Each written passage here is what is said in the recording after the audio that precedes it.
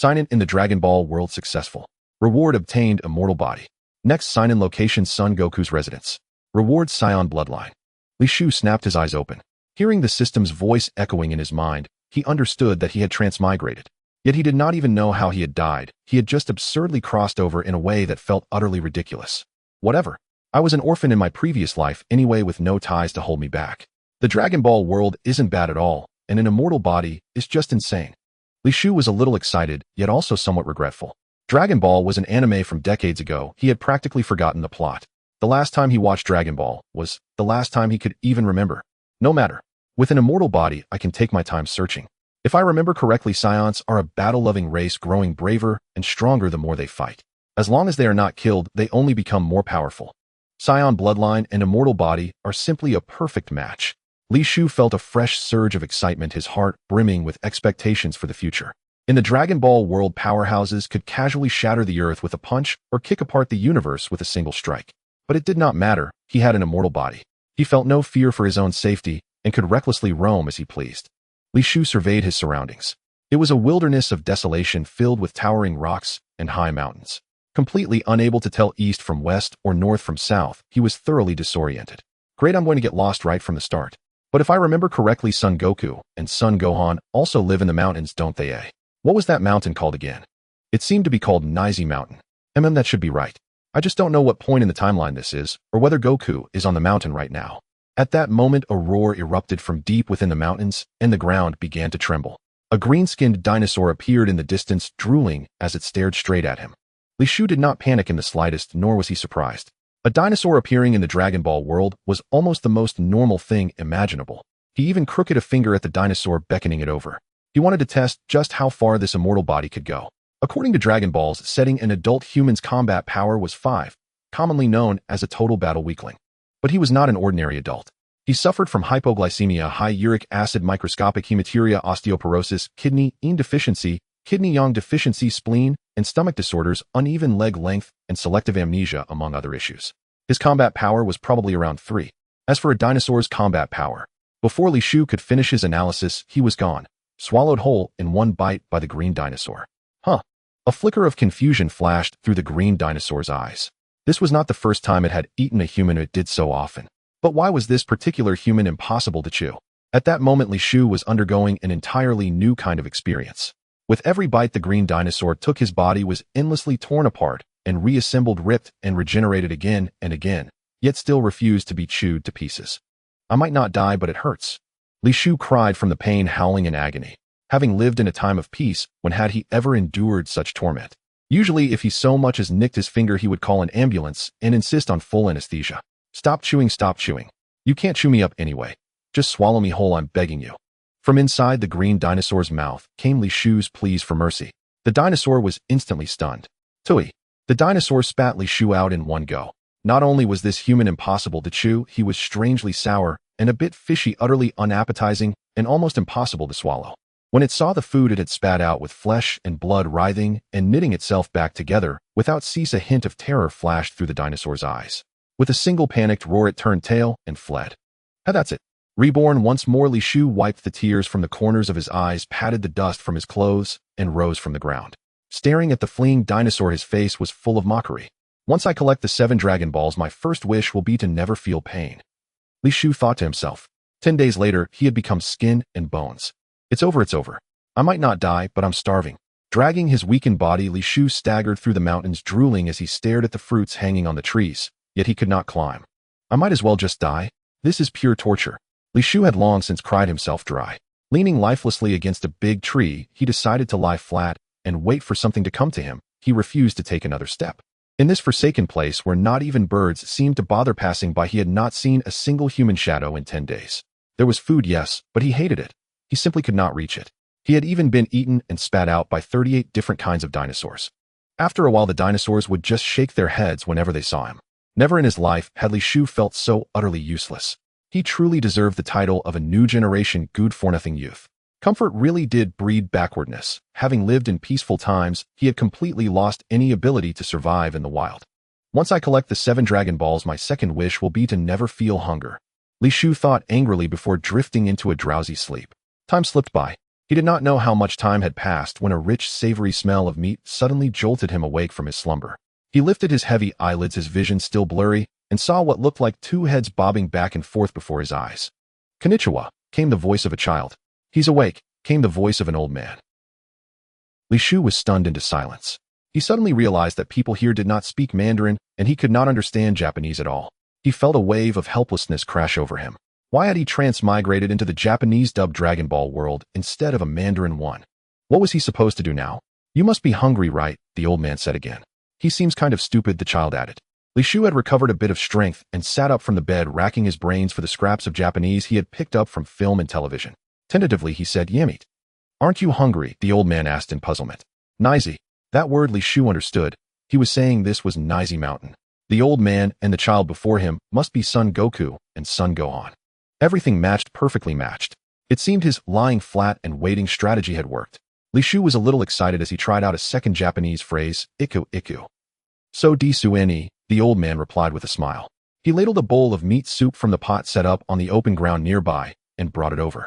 "Arigato." Li Shu's eyes lit up. It seemed his Japanese was not so bad after all, or at least he could manage basic communication. He hurriedly began to eat. In no time at all, Li Shu emptied the entire pot of meat soup, then leaned back against the tree in contentment. At that moment, a voice rang out in his mind. Side sign in quest, the taste of dinosaur meat completed. Reward obtained, language mastery. Mastery of the language. What a timely blessing. Li Shu thanked the heavens that if he had to learn Japanese from scratch on his own, he probably would not master it in this lifetime. And since he would never die, that meant he would never finish learning it. However, the voice in his mind did not stop. Achievement unlocked, I starved myself. You who possess an undying body actually almost starved to death. You are the first in all of history. Congratulations, you have obtained the reward Chi Sense Achievement Points 1. HM. Li Shu was overjoyed. As expected, just as he had anticipated, everything was within his calculations. Yes, he had deliberately tried to starve himself to death, wagering his life to test the temperament of the system. "Young man, why are you here all alone?" Son Gohan asked. "How should I explain this?" Li Shu felt a bit numb as his brain whirred rapidly. He answered, "I got lost." Son Gohan smiled and said, "It's very dangerous for you to be alone in the mountains. Why don't you come stay at my home for a while? Do you have any way to contact your family?" "No, I'm an orphan." Li Shu shook his head. "Poor child," Son Gohan murmured, instinctively glancing at Goku, who was standing to the side, curiously sizing Li Shu up. Just like Li Shu's son Wukong was also an orphan, a pitiful child he had picked up from the mountains. "Is this Nizi Mountain?" On the way back home, Li Shu still decided to make sure. "It's Bowsy Mountain, Bowsy Mountain," Son Wukong hurriedly replied. "Too bad you can't eat it." Son Wukong stared at Li Shu's backside and asked curiously, "Why don't you have a tail either?" Looking at the innocent Son Wukong, Li Shu recalled a segment of the story on a night of the full moon. Son Wukong transformed into a gigantic ape and crushed to death his grandfather Son Gohan, who had raised him for years. It was an innate ability of the Saiyans. As long as they gazed upon the full moon, they would transform into a colossal savage ape. The young Son Wukong could not yet control that power and thus lost all reason. Yet as long as the tail was severed, the transformation would end. A Saiyan without a tail could no longer become a gigantic ape. Wanting to prevent that tragedy from ever happening, Li Shu said, "I chopped my tail off." "Huh? Why?" Son Wukong's eyes widened. Son Gohan looked at Li Shu in surprise. Could this young man like Son Wukong have been born with a tail as well? Li Shu explained, "Because it is our weakness." As he spoke, Li Shu suddenly grabbed Son Wukong's tail. Son Wukong's pupils shrank. His whole body went numb, strength draining from him as he collapsed to the ground with a thud. Son Gohan watched this scene in shock, scarcely able to believe his eyes. "See, I wasn't lying." Li Shu released his grip, and Son Wukong's strength instantly returned. He sprang up from the ground in surprise and turned his head to stare at his tail, which was once again flexing nimbly behind him. With a thoughtful look, he pulled down his pants and blurted out, "Then do you have a little one down there too? Does that need to be cut off as well?" Li Shu's mouth fell slightly open as he stared wordlessly at Son Wukong's small lychees. "That definitely doesn't need to be cut," Li Shu said, massaging his forehead in exasperation. "Although strictly speaking that is indeed one of our weak points as well, it's still acceptable." Son Wukong scratched his head, not really understanding, and hurriedly pulled his pants back up. Son Gohan watched the scene with a chuckle and said, "Young man, I still don't know your name. Do you come from the same place as Wukong?" "My name is Li Shu. I don't know if I'm from the same place as Wukong, but I am indeed the same kind of person as he is." Li Shu was about to obtain the Saiyan bloodline, so saying he was the same kind as Son Wukong was not an exaggeration and would be easy to explain later. Before long, they arrived at Son Wukong's home, and the sound of the system echoed once more. Check-in at Son Wukong's residence successful. Reward obtained Saiyan bloodline. Next check-in location unknown, please look forward to it. A faint smile unconsciously surfaced on Li Shu's face. With undying body and Saiyan bloodline, he would be nearly invincible in the Dragon Ball world. As for the next check-in reward, it did not matter. Whether it came or not was of little concern to him. Wow, big brother, your tail has grown out again. At that moment, Sun Wukong stared in amazement at Li Shu's backside. Li Shu also sensed something strange. Looking back, he saw a tail swaying nimbly behind him, moving as naturally as an extra limb, as though he had always possessed it. I forgot to tell you, even if we cut off our tails, they will somehow grow back. Watching this scene unfold, Son Gohan completely put aside any remaining doubts about Li Shu. Then should we cut it off? Sun Wukong asked. Cut it off? Wouldn't that hurt like hell?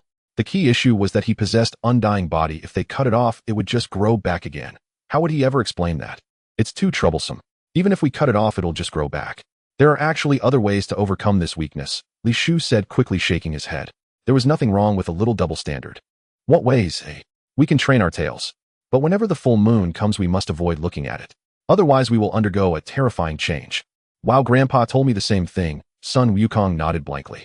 Son Gohan looked at Li Shu in astonishment, words rising to his lips, but left unspoken. The last time Sun Wukong saw the full moon and transformed into a giant ape had left Son Gohan terrified. He had nearly lost his life.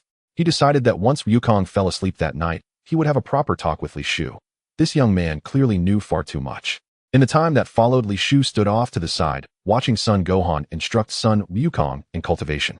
At first, Li Shu wanted to train along with them, but after seeing how brutal the training regimen was, he decided he needed some mental preparation before joining in. Soon night fell. After the three of them finished dinner, Son Wukong went to bed early. Son Gohan then came to Li Shu's room. Li Shu sat as though he had long been waiting, fully expecting his visit. Son Gohan asked, "Do you have any plans for what comes next?" "No. I'm hoping Grandpa will take me in." Li Shu had already prepared his story and said sincerely, "I am an orphan with no one to depend on, and I just lost my job. I originally came into the mountains to clear my head, but ended up getting lost. You know the rest. I nearly starved to death. I want to stay and repay you for saving my life."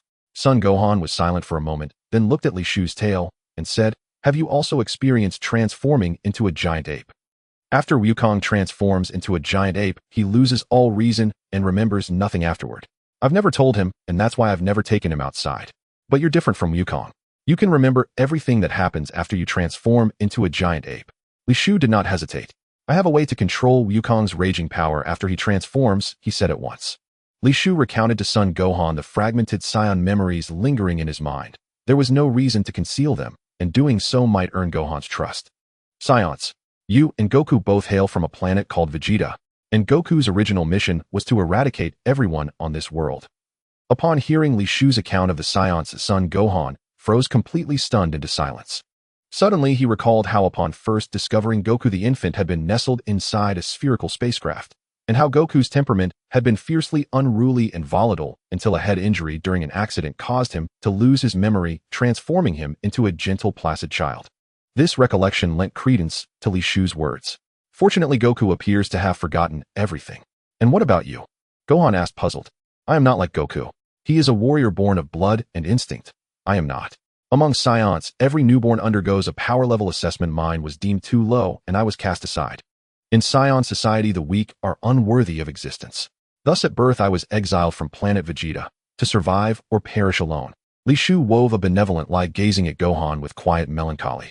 Kind-hearted Gohan looked back with sincere compassion, never doubting a word, and instead asked, "Then what is the method to control the great Saiyaman transformation?" "Sever the tail," Li Shu replied solemnly. "Grandfather, you saw for yourself our severed tails regenerate fully, posing no harm whatsoever. Yet you retain full awareness even after transforming," Gohan observed, still perplexed. Li Shu smiled faintly. Goku is still very young. He cannot yet master that savage power, so his mind surrenders to frenzy. With repeated transformations, he will gradually gain control. In the meantime, we may strengthen his willpower through disciplined training, or administer calming agents via injection immediately after transformation. At these words, Son Gohan finally relaxed into a gentle smile. For years, every full moon had filled him with dread, fearing catastrophe at any moment. Truth be told, I do not always retain memory or clarity after transforming. So each full moon, I lock myself away in my room, trembling with apprehension. That is one reason I wish to stay here. Should something happen to me, Grandfather, I ask that you sever my tail. Son Gohan nodded gravely and solemnly granted Li Shu's request to remain. The next morning at breakfast, Gohan revealed to Goku that he had once transformed into a great Saiyan. Upon learning he had nearly slain his grandfather, Goku burst into terrified tears. Goku, from today onward, our daily training gains a new focus, fortifying your will. When you next transform by accident, you must learn to command that ferocious energy and preserve your reason. Goku nodded vigorously, tears streaming down his cheeks as he gnawed on a dinosaur leg. At Gohan's insistence, Li Shu reluctantly joined their daily regimen. Li Shu, I am growing old. After I am gone, I hope you will watch over Goku closely. This was the true reason Gohan pressed so earnestly for Li Shu's participation in training. Li Shu had no grounds to refuse and accepted without hesitation. In the days that followed, he endured agony and savored joy in equal measure, agony from grueling discipline, joy from the unmistakable surge of his own rising strength.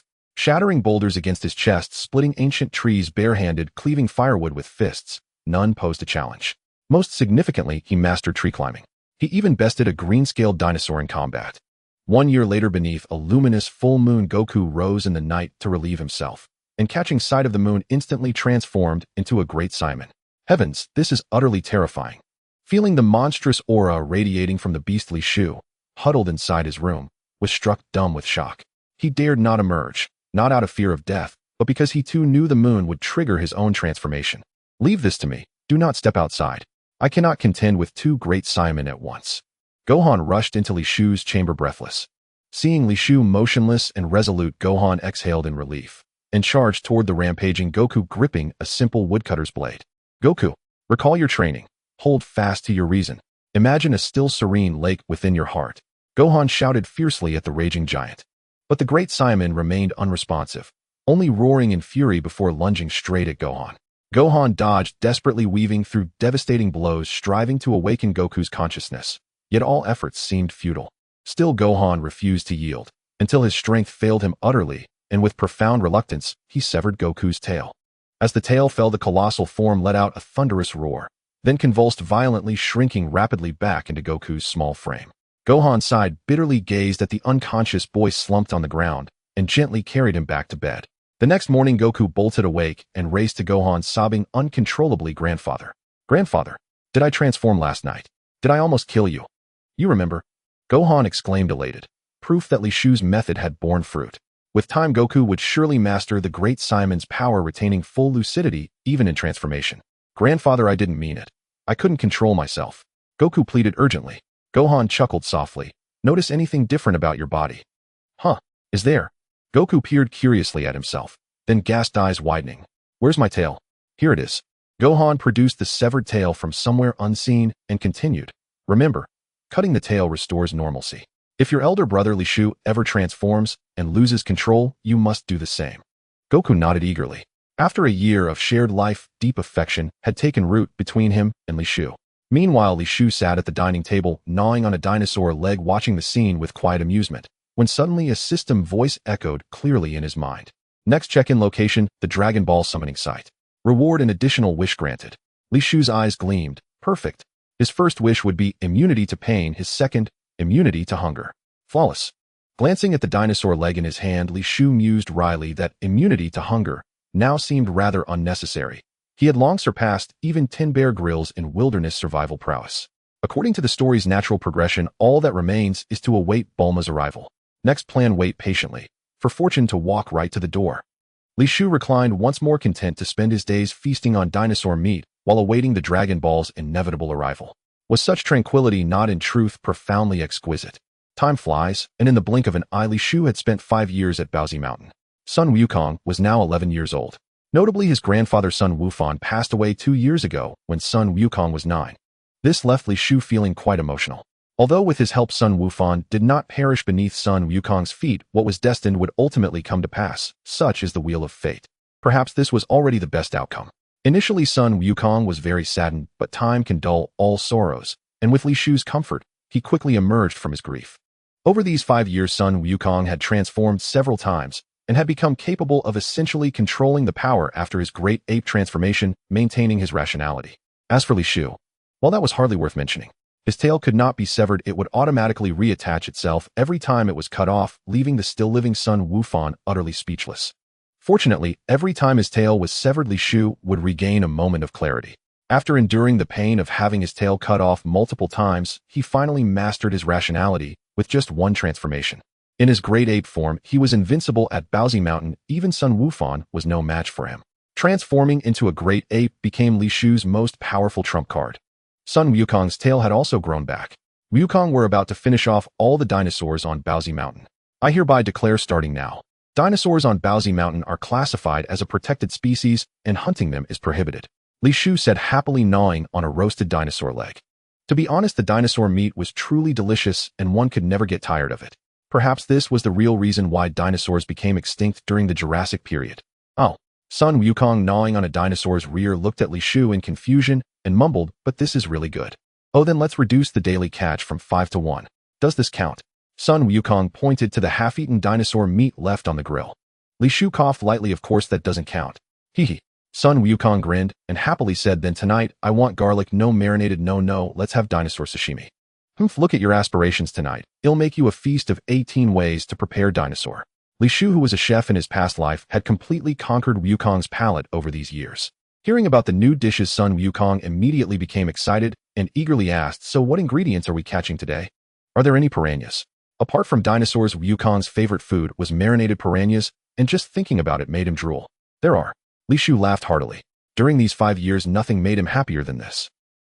The two quickly finished off the remaining dinosaur meat and hurriedly flew towards the riverbank, eagerly letting their tails dangle into the water, waiting for their prey to bite.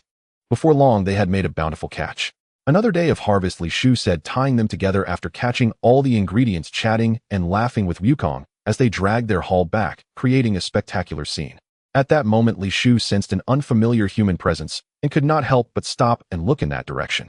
Wukong also paused and curiously looked over. Soon a fast-moving car came roaring around the corner, honking loudly, accompanied by a girl's scream, "Move aside. Quick, get out of the way." Bulma. The plan of waiting for a hare was a success. In his excitement, Li Shu forgot to dodge.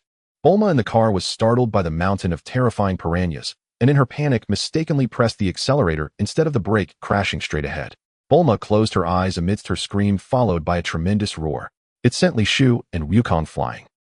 Li Shu felt a bit helpless. It was the first time he saw Bulma so excited that she forgot to dodge. Though he wasn't seriously hurt, it still hurt a lot. No rush, Bulma had arrived. Was it far from gathering all 7 Dragon Balls? The wish of not fearing pain was about to be realized. Oh no, I ran someone over. She hurriedly leaned out of the car window, looking at the figure she had knocked over in the distance. Wukong stood up, angrily walking towards Bulma. Hey, what kind of monster are you? Why did you hit us? Are you trying to steal our food? Bulma widened her eyes in disbelief, staring at the two in front of her as she watched one of the children effortlessly lift the car and flip it over. This terrified Bulma. Alone in the wilderness, feeling danger, she quickly pulled out a gun and shot. Wukong felt pain, but was largely unharmed. How come you're not dead yet? Bulma looked at Wukong in shock. Why would I die? My body is trained as tough as steel. You monster, how dare you try to rob our food? Saying this, Wukong prepared to take action, having never seen the outside world before. Bulma immediately reacted, hurriedly saying, wait, I'm not a monster, I'm a human. I don't want to steal your food. Human. Wukong stopped, curiously examining Bulma, and asked, why do you look different from us? You seem very weak. Of course I'm different from you. I'm a girl. A girl. You're a girl. Wukong was taken aback, curiously inspecting Bulma, and naturally lifting her skirt to take a peek inside. Hey, what are you doing? Bulma was instantly furious. Wukong asked, don't girls have tails? Bulma glanced behind Sun Wukong, and indeed saw a tail. She then looked over at Li Shu, who was also watching the commotion, and noticed he too had a tail. These two country bumpkins actually attached fake tails to their backs, thinking they were trendy. How ridiculous, Bulma thought to herself. After realizing the other was a girl, Wukong shyly scratched his head and said, besides my grandfather and elder brother, you're the first girl human I've ever seen. Li Shu watched this scene with a smile as childhood memories suddenly flooded back. This immersive viewing experience was truly delightful. Grandpa said that when you meet a girl, you must be gentle with her. Why don't you come to my house for a visit? My elder brother is making delicious food tonight. Do you live with your grandpa and elder brother now? Bulma asked. Wukong replied, my grandpa passed away a long time ago. It's just me and my elder brother. Bulma felt a flicker of interest. She had just seen Wukong's strength with her own eyes. This was a rare power, and she needed his help to find the Dragon Balls. At the same time, she felt a bit worried. Bulma felt beautiful enough to worry that these two might develop sinister thoughts about her. But on second thought, they were quite peculiar. One was an innocent child who had never seen a girl, and the other only knew how to chuckle foolishly. They certainly didn't seem like the kind of people who would harbor such thoughts. She took out the Dragon Ball radar once more and noticed that the position of the Dragon Balls on the radar was exactly in the direction that Goku and the others were heading back. Could the Dragon Balls be at their home? Bulma ultimately made up her mind to take a look and persuade the two to join her in searching for the Dragon Balls. Along the way, the innocent dialogues between Goku and Bulma made Li Shu find it extremely amusing, and he kept chuckling by the side. In the past 5 years, Li Shu hadn't taught Goku any knowledge. They spent their days eating together and training. He didn't want to influence Goku's pure character, which might change the trajectory of his life. Do you have a little pants? Why do girls wear another pair of pants inside their pants? Can you take off your pants and show me? Bulma's forehead twitched with veins, and she punched Goku on the head, roaring, "You little pervert. If you don't want to see, then don't be stingy." Goku covered his head, grumbling unhappily. Bulma huffed angrily. Upon arriving at Goku's residence, Bulma immediately spotted the shining Dragon Ball and excitedly ran over to take it in her hands. 1, 2, 3, 4, 4 stars. It's the 4-star ball. Bulma was very pleased. Goku quickly snatched it away, claiming it belonged to his grandfather, and everything continued as per the original storyline. With Bulma's explanation, Goku finally understood the function of the Dragon Balls. The plot did not deviate at all. At Bulma's request, Goku agreed to search for the remaining Dragon Balls together. After the three finished their meal, they embarked on their journey to find the Dragon Balls. After walking for a while, Li Shu made a suggestion. "Miss Bulma, do you have any more Dragon Ball radars? I think we should split up so we can gather the 7 Dragon Balls faster." "Yes, how did I not think of that?" Bulma's eyes lit up as she searched for a capsule containing her laboratory and said, "Wait for me. He'll make another one right away." Li Shu looked enviously at Bulma's capsule. When he watched Dragon Ball as a child, he had a dream to become a great scientist and invent the universal capsule. However, reality was harsh. He attended an old culinary school in the East, and the past was hard to look back on. Bulma, being a genius girl, made a new Dragon Ball radar in just a few minutes. "Goku, you go with Bulma. I can manage on my own." After testing the Dragon Ball radar, Li Shu looked at Goku. This was actually just an excuse from Li Shu. Knowing the plot, he had no intention of searching. He knew that even without his help, they would definitely be able to gather the 7 Dragon Balls. He just needed to stay put until they collected all the Dragon Balls, and he could reap the rewards. After all, in the end, the wish was snatched by Oolong, who asked for a woman's panties. At that time, he could ask for a wish that was not afraid of pain. Wouldn't that be more reliable than asking for panties? He wouldn't even need to snatch the wish. The next sign and reward would fulfill one of his wishes. Not afraid of pain was already within his grasp. In truth, Li Shu wanted to avoid interfering with the original plot development. He preferred to be a spectator and experience the grand world of Dragon Ball. The next plan was to wait for the cat. After noting down Bulma's contact information, Li Shu parted ways with Goku. At this moment, he had no more worries and directly used the sky dance technique to soar into the sky, flying toward the distant city. Having mastered the sky dance technique due to his sensitivity to chi, flying was a sought-after ability for every human, and Li Shu was no exception. The reason he hadn't taught Goku was as follows: if he taught Goku the sky dance technique too early, it might drastically alter the plot, and they might never meet Master Roshi, leading to a series of chain reactions. Baotou Mountain was about 14 to 1500 kilometers away from the city, and Li Shu reached the city's sky in half an hour.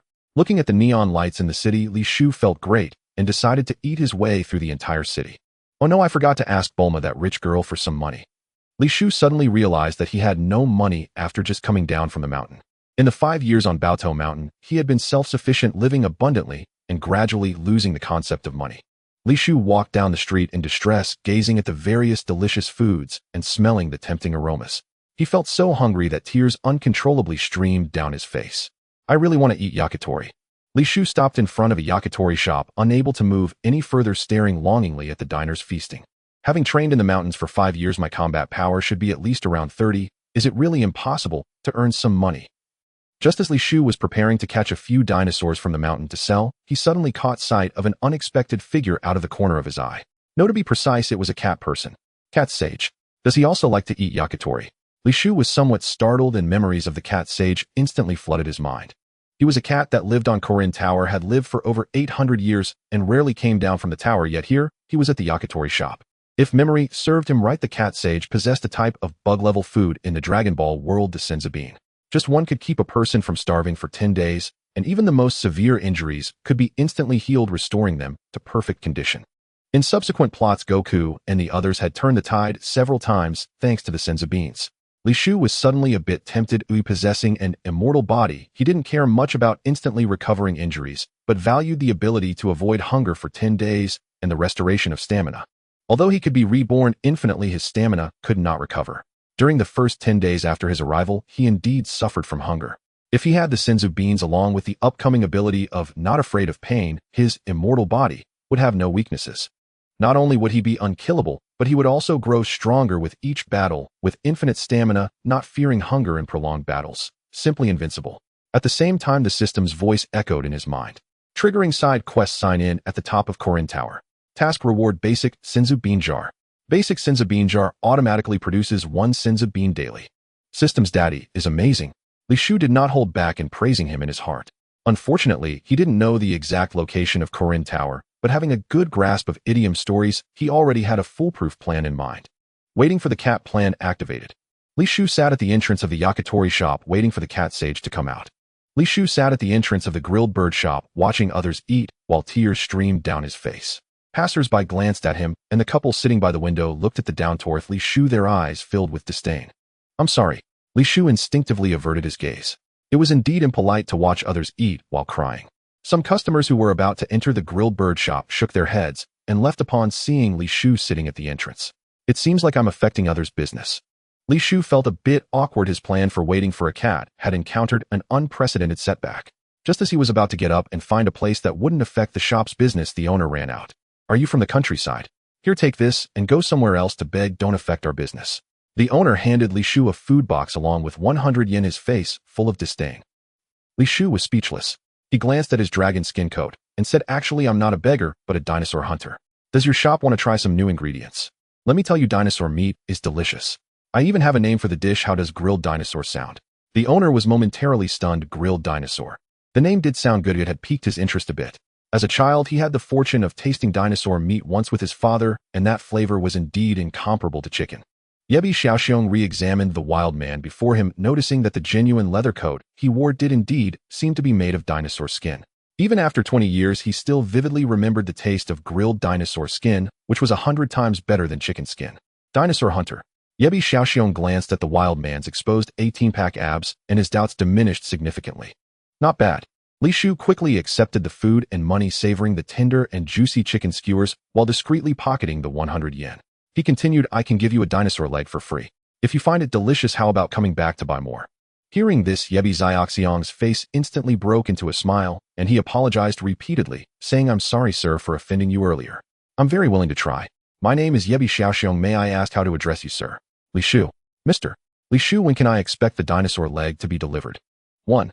Just as Li Shu was about to say 2 words, he saw Cat Sage finishing his grilled bird meal and walking out of the shop, and he quickly added, I suddenly have an urgent matter. I'll come find you in a few days. Thank you for the food. Li Shu finished his meal, and under Yebi Xiaoxiong's astonished gaze left without looking back.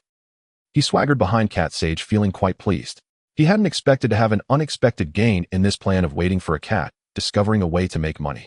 As for the dinosaur protection plan, Li Shu had long since cast it aside. His tracking skills were extremely high, but he didn't need them because in the face of absolute strength, even the best tracking skills would be rendered useless. At this stage, Li Shu was fully aware of Cat Sage's formidable strength. Rather than being cautious, it was better to swagger boldly. He was soon spotted by Cat Sage, but Li Shu remained calm. With a smile, he greeted, May I visit the Korin Tower? Cat Sage hadn't expected this little fellow to recognize him.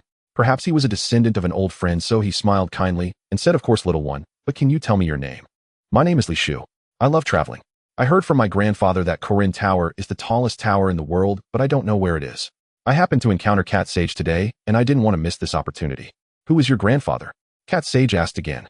Li Shu replied, Son Gohan. Son Gohan. Cat Sage thought for a long time before finally recalling, and his smile became even more amiable. So you are the grandson of the Turtle Sage's greatest disciple. Li Shu explained, Actually, I was rescued from the mountains by my grandfather, and he took me in. He slowly recounted the events and his 5 years on Baozi Mountain. Along the way, Cat Sage listened attentively. Upon learning that Son Gohan had passed away, he felt a deep sense of sentiment. Korin's sacred land. A towering totem pillar rose into the clouds seemingly without end. We're here, child. That is Korin Tower. I can only take you this far. To go up, you'll need to rely on your own strength. Cat Sage pointed to the distant Korin Tower and said kindly. Li Shu gazed at Korin Tower in the distance, feeling a sense of shock. Although he had seen it many times in anime, only by being there in person could he appreciate the breathtaking majesty of the architecture. I'll wait for you at the top of the tower, child. Remember, you can only succeed in reaching the top with your own strength. After saying this, Cat Sage soared into the air and left.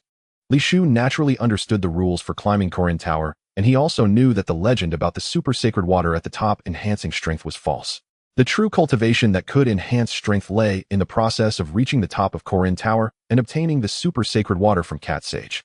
Even though he knew this, Li Shu still planned to fly up first to complete the sign-in task and obtain the reward before returning to cultivate. The sky dance technique I learned through my own efforts should count as my own strength, right?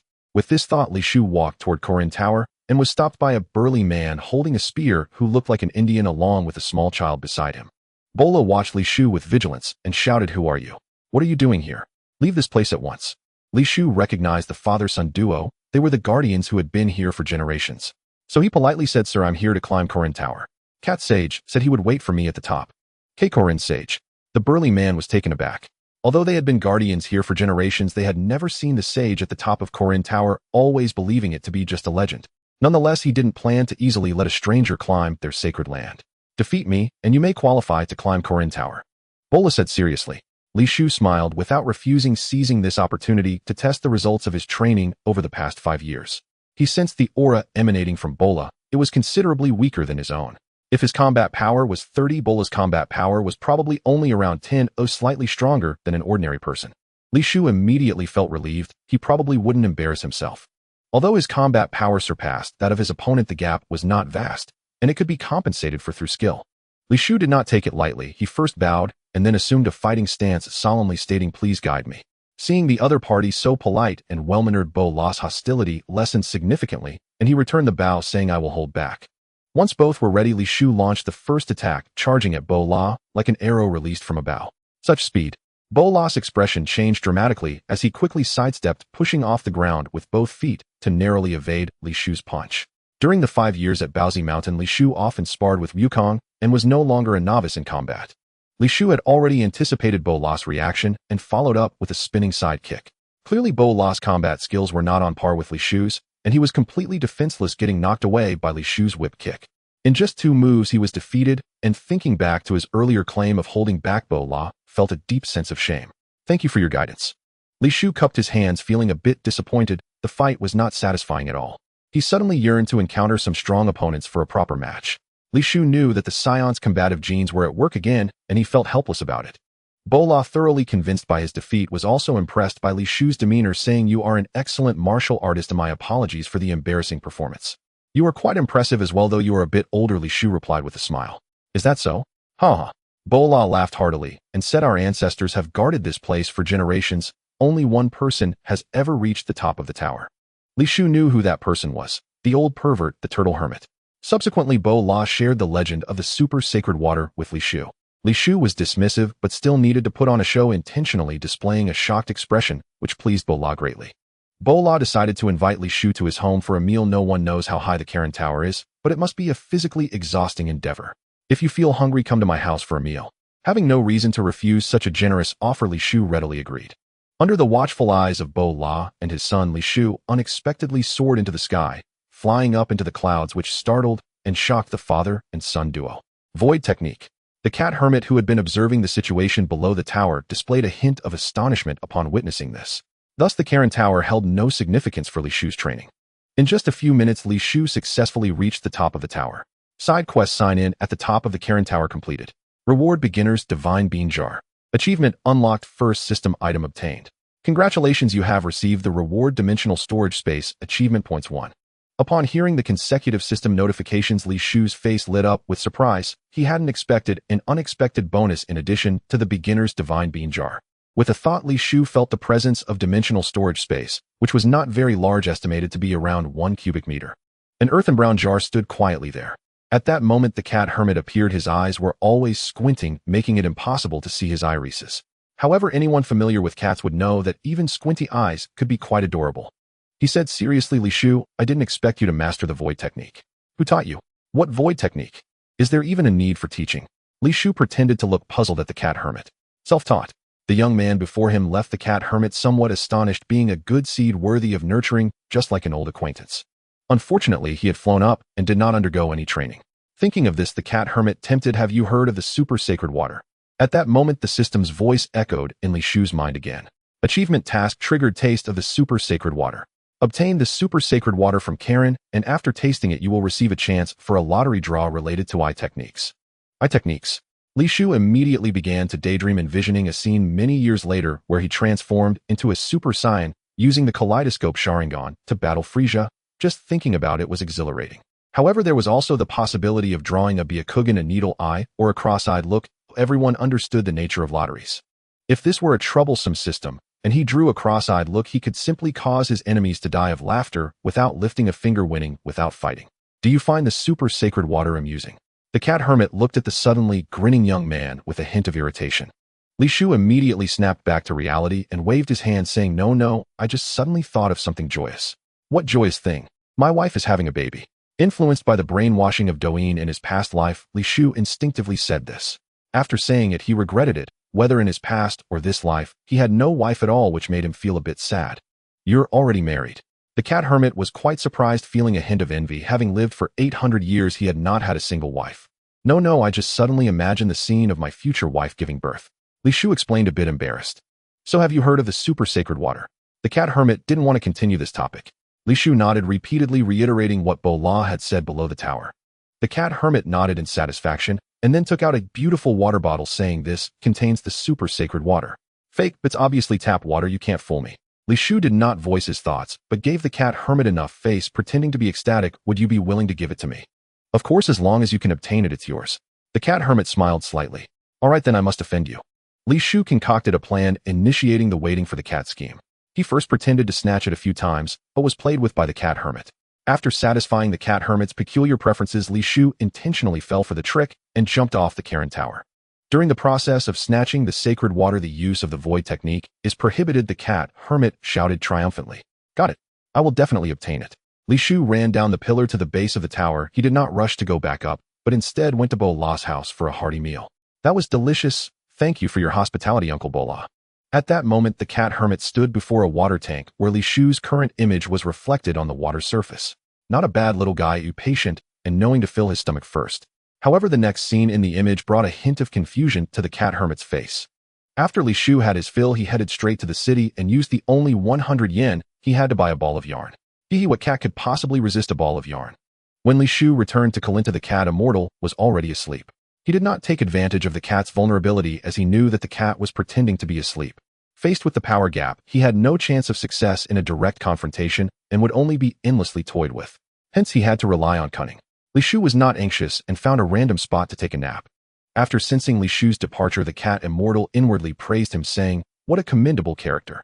The next day at dawn, Li Shu once again launched the battle for the super sacred water. Being toyed with by the cat immortal time and again, and having fallen from Kalinta several times, Li Shu showed no signs of discouragement. During this time, the cat immortal even gave him a celestial bean to help restore his strength. It should be about time. After so many attempts, it should be enough to make him let his guard down. Li Shu silently observed the cat immortal's behavior, calculating the right moment. Now's the time.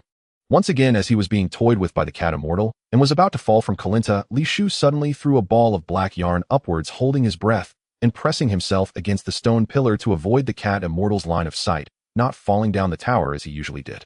The plan to wait for the cat initiated. What is that? The cat immortal's attention was immediately drawn.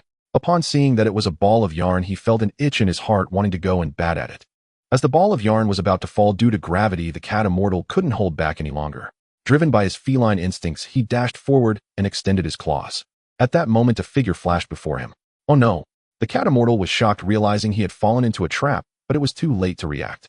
He felt a lightness in his hand as the super sacred water hanging from his staff vanished. Kalinta immortal, I must thank you, Li Shu said with a smile as he held the super sacred water, looking at the bewildered cat immortal. The cat immortal sighed wryly and said, Do you know who the last person to steal the super sacred water from me was? Who? Li Shu asked, knowingly wanting to give the cat immortal some face. It was the turtle immortal, your grandfather's teacher. What? Li Shu's shocked expression was just right. Do you know how long it took him? The cat immortal asked again. Li Shu shook his head cooperatively. 3 years. The cat immortal held up 3 fingers, then changed it to 1 finger, saying, And you only took a day. Impressive, truly impressive. Can I drink the super sacred water now? Li Shu asked politely. The cat immortal suddenly wore a meaningful smile. Go ahead and drink. Li Shu was not polite and drank it all in one gulp. Task: the taste of super sacred water completed. Congratulations, you have earned a chance for a special ocular technique draw. Achievement points 1. Li Shu did not rush to draw, but said, "Kalinta immortal, this should just be ordinary water, right? Could it be that the process of gaining power was through my repeated climbs of Kalinta and the theft of the super sacred water? You are indeed a clever child." The cat immortal looked at Li Shu in surprise. "It seems you have already sensed the changes in your own power." After completing the task, Li Shu had no intention of staying further, but before leaving, he wanted a few celestial beans, as no one would ever complain about having too many. The cat immortal was not stingy, and gave Li Shu 10 celestial beans. He was quite satisfied with the child's character and talent, and intended to nurture him. After leaving Kalinta, Li Shu casually found a hill in the wilderness and thought, system draw. Lottery system loading. Ocular technique rewards loading. Loading complete. Current ocular technique, draw chances 1. Do you wish to start the draw? Yes. Li Shu did not hesitate. A series of ocular technique names flashed through his mind. Dragon Eye Sharingan Byakugan Heavenly Eye Strabismus. What? There really is Strabismus. Li Shu was taken aback, secretly praying that he would not draw Strabismus. He simply could not comprehend how Strabismus could be considered an ocular technique. Isn't that ridiculous? Fortunately, Strabismus flashed by in an instant, and Li Shu sighed in relief. Narrow Eye Disturbing Eye Heavenly Heart Eye Fire Eye Golden Eye 3-Flower Flame Eye Atong. Li Shu was dumbfounded. I could tolerate Narrow Eye and Disturbing Eye, but how could I tolerate Atong Eye? That's a misspelling. For a full 5 minutes, Li Shu saw countless names of ocular techniques, each more bizarre than the last. Any word related to eye pupil or gaze counted as an ocular technique, even homophones and misspellings, which was far more ridiculous than anything he could imagine. All ocular techniques browsed, starting the draw. Ding! Congratulations, you have obtained the ocular technique Eye of Battle. Before Li Shu could react, the draw ended. Upon seeing the name, he breathed a sigh of relief. At least the name sounded somewhat reliable. At the same time, a wave of heat surged through his eyes, accompanied by intense pain, leading to instant blindness. Li Shu rolled on the ground in pain, squirming like a worm. No, I need to speed up my search for the Dragon Balls. If changing the story is necessary, so be it. My wish of not afraid of pain must be fulfilled as soon as possible. The plan to wait for the dragon was declared a failure. To hell with it. Li Shu was in unbearable pain, his mind in chaos, and he directly fainted from the agony. When he regained consciousness, he felt himself moving. To be precise, he was being dragged along the ground. At the same time, a strong sense of hunger surged through him, leaving him utterly drained of energy, feeling even stronger than the hunger he had felt after 10 days. How long was I unconscious? No way I didn't miss the chance to summon the dragon. Since I can't die, Li Shu felt no concern for his current situation, and quickly opened the dimensional storage space to check the number of celestial beans in the beginner's celestial bean jar. 1, 2, 3, 4. 46 beans. Did I faint for over a month? Li Shu was furious. In such hunger, he let out an earth-shattering roar. The system has deceived me. Although he could not remember the exact time when Sun Wukong gathered the 7 Dragon Balls for the first time, it definitely wasn't long. A month had passed. The dragon must have gone on an extended vacation. The system has deceived me. System, you have deceived me. Li Shu was filled with sorrow and resentment. According to the rules of the Dragon Balls, there would be a year of cooldown, and the wish of not afraid of pain would be postponed by a year. At the same time, Li Shu's roar startled the tiger-headed demon that was dragging him. Li Shu was in a terrible mood. After consuming a celestial bean, his hunger vanished in an instant, and his stamina and strength returned to their peak. He glanced at the nearby barbecue grill and the condiments on the ground, his gaze drifting toward the tiger-headed monster. It was evident that this tiger-headed monster intended to roast him alive. Li Shu suddenly froze, realizing he could see the combat power value floating above the monster's head. Is this the Eye of Battle? Li Shu pondered within himself. But you made me faint for over a month for just this. Li Shu was quite displeased and easily broke free from the tiger-headed monster's grasp. Without a second thought, he unleashed a flurry of blows, venting his anger and frustration. The tiger-headed monster begged for mercy, but Li Shu paid no heed, bellowing, "Why didn't you prepare cumin for your barbecue?" Bang. Li Shu punched forward, growling fiercely, "Not gonna talk, huh? Then I'll beat you to death." The tiger-headed monster wept bitterly. Bang. Still not talking. I see you don't want your tiger whip anymore. The tiger-headed monster was horrified, desperately pleading. Bang. All right, I see you're quite tough. The tiger-headed monster was in tears. Bang. Phew. That felt good. This punch improved Li Shu's mood significantly, and he ceased his assault, approving. Not bad, you've got a tough backbone. Such a hard bone would make excellent soup. But never mind, I appreciate you, so I'll spare your life. The tiger-headed monster looked at Li Shu in terror, tears streaming down its face, feeling wronged as it thought, "I wanted to explain, but you wouldn't give me the chance." Overwhelmed by an unprecedented sense of grievance and frustration, the tiger-headed monster could no longer hold back and sat down, wailing loudly. Originally intending to leave, Li Shu suddenly remarked, "You look quite delicious when you cry." "Not delicious at all, I'm not tasty at all." The tiger-headed monster shook its head vigorously, its tears stopping in an instant, and it fled in a panic. So terrifying, this human is too terrifying, mommy. I want to go home and find my mommy. Seeing the tiger-headed monster fleeing, Li Shu squinted his eyes and shouted, wait a moment. Wait for what, you ghost. The tiger-headed monster didn't look back, its massive body trembling slightly as it ran even faster. He had thought he was lucky today going out for a stroll and stumbling upon a human to improve his meals, but instead it brought him disaster. A figure appeared before him. It was that terrifying human. He'll crash into you. The tiger-headed monster steeled its heart, showing no signs of slowing down. He combat power of 8, weak. Li Shu merely extended a finger, neutralizing the tiger-headed monster's impact and pinning it in place. Then, under the terrified gaze of the tiger-headed monster, Li Shu reached out and began to rummage through its body. Soon he discovered a stone ball on the tiger-headed monster adorned with 3 dim stars. It was indeed the 3-star ball in a cooling state. So you have summoned the dragon already, Li Shu thought, and any glimmer of hope he had was utterly extinguished upon seeing the petrified 3-star ball. Glancing at the trembling tiger-headed monster, Li Shu decided to let it go. He felt uneasy about eating a talking animal. Then Li Shu raised his eyes, wanting to check his own combat power, but soon he abandoned this foolish thought. No one's eyes could see the power floating above their own head. Li Shu found a lake's surface and through the reflection clearly discerned the combat power above his head. Combat power 53, only 53. Li Shu stroked his chin in contemplation, completely unable to recall the combat power of Goku and the others at this time. Thus, he couldn't gauge where his current strength stood. At this time, Goku should be training with Krillin at Master Rose's place, right? I plan to check it out to see Goku's current combat power and to let them know I'm safe since I unexpectedly fainted for over a month. Goku must be quite worried about me. I need to report my safety. Moreover, I really want to follow Master Roshi for some training. If I remember correctly, the World Martial Arts Tournament is about to start in a few months. According to the system's usual rhythm, during this time it might trigger some tasks. What was the prize for the tournament champion? Was it 100 million? The time was too distant. Li Shu truly couldn't recall. Anyway, when he watched Dragon Ball as a child, he thought it was a fortune. Even if there's a bit of discrepancy, it wouldn't be far off. With this money, he should be able to enjoy a leisurely time. Thinking of this, Li Shu suddenly remembered the talking bird restaurant's Yabai Xiaoxiong, who promised to send a dinosaur leg in a few days, yet it had already been over a month. Just then a Tyrannosaurus Rex was urinating in the distance. Without a second thought, Li Shu chopped off one of its legs. The Tyrannosaurus Rex looked bewilderedly at the human before it and let out a howl, clutching its wounded leg as it fled. In the city at the bird restaurant, Yabai Xiaoxiong was finishing the last cleaning tasks when a figure appeared in his peripheral vision. Sorry sir, we're closed. Yabai Xiaoxiong didn't look up, continuing to clean. It's me, uncle. Li Shu grinned and placed the enormous dinosaur leg on the table that Yabai Xiaoxiong was cleaning. Yabai Xiaoxiong looked up in surprise. Upon recognizing the visitor, his face showed a hint of astonishment. Sorry, uncle, I've been delayed by some matters and am a few days late. Hey, race the dinosaur leg I promised you. I thought you wouldn't come. Have you eaten? Let me prepare something for you. It's just right to try this dinosaur leg. You're my first customer. Please don't refuse. Yabai Xiaoxiong said, excitedly looking at the dinosaur leg. Sure, uncle, then I'll trouble you. Faced with such delicacies, Li Shu had no reason to refuse. Just a moment. Yabai Xiaoxiong quickly called over a few helpers to handle the dinosaur leg. At that moment, the system's voice suddenly sounded. Achievement unlocked: the trustworthy merchant. Honesty is the first step to becoming a merchant. Congratulations, you have earned the reward double money buff achievement points 1.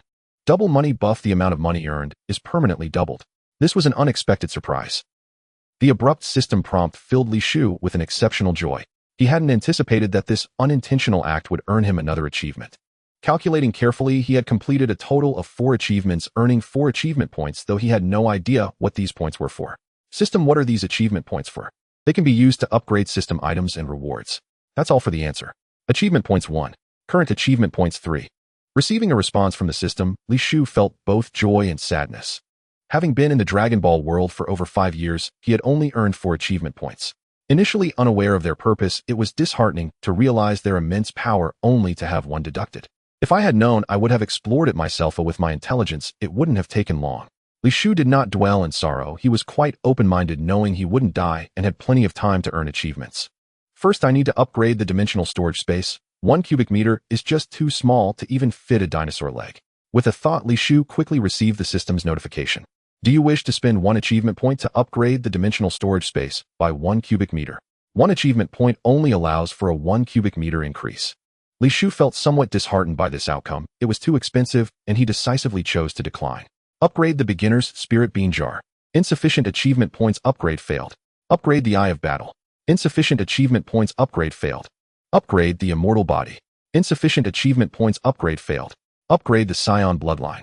Insufficient achievement points upgrade failed. Upgrade the double money buff. Insufficient achievement points upgrade failed. Li Shu felt quite distressed, facing so many failures made him want to uninstall the system. System, uninstalling system. Damn. No. Cancel, uninstall, cancel, uninstall. Li Shu panicked, shouting frantically in his mind. System stopping, uninstall. Stop successful. Li Shu breathed a sigh of relief. In those few seconds he was drenched in sweat from the fright, grateful it was just a false alarm. At that moment the dinosaur leg from Yebai Xiaoxiong was ready. Enjoy your meal. Li Shu quickly grabbed a piece to calm his nerves, and under the impact of the delicious food his unpleasant feelings instantly vanished. Yebai Xiaoxiong was also very satisfied with the quality of the dinosaur meat, and they ultimately agreed on a purchase price of 100 yen per pound, requiring 200 pounds each month.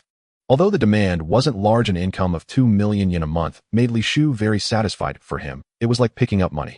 Yebai Xiaoxiong generously advanced a month's payment, and Li Shu did not disappoint him, delivering an amount of dinosaur meat far exceeding the agreed quantity the next day. After leaving Yebai Xiaoxiong's yakitori shop, Li Shu bought a lot of small Phoenix Books magazines and tapes, all prepared as gifts for Master Roshi.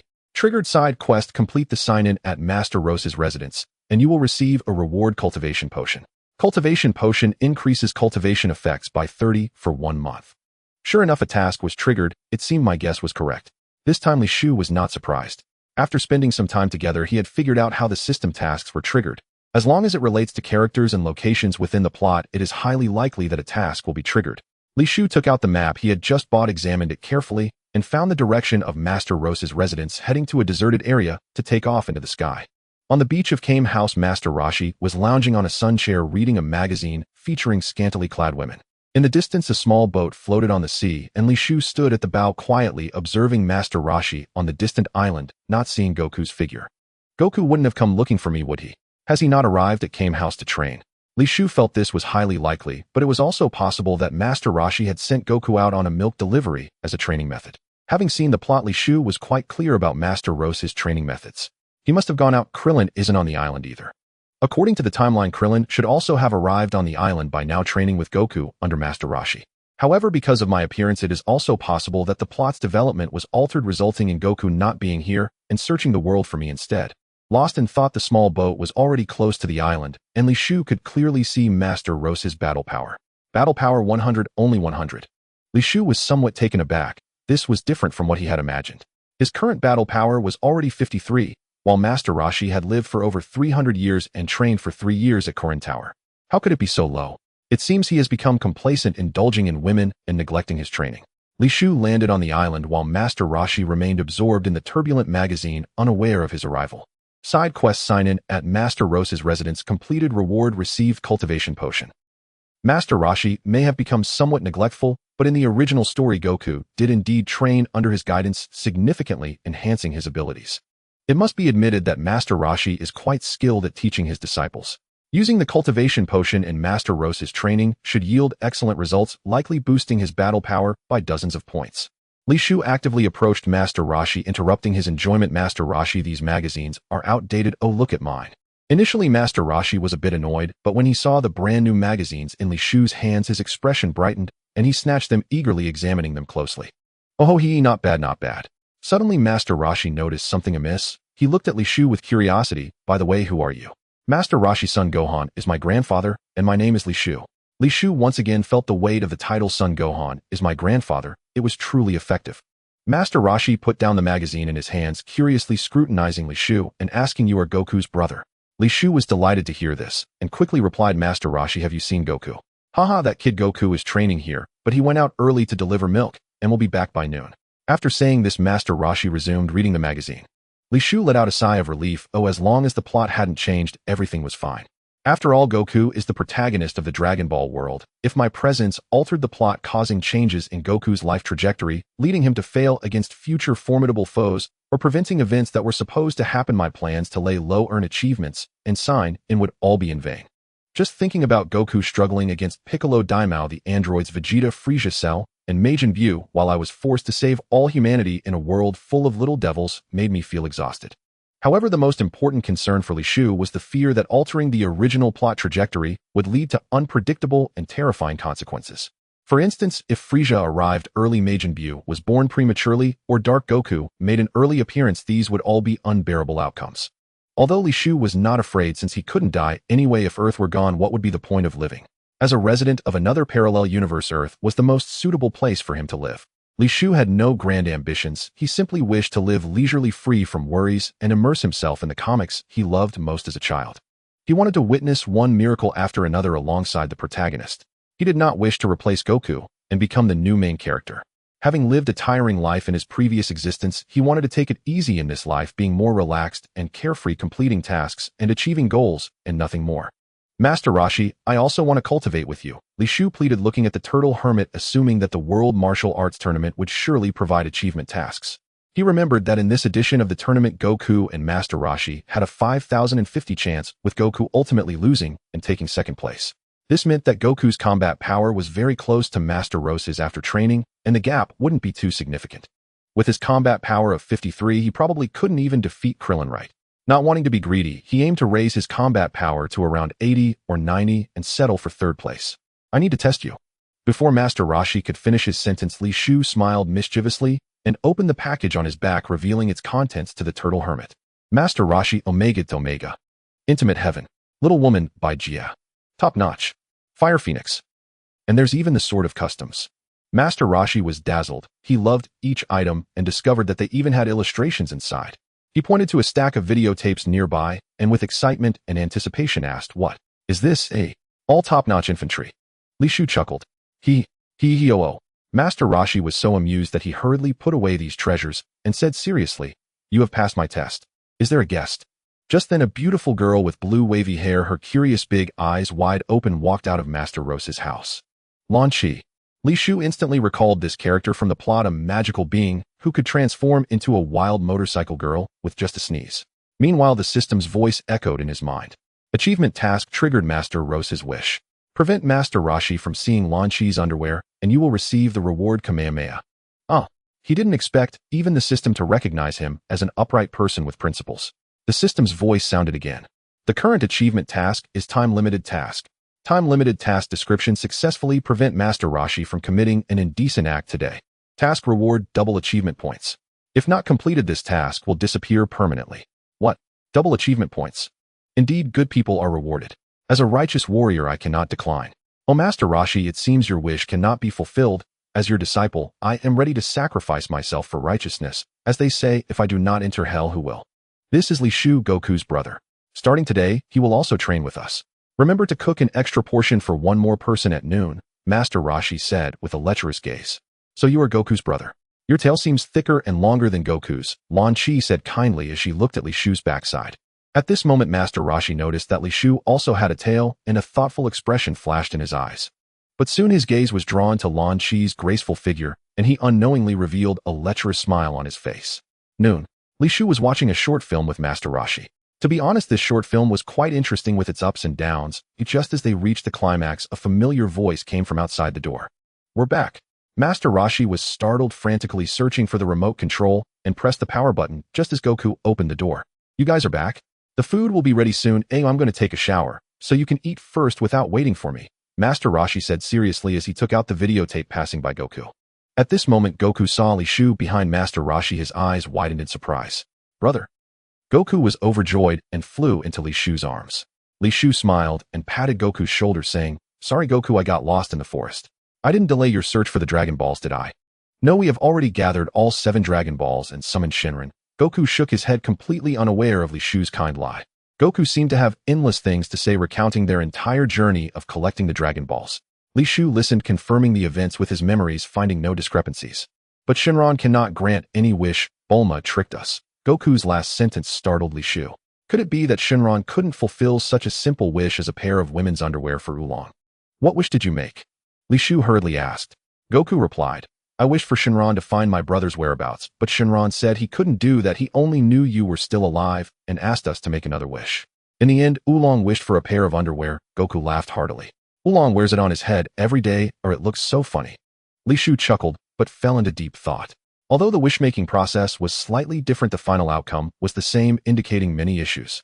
Shenron is capable of resurrecting all of humanity, yet he couldn't find his whereabouts. What was the reason behind this? Was some mysterious force forcibly correcting the plot? Or was it the reason for his transmigration? Why think so much it's really a headache? Next time I find the Dragon Balls, I'll just make a wish and find out. Unable to comprehend, Li Shu decided not to think anymore, and looked at the strongest Earthling Krillin, who seemed a bit shy. Facing the stranger, Krillin felt a bit bashful, and quickly greeted, "Hello, big brother. I am Krillin." Clearly Goku had informed Krillin of his existence, which Li Shu found not surprising. He carefully examined Krillin, pondering whether there was a possibility of triggering an achievement task from him, as he was indeed a key plot character. When Goku fought Frieza, he successfully transformed into the legendary Super Saiyan, and Krillin played an indispensable role. Although he died quite tragically, it didn't matter. In the end, he was resurrected again. Krillin felt a chill under Li Shu's gaze, not one of recognition, but rather an inexplicable look filled with desire. Krillin instinctively tightened his mind, racing as he recalled what Wukong had told him about Li Shu. He seems quite normal. Well, I hope I'm just overthinking this. Krillin sat awkwardly, feeling like he was on pins and needles, his hands unsure of where to rest. "Dinner is ready." Lanky's melodious voice felt like a reprieve to Krillin, who sprang up and shouted, "I'll help." Li Shu smiled and withdrew his gaze, taking in the battle powers of Wukong, and Krillin gaining a rough understanding of his current strength. The lavish dinner spread before Li Shu was enticing, while Master Roshi, observing the three gluttons, felt that it wouldn't be long before his savings were depleted. He accidentally dropped his chopsticks on the floor. He crawled under the table, gazing at Lanky's long legs wrapped in her short skirt, his body trembling with lewd anticipation. "This time I must succeed." Master Roshi silently encouraged himself, firmly gripping the chopsticks, preparing to grab Lanky's skirt.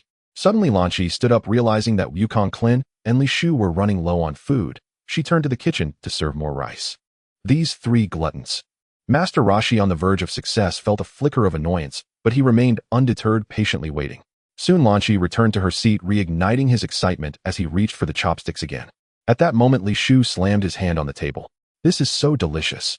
With a deafening crash, he smashed the table into pieces.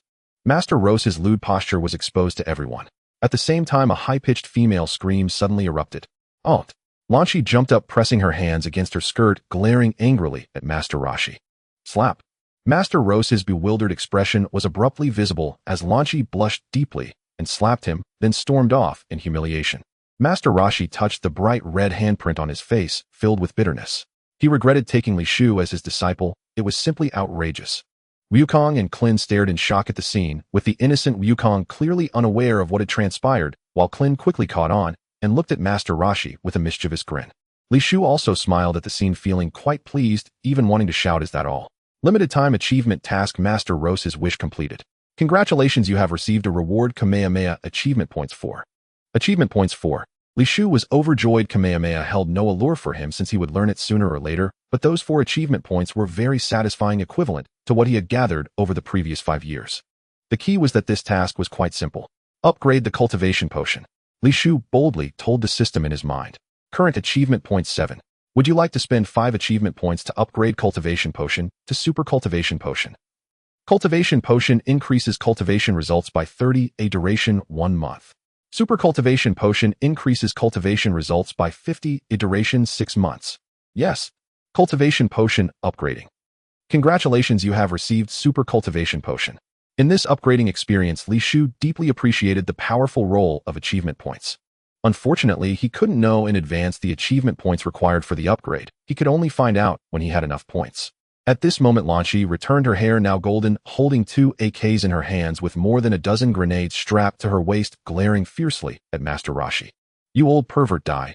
Rat-a-tat-tat. Boom. Boom. Everyone in the room was instantly frightened and scattered. Master Roshi was the most flustered, fleeing around the house, causing significant damage to the furniture and nearly blowing up the house. Li Shu chuckled at the scene, finding it amusing. Only when Master Roshi risked his life to make Lanky sneeze and return to her gentle blue-haired self did the incident finally settle down. In the afternoon, Li Shu drank the super cultivation potion strapped on a 20-pound weighted turtle shell for training and started practicing with Wukong and Krillin. The process of cultivation was dull, painful, and tedious, with little to speak of.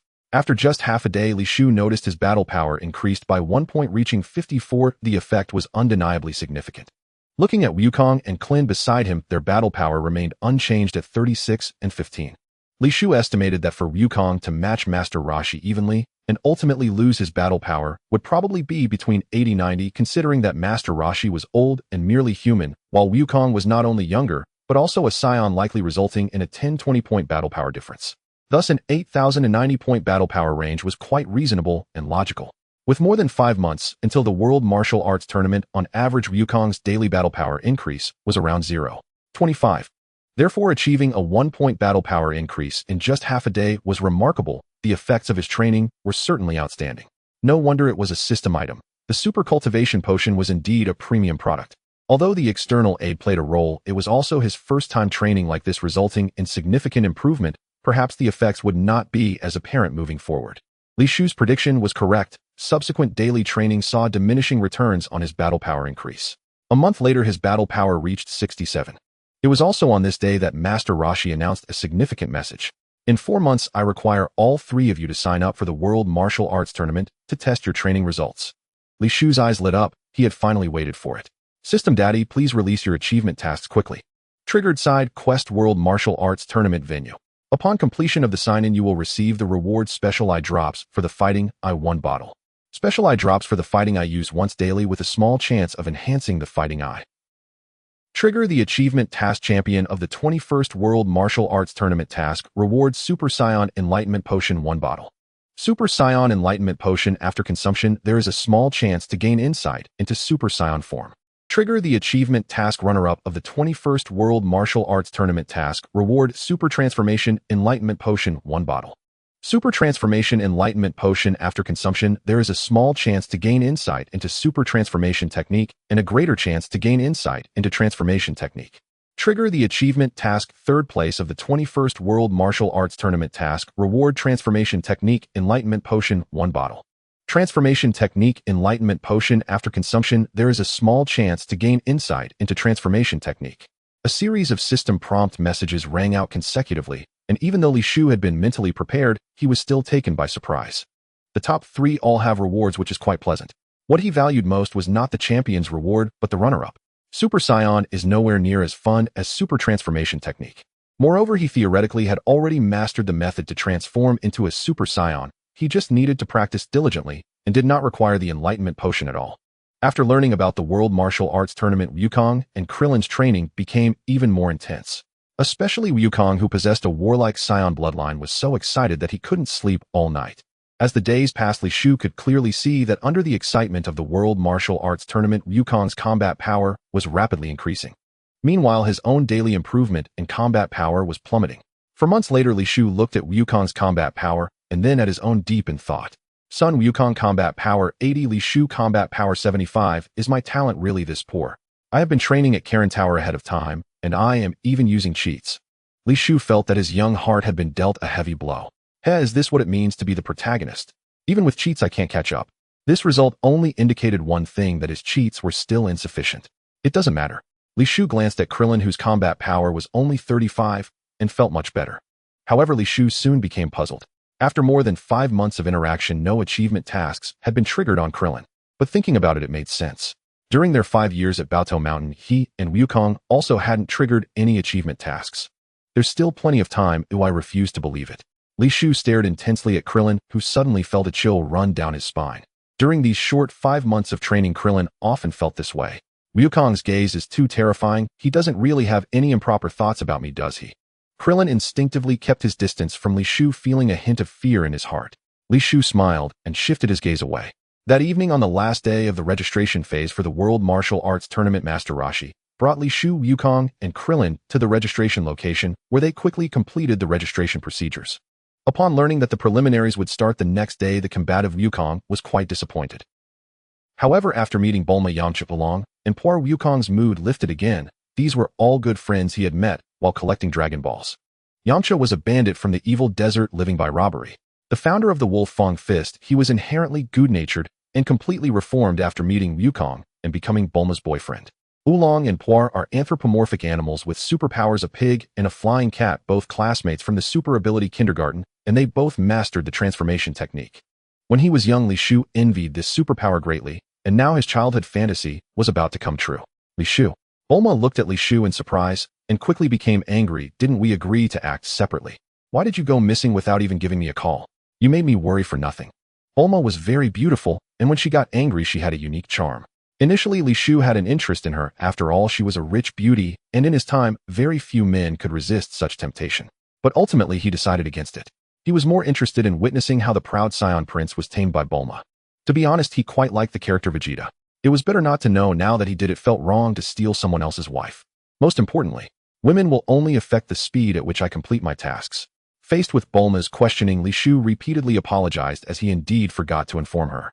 Bulma snorted coldly and no longer dwelled on the matter.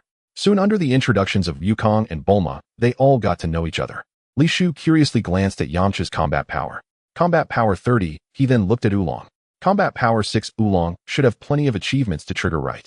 Li Shu's gaze toward Oolong gradually brightened. Oolong was instantly startled and looked at Li Shu warily. Li Shu smiled and withdrew his gaze. He had only found a general direction for triggering achievement tasks, with specific details still needing exploration. After a brief reminiscence, everyone returned to their respective residences to rest and prepare for the preliminaries the next day. Li Shu left the hotel alone and arrived at Yajirobe's yakitori shop. During the 5 months of training with Master Roshi, he had not forgotten the monthly orders he placed with Yajirobe. Moreover, he had been guiding Yajirobe to open a branch, hoping to see if he could trigger some achievements. The yakitori shop was booming and Yajirobe was extremely busy, but upon seeing Li Shu, he immediately put down his work and welcomed him enthusiastically. Li Shu, you came at the right time. Try my new dish, raw marinated dinosaur lantern, which you surely haven't tasted before. It's super big and really enjoyable. What kind of raw marination? Li Shu doubted whether he heard it wrong. Can this even be eaten? Raw marinated. As expected of a nation known for being quirky, it truly lives up to its reputation. No, I just ate and am very full. I'm here to participate in the martial arts tournament and just came to see you. Li Shu hurriedly declined. Yajirobe suddenly said, to be honest, I have a favor to ask. Here it comes. The efforts of these 5 months have not been in vain. Li Shu's eyes lit up as the system's message prompt sounded. Trigger the timed achievement, task the legendary dinosaur Goku. Please help Nobita Bear subdue the Goku dragon before dawn. Task reward, endless dinosaur legs. Please note, the timed achievement task's achievement points are doubled, and if failed, this task will disappear permanently. Endless dinosaur legs. Li Shu was a bit confused about this reward. Could it be a superpower that conjures dinosaur legs out of thin air? That seemed rather useless. Li Shu felt a slight disappointment, but was still filled with enthusiasm, for after all, double achievement points were a good thing. Through Nobita Bear's explanation, Li Shu roughly understood what the Goku dragon was. This was a creature that did not appear in the original work, similar to the Wulong, being an animal human with superpowers. Nobita Bear did not know that it was a dragon. In his description, this legendary dinosaur turned out to be a terribly bothersome big mouse. It often stole the ingredients he prepared, and no matter how hard he tried, he could not drive this damned mouse away. Especially the dinosaur meat he had bought from Li Shu, which that big mouse particularly loved to eat. Its speed is very fast, we simply cannot catch it, and it is extremely cunning. All mouse-catching tools are ineffective against it. We have been thoroughly plagued by it for a month, which has been quite torturous for me. Fortunately, Li Shu, you have arrived. You can subdue even dinosaurs. You must be an excellent martial artist. I hope you can help me catch this mouse, and I am willing to offer a generous reward for it. Li Shu waved his hand and said, Nobita, we are already good friends. I will help you catch this mouse. You can forget about the reward. Haha, how can I let that happen? How about this? Regardless of whether you can help me catch this mouse or not, you can eat for free in my store from now on. An hour later, Nobita Bear began to demonstrate. He said to Li Shu, it is very cunning and only appears when there are few people around, often stealing food when we are not paying attention. Li Shu nodded and smiled, saying, I already know where it is hiding. Really? Nobita Bear was very pleased. You guys just focus on cleaning and leave the rest to me, Li Shu confidently stated. In his line of sight, a combat power indicator was floating in the corner of the kitchen. Combat power 8. Is this your superpower, invisibility? Li Shu watched the empty corner of the kitchen with great interest. Without the Eye of Combat, he would probably not be able to complete this task. Li Shu did not act rashly. There were still a few hours until dawn, and he needed to think carefully and devise a proper plan. After all, the task required helping Nobita Bear subdue the Goku dragon. Merely catching it would not complete the task. Does it seem like it can see me? At that moment, the Goku dragon hidden in the corner looked at the monkey person with some confusion. Impossible. Absolutely impossible. No one can discover my invisibility. The Goku dragon encouraged itself internally. It had roamed the city for over a decade, feasting without working, and had never been caught before. Such experiences gave it ample confidence. However, even so, the cautious Goku dragon did not plan to take risks and decided to leave this store, seeking another to continue its carefree life. It was clever and would not plague one store for too long, as it understood a principle. This principle could only be comprehended, not articulated. It was its way of survival. Meanwhile, Li Shu furrowed his brow, not having thought of a good plan, and the Kuka-dragon seemed to show signs of wanting to escape. The combat power indicator hovering in the air was slowly moving toward the door. It really seems like it can see me. The Kuka-dragon kept an eye on Li Shu, discovering that the other's gaze actually followed its movements, which frightened it. It could sense the powerful aura emanating from this monkey person, which terrified it greatly. No longer moving cautiously, it dashed quickly toward the door. As it moved at high speed, its invisibility suddenly failed. It was evident that its actions were limited while in the invisible state. He did not expect a dinosaur to actually look like a mouse. Upon seeing the Kuka-dragon, Li Shu was momentarily stunned. The Kuka-dragon was not very large, about the size of an adult female cat with beady eyes and a small pointed mouth that could barely contain its 2 protruding teeth. Its panicked appearance looked rather amusing. Had the system not said it was a dinosaur, Li Shu would have thought it was just a big mouse. You can't escape. Li Shu snapped his fingers and a blue wave of light shot out, striking the Kuka-dragon in the abdomen, severely injuring it and causing it to fall to the ground. Since he could not think of a plan, he decided to forcefully suppress it, compelling the other party to submit to his might. Under the terrified gaze of the Kuka-dragon, Li Shu grabbed it by the scruff of its neck and lifted it up. You look quite delicious, Li Shu grinned. No, don't eat me. I am sick. I have a serious illness. Please don't eat me. The Kuka-dragon was quite timid, pleading repeatedly. At this moment, Nobita Bear came over to watch, praising Li Shu. Li Shu smiled and said, Nobita, how do you plan to deal with this fellow? I have a good suggestion. What suggestion? Nobita Bear asked curiously. It has caused you some significant losses. Oh, why not let it stay here and work to compensate for your losses? Work? Impossible. I could never work in my life. Just eat me instead. Before Nobita Bear could react, the Kuka-dragon cried out in fear. It seemed to have a strong aversion to the idea of working. Why would you rather die than work? Li Shu looked at it curiously. The Kuka-dragon did not explain, but shouted, there is no why. I will never work. Killing me is better than making me work. Oh. The Kuka-dragon's intense reaction made Li Shu feel a bit troubled. Li Shu then said, if you tell me why, I won't make you work. Really? The Kuka-dragon was overjoyed and quickly revealed the reason. It turned out that this fellow had worked before, but due to its ugly and comical appearance, short stature, and clumsiness that often led to mistakes, it frequently faced ridicule from customers and colleagues, as well as scolding from the boss, causing it immense psychological trauma. Thus it vowed never to work in this life. All right, I am not unreasonable. Li Shu sympathized with the Kuka-dragon's plight and said, but you did indeed do something wrong, causing my friend to incur losses, and you must compensate for that. Working is indeed necessary, but I can assure you that your past experiences will never happen again, Li Shu vowed earnestly. How can you guarantee that? Ku Long looked at Li Shu skeptically. Li Shu explained, because the job is very simple. You just need to be invisible next to the diners and truthfully record their evaluations of the food and the restaurant. Invisible? This old mouse can actually be invisible. No wonder we couldn't catch him. Yebi Xiaoxiong marveled at Ku Long. I am not a mouse, I am a dinosaur. I just look like a mouse. Ku Long replied, somewhat disgruntled. Dinosaur. Yebi Xiaoxiong was about to mock him, but Li Shu quickly stopped him, saying, Xiaoxiong, just help me out and take in this little guy. He seems quite pitiful. Of course, Li Shu, your suggestion is excellent. If he is willing, Yebi Xiaoxiong nodded. 1 year, as long as he works for a year, this debt will be cleared, and then it's up to him whether to stay or leave. Li Shu added, sincerely looking at Ku Long. Is that all there is to it? Ku Long was somewhat tempted. He actually longed to make a few friends, but was afraid of being ridiculed by others, so he had always been sneaking around. Although it seemed like he was living lavishly every day, deep down, he felt empty and lonely. Is that really all? Do you agree? Li Shu smiled at Ku Long. After hesitating for a moment, Ku Long weakly said then, okay, but can I make a small request? What request? If someone mocks me, can you help me teach them a lesson? Is that all?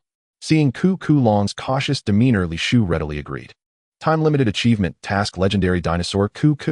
Completed. Congratulations on obtaining the reward endless dinosaur leg achievement points 4.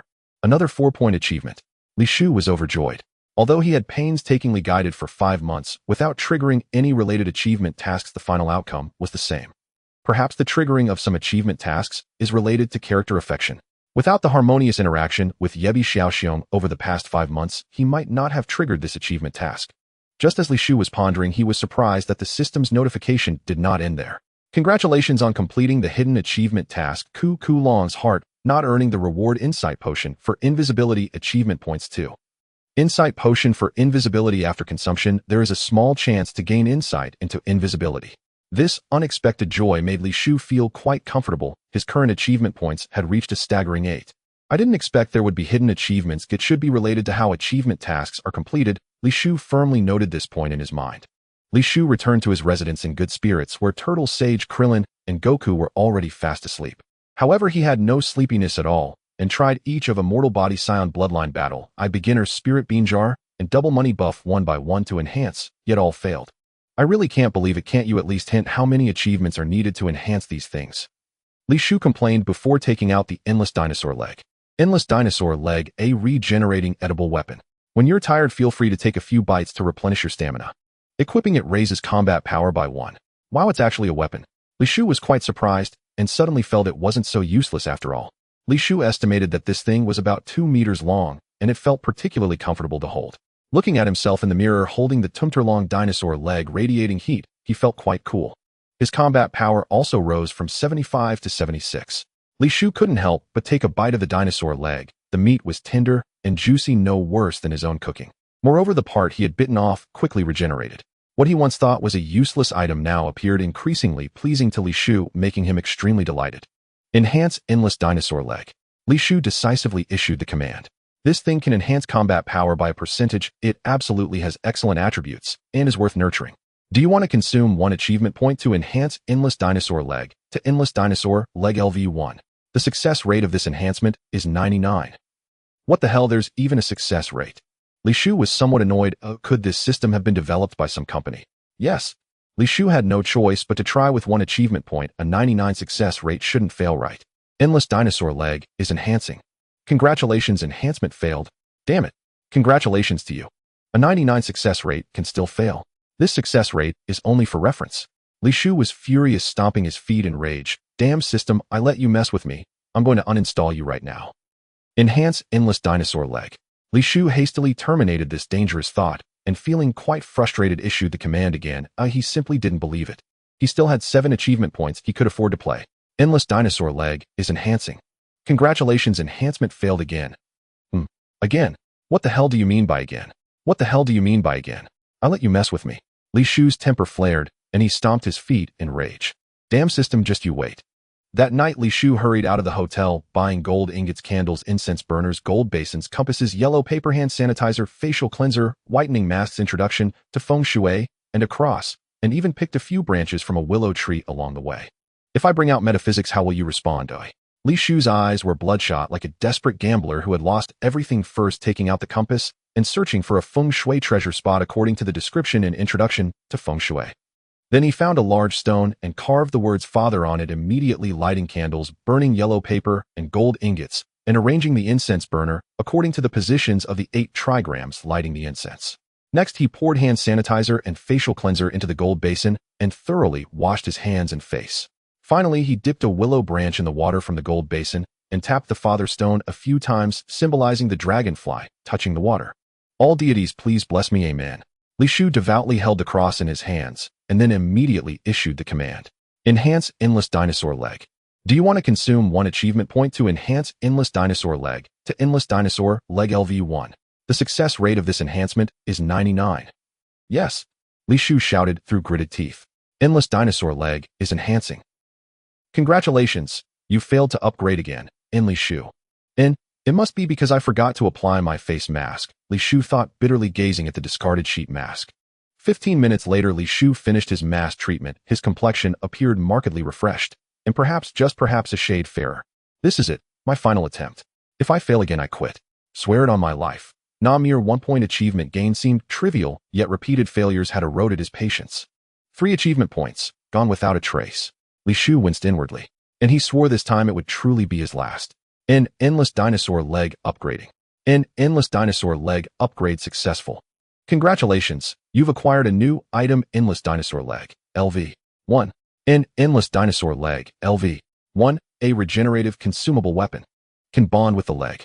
Li Shu's eyes widened upon reading this newly revealed attribute. Brilliant, ingenious, utterly magnificent. So it took 4 attempts before success. Not a bad trade-off after all. And eager to test his new ability, Li Shu watched as the dinosaur leg seamlessly fused into his right leg, leaving no visible trace. Combat power 76, and the boost rose from 1 to 2. A subtle improvement barely perceptible to the battle-perceiving eye, which displayed no decimal precision. My luck seems promising. After 3 consecutive failures, shall I press forward? Li Shu swiftly convinced himself. More than anything, he needed to know how many achievement points the next upgrade would cost. Confirm expenditure of 2 achievement points to upgrade Endless Dinosaur Leg, LV. 1 to Endless Dinosaur Leg, LV. 2. Success probability for this upgrade 98. And 98%. Li Shu couldn't shake the suspicion that the odds were meant to be read backward. And yes, he hesitated only a moment before committing, fully prepared for failure. After all, even at 99 success probability, he'd failed thrice in a row. Now with odds slipping to 98, success on the first try seemed nearly impossible. Endless Dinosaur Leg, LV. 1 upgrading. Endless Dinosaur Leg, LV. 1 upgrade successful. Congratulations, you've acquired a new item, Endless Dinosaur Leg, LV. 2. Endless Dinosaur Leg, LV. 2. A regenerative consumable weapon. Can bond with the leg. Equipping increases combat power by 3. Success. On the first try, Li Shu could scarcely believe it. With reverent contrition, he murmured, "Father, I misjudged you. In combat power 77 in, just 3 more points, and I'll match Sun Wukong's combat power." With 2 achievement points remaining, Li Shu chose not to upgrade further.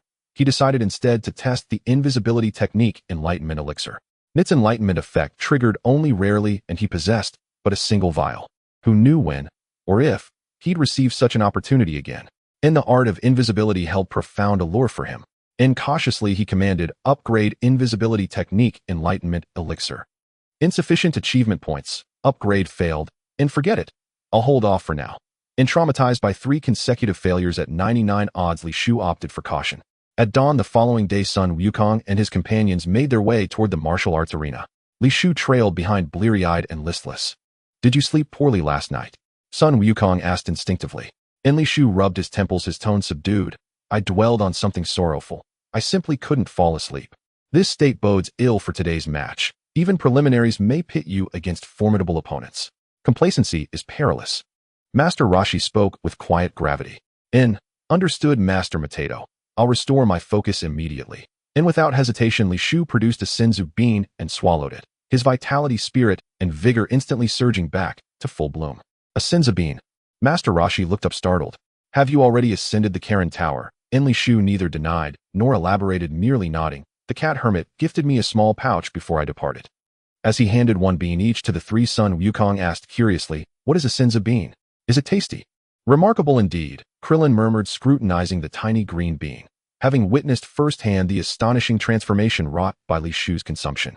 Master Roshi explained, "A specialty of the Karen Tower. Ingesting a single bean restores one instantly to peak physical condition regardless of injury severity and sustained satiety for 10 days. Whoa, this bean is incredible." Sun Wukong and Krillin exclaimed in unison.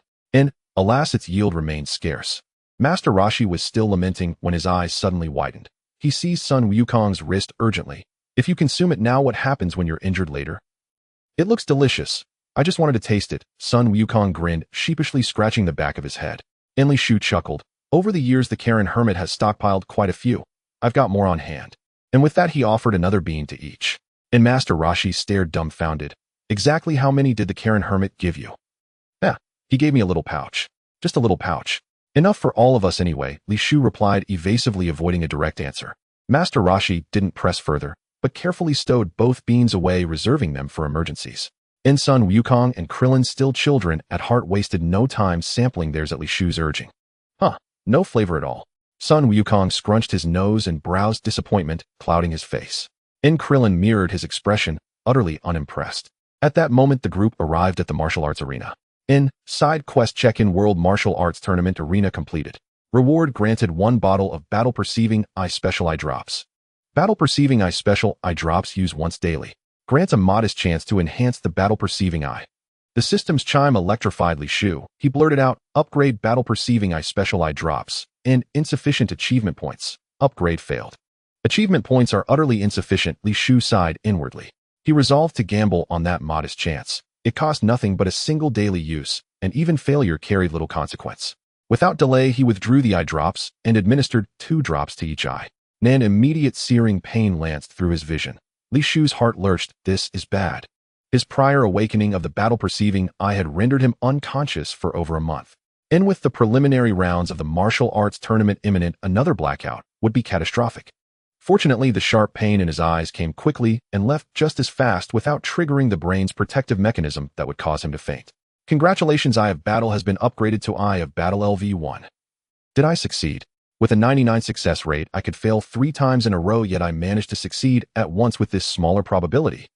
Li Shu found it hard to believe and couldn't help but lament the nature of probability, which could be both lovable and hateful, yet thrilling, always sending one's emotions on a roller coaster. Suddenly he understood why so many people became addicted to gambling. The occurrence of such low-probability success events in one's own life could bring immense joy. If it weren't for his current lack of achievements, he would have wanted to upgrade endless dinosaur legs several times immediately. Such good fortune should not go unseized. Something feels off. Li Shu suddenly realized why there was no description for Eye of Battle. What is the difference between Eye of Battle and Eye of Battle LV1? He wanted to ask the system, but hurriedly dismissed the thought. The consultation fee was too expensive for him to afford. Big brother, are you okay? Li Shu's sudden odd behavior caught the attention of Wukong and the others. Combat power 80. 93. Li Shu looked at Wukong momentarily stunned, then said, "It's nothing, the sun is just a bit glaring." At that moment they encountered Yamcha and his group. Through their conversation, Li Shu received an important piece of information. What? The prize money for the champion is only 1 million. Li Shu was somewhat speechless, not expecting the amount to differ so much from what he imagined. With such a small prize, it was even less than what he could earn selling a dinosaur. However, it didn't matter. He valued not the prize and fame, but the system achievement rewards. Li Shu's current combat power had reached 77. 25. As long as his luck wasn't too bad, encountering Master Roshi and Wukong in the preliminary rounds would practically guarantee him a 3rd place. Perhaps he might even get lucky and defeat Wukong to secure 2nd place. After all, the difference in combat power between the two was only 3 points, mainly depending on their performance. During their time at Baozi Mountain, Li Shu often sparred with Wukong, losing more often than winning, mainly because he was afraid of pain, unlike Wukong, who thrived on it. As for 1st place, Li Shu had no ambitions. The Super Saiyan Enlightenment Potion held little significance for him, as he preferred the Super Transformation Technique Enlightenment Potion. The only regret was that the achievement points for the champion would surely be much higher than those for the runner-up and 3rd place. Hurry and draw lots. There are 138 participants, this time divided into 4 areas. The top 2 from each area will enter the top 8 competition. I hope we don't get matched together. Yamcha said. Haha, you all go ahead, I'm going to the restroom. Master Roshi chuckled and slipped away. Li Shu glanced at him, knowing his intentions, but chose not to expose him. Quickly the group completed the drawing of lots. No way I'm in the same area as Wukong. Krillin exclaimed, shocked, as he looked at Wukong. Wukong looked at the matchup chart and said, "Our numbers are separate, we shouldn't encounter each other." Li Shu also looked at the matchup chart, and just as Wukong said, the top 2 from each area would advance to the top 8, and their numbers were far apart, so they wouldn't face each other. If all went well, the 2 would simultaneously advance to the top 8 and meet in the semifinals. Yamcha. Seeing that name, Li Shu looked oddly at the confident man beside him. Combat power 30. 87. Yamcha also noticed that he was in the same area as Li Shu and would encounter him in the 1st round. Are you number 34? Yamcha asked with a confident smile. Li Shu nodded with a hint of pity, saying, "Yes, I didn't expect us to face off in the 1st round." One could only say that Yamcha's luck was quite poor, drawing a ticket for an early exit without realizing it. The more confident he smiled now, the more painful it would be later. Li Shu felt somewhat reluctant. After all, he considered him an acquaintance. Yamcha was unaware of Li Shu's strength. In his mind, Wukong was his only rival, and his goal was the championship. "Sorry, I won't hold back. I've been training hard in the mountains for a month for this martial arts tournament," Yamcha said with a regretful smile. Training hard for a month. Li Shu found it somewhat amusing. He didn't have much impression of Yamcha and didn't expect him to be so conceited. "Yamcha, my big brother, is very strong. Don't underestimate him," Wukong said beside him. "Is that so? Then let's wait and see." Yamcha smiled confidently, turning to Wukong. "It's quite nice now we're not in the same area, so we should meet in the finals. Then let's have an exciting battle." "Wukong, make sure you don't lose in the preliminaries," Wukong declared vigorously. "I won't lose." Yamcha replied confidently, "I won't lose either. See you later." After saying that, Yamcha left, heading towards Area 2, not sparing Li Shu, who was also in Area 2 a glance. It was as if in his eyes Li Shu had already lost and wasn't worthy of much attention. His only goal was to defeat Wukong and claim the championship. For this, he had dedicated a month to arduous training. "Wukong, your friend completely disregards me, your big brother." Li Shu feigned dissatisfaction. Krillin chuckled. "He will definitely regret it. I'm the one most afraid of encountering you two." Unlike Yamcha, Krillin had trained alongside Li Shu for several months and had a better assessment of Li Shu's strength. He was clear about his own abilities and would be satisfied to secure 3rd place. Wukong then said, "Big brother, Yamcha is still quite strong. You must take him seriously." Wukong knew Li Shu very well. His big brother was good at everything, but he often wasn't very serious. He frequently slacked off during training and was particularly afraid of pain, completely lacking the demeanor of a martial artist. In Li Shu's words, he was quite laid back, enjoying a relaxed lifestyle. Wukong didn't quite understand what that meant. Understood the preliminaries are about to start and going ahead. Li Shu waved his hand and walked towards Area 2. Wukong and Krillin also arrived at Area 4. The 138 participating contestants were all waiting for the preliminaries to begin. A few minutes later, the referee shouted through a megaphone, "The preliminaries begin. Contestants whose numbers are called, please come to the stage. No killing during the matches. No weapons or external powers are allowed. Each match in the preliminaries lasts for 1 minute. Falling outside the ring, conceding, or being unable to get up after 10 seconds counts as a failure. Contestants number 34 and 35, please take the stage and prepare for the match." "Is it my turn to go first?" Li Shu remarked in surprise, glancing at the confident Yamcha beside him before lightly leaping onto the stage. Yamcha followed closely behind, their eyes locking onto each other. Meanwhile, in Area 4, Wukong was also the first to make his appearance. "Are both of them going first? Who should I root for?" Klin pondered for a moment, reluctant to miss either of their battles.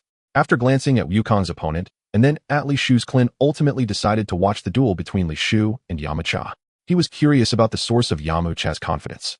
"The match will last 1 minute, and you may begin," the referee announced. Li Shu cupped his hands in salute and said, "Please enlighten me." Yamcha, unfamiliar with this etiquette, mimicked the gesture and replied, "Please enlighten me." Then Yamcha assumed an attacking stance, ready for action, while Li Shu casually stood there, showing no intention of attacking. The standoff between the two sparked considerable discussion among the onlookers. They appeared to be evenly matched opponents, and the fight promised to be thrilling. "Are you afraid to attack?" Yamcha thought to himself, then suddenly pushed off the ground, his fingers curling into claws, launching an assault towards Li Shu. In Li Shu's eyes, Yamcha's movements were slow, and there was no need to rush in response. He contemplated how best to defeat his opponent. After all, he was Wukong's friend, he had to show some respect. "Are you too scared to move?" In Yamcha's eyes, Li Shu seemed completely dazed by his own imposing aura, struggling to formulate a strategy. Yamcha felt a twinge of disappointment at Li Shu's helplessness. With both fighters at their current distance, Li Shu had no chance to react, and his attack seemed guaranteed to land. His wolf claw could even create a deep pit in solid rock. His opponent was destined to lose. He had expected a formidable adversary, but was taken aback by how easy this was. After all, he is Wukong's older brother. I should hold back a bit, Yamcha thought, instinctively reducing some of his power, fearing he might seriously injure Li Shu. Just as his attack was about to land and victory seemed assured, Li Shu moved. Yamcha only saw a flash, and suddenly Li Shu was gone, his assured strike missing completely, having failed to catch Li Shu's movement. Not good. Yamcha's face changed drastically as he hurriedly turned to look behind him, adopting a defensive stance. However, he found no trace of Li Shu, only hearing a voice from above. "I'm up here, be ready." Upon hearing the voice, Yamcha quickly looked up, only to see a fist the size of a sandbag barreling towards his face. Too fast. Yamcha was horrified, unable to react in time, and took a solid punch. With a loud thud, his head crashed down onto the stage, producing a dull sound. Such incredible speed. Outside the ring, Klin was left dumbfounded, imagining if it were him, he wouldn't have been able to react at all. Other spectators also gasped in astonishment, their gazes towards Li Shu now tinged with fear. 10, 9. The referee rushed to Yamcha's side, shouting out the count. "Can't you withstand this much power?" Li Shu looked at Yamcha, a bit speechless, as he had only used 30% of his strength. 8, 7. Just as the referee called 7, after a brief moment of dizziness, Yamcha regained consciousness, shaking his head as he got back up, a bit of blood trickling from his mouth and nose. "I underestimated you. I will use my full strength now." Yamcha looked at Li Shu with utmost seriousness, resetting his attacking stance. "Wolf Fang Fist, huh? I am eager to see it in action," Li Shu casually remarked, a look of anticipation on his face. Yamcha dared not be careless. He had just been deceived by Li Shu's relaxed posture. With a mighty roar, he positioned his palms into a wolf claw formation, slightly bending his body like a wild wolf, and launched another attack. This time he exerted all his strength, the wolf claws formed by his palms striking fiercely at Li Shu, leaving bright streaks in the air. At this moment, Li Shu also understood that defeating his opponent with full power was the greatest respect, helping them realize the reality that the gap between them was an insurmountable chasm. To lose so miserably in the first match, I wonder if Yamcha can withstand such a blow. A hint of pity surfaced on Li Shu's face, completely unmasked. In Li Shu's eyes, Yamcha's wolf Fang Fist was full of flaws. Bang! Li Shu executed a perfect side kick, striking first due to the longer reach of his legs, instantly hitting Yamcha in the abdomen. Wow! Yamcha's entire body bent over, completely spitting out a mouthful of blood. The tremendous force almost made his eyes pop out as he flew off the stage, crashing into the solid wall and creating a large hole, falling unconscious. Coincidentally, just outside this large hole, Bulma had just stepped onto Oolong's back, preparing to sneak a peek at her boyfriend Yamcha's preliminary match. As a result, Yamcha flew out, collapsing beneath her skirt unconscious. At this moment, the arena in Area 2 fell utterly silent, everyone staring in shock at the somewhat laid-back young man on the stage. Clint's eyes bulged, his body trembling uncontrollably as he swallowed repeatedly. This is too strong. How does it feel like he is even stronger than Wukong? The referee exclaimed in shock. 3 seconds later, the referee finally reacted, quickly rushing to check Yamcha's breathing, discovering he was not dead.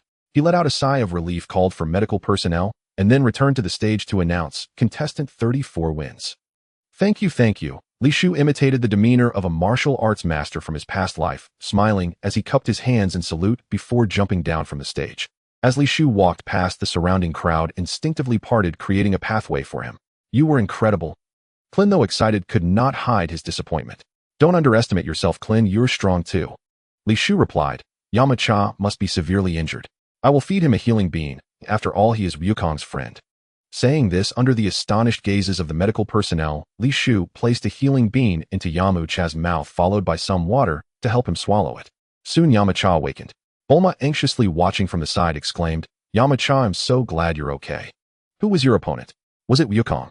Getting eliminated this early? Just awakened, Yamcha's face turned crimson upon hearing his girlfriend Bulma's words, wishing he could find a crack in the ground to hide in. Li Shu. As Yamcha sat up, he saw Li Shu, and his expression became quite unnatural. He slumped back down dejectedly, saying, I thought after a month of hard training, I would have a chance to compete for the championship, at least make it to the top 8. Wukong was supposed to be my real rival, but I didn't expect to be eliminated in the first round of the preliminaries. You are strong, and I lost fairly and squarely. Yamcha rekindled his fighting spirit, gazing intently at Li Shu. Next time I will definitely defeat you. Li Shu was somewhat speechless, realizing he had indeed gone easy on him. This guy was completely oblivious to the reality. He had no interest in such a lackluster opponent and was just about to respond dismissively when an unexpected event occurred. Trigger achievement task: brutally defeat Yamcha. In the next 3 battles against Yamcha, if you can win with a single strike, you will receive the reward Explosive Rage. Explosive Rage under this state combat power is doubled and skill power is doubled. Li Shu's eyes lit up, looking at Yamcha with fervor. He sincerely said, Great. I'm waiting for you. When is the next time? Yamcha was taken aback. He hadn't thought it through at all. How about after the preliminaries? You were too careless just now. If we have another match, I might end up winning. Li Shu said earnestly. Actually, the gap between us isn't that big. You were just too complacent. Yamcha scratched the back of his head. Was it really like that? But upon careful consideration, it did seem to be the case. If he had done this, and that back then, he might have ended up winning. Thinking of this, Yamcha felt Li Shu was right and nodded, saying, All right, let's have a match after your preliminaries. Okay, it's a promise. After bidding farewell, Li Shu returned to the second competition area, and soon it was his turn to compete again. At this moment, Yamcha also came over, watching intently from the sidelines. In this match, Li Shu's opponent was a werewolf with only 15 combat power. Concerned about scaring Yamcha, he deliberately played around with the werewolf for several rounds before finding an opportunity to win narrowly with a sidekick. Seeing this scene, Yamcha was even more convinced of his thoughts. He had indeed been too complacent. In the third match, Li Shu used the same tactic, waiting for the right moment to win narrowly with a sidekick again. The system's voice rang out. Congratulations, you have achieved 3 consecutive wins at the 21st Martial Arts Tournament. Reward: Blessing Potion, X1, Achievement Points 2. Blessing Potion increases luck slightly for 1 minute. Oh, the sudden achievement reward surprised Li Shu. If this is the case, would there also be rewards for 4 consecutive wins and 5 consecutive wins? The surprise was truly delightful. Li Shu glanced at the preliminaries. He would need to go through a total of 8 matches. What reward would he get for 8 consecutive wins? Li Shu was somewhat impatient. He eagerly wanted to verify this conjecture. He was in dire need of achievement points. With another victory, the system rewards arrived as expected. Congratulations, you have achieved 4 consecutive wins at the 21st Martial Arts Tournament. Reward: Blessing Potion, X1, Achievement Points 2. In the following time, the system's rewards voice rang constantly, and a lingering smile hung on Li Shu's face. Moreover, the smile gradually became somewhat twisted, with the corners of his mouth nearly reaching his ears. Congratulations, you have achieved 5 consecutive wins at the 21st Martial Arts Tournament. Reward: Blessing Potion, X1, Achievement Points 3. Congratulations, you have achieved 6 consecutive wins at the 21st Martial Arts Tournament. Reward: Blessing Potion, X1, Achievement Points 3. Congratulations, you have achieved 7 consecutive wins at the 21st Martial Arts Tournament. Reward Blessing Potion X2, Achievement Points 3. Congratulations, you have achieved 8 consecutive wins at the 21st Martial Arts Tournament. Reward Blessing Potion X2, Achievement Points 5. Hahaha, 16 points of achievement. And 8 bottles of Blessing Potion. Am I not about to take off with my dinosaur legs? Li Shu wanted to let out a howl of joy, but forcefully suppressed it. Moreover, he discovered that as the number of consecutive wins increased, both the achievement points and item rewards would also increase. If I win all the way to get the championship, how much reward would I receive? This made Li Shu, who originally didn't want to compete for first place, suddenly have an idea. It would be an enormous fortune that was hard to refuse, making his heart race. After the last match concluded not long after the organizers announced the end of the preliminaries, please the top 8 competitors gather at the venue. With no surprises in the preliminaries, Wukong and Krillin also successfully entered the top 8, and the 3 of them walked together. Meanwhile, the system's voice unexpectedly rang out again. Congratulations, you have achieved top 8 competitor at the 21st Martial Arts Tournament. Rewards Super Blessing Potion, X1, Achievement Points 5. Super Blessing Potion increases luck significantly for 1 minute. Awesome. Looks like I can't miss any martial arts tournament from now on. It's simply a paradise for farming achievements. Li Shu was all smiles. Just then Yamcha came over, cracking his knuckles, and said, Li Shu, the time we agreed upon has arrived. Yamcha had watched all of Li Shu's matches in the preliminaries, and at this moment, he had enough confidence to defeat Li Shu. Alright, let's use this arena for another match, shall we? Under the impact of the consecutive rewards, Li Shu almost forgot about this matter. Yamcha nodded heavily and jumped onto the ring, with Li Shu following closely behind. As long as I can defend against his sidekick, victory will be mine. Yamcha stared at Li Shu with utmost seriousness, believing he had found Li Shu's weakness. In all the previous matches, Li Shu relied on his speed advantage to evade his opponent's attacks, then struck at the right moment with a sidekick to win without exception.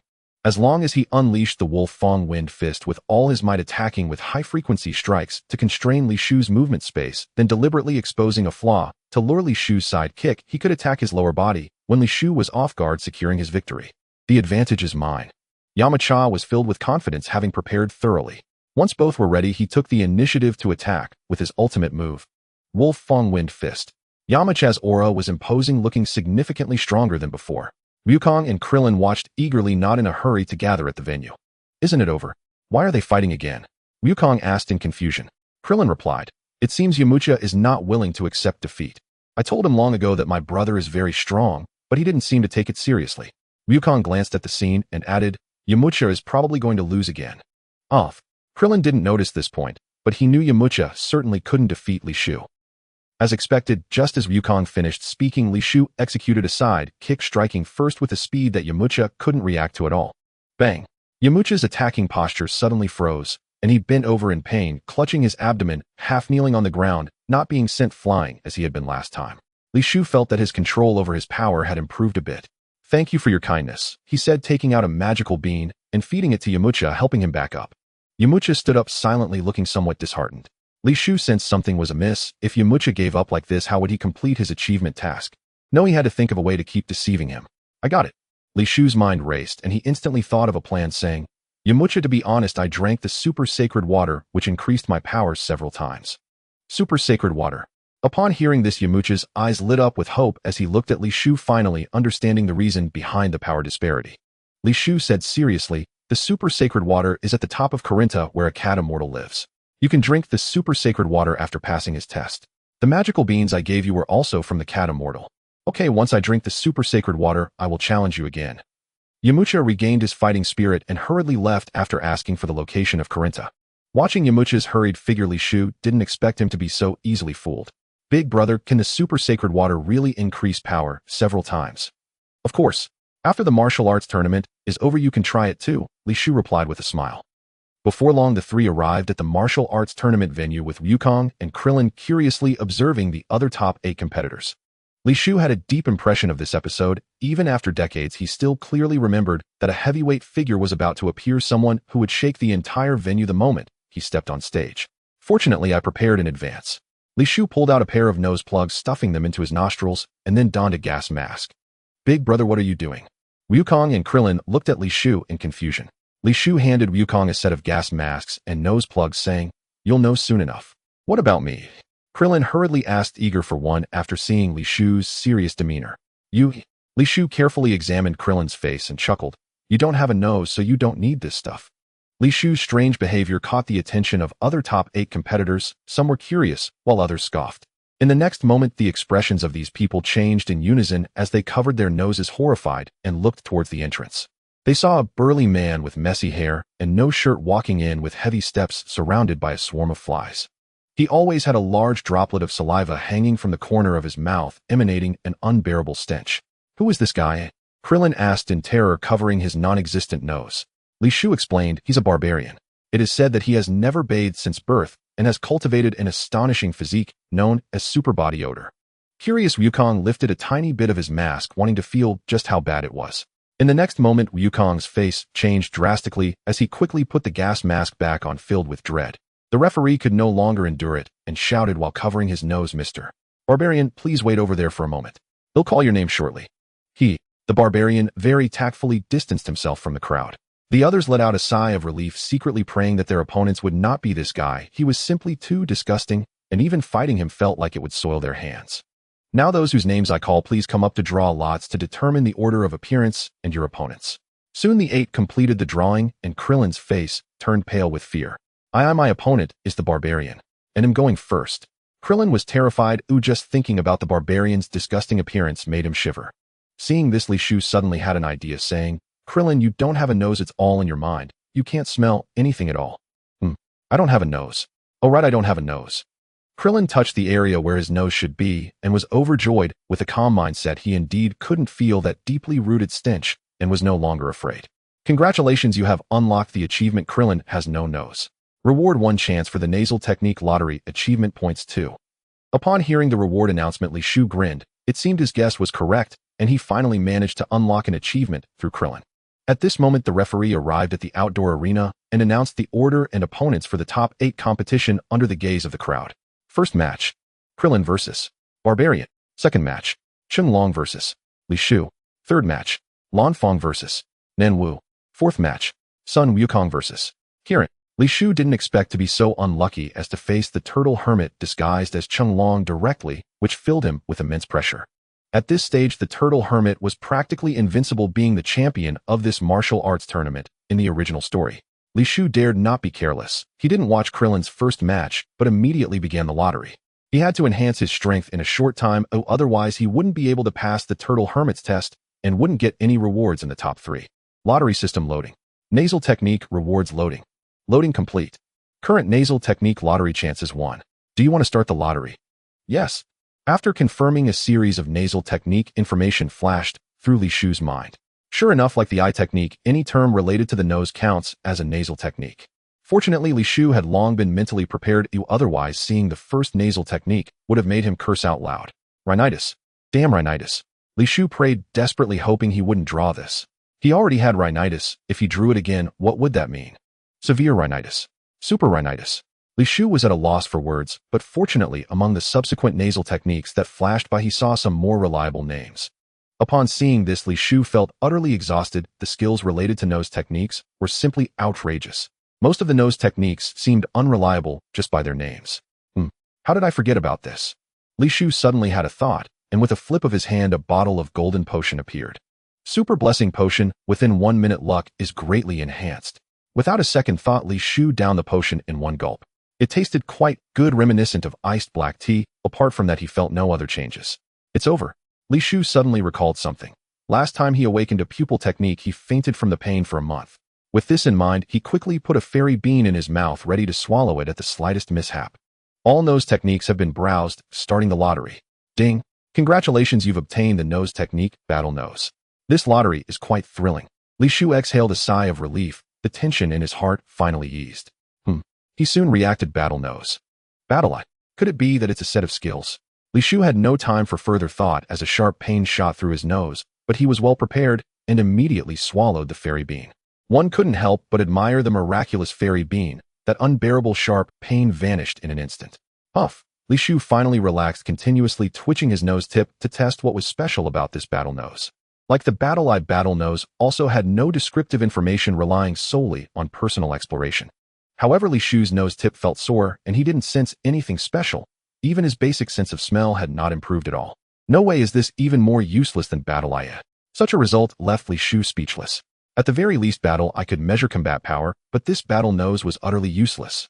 It was even worse than rhinitis Li Shu thought.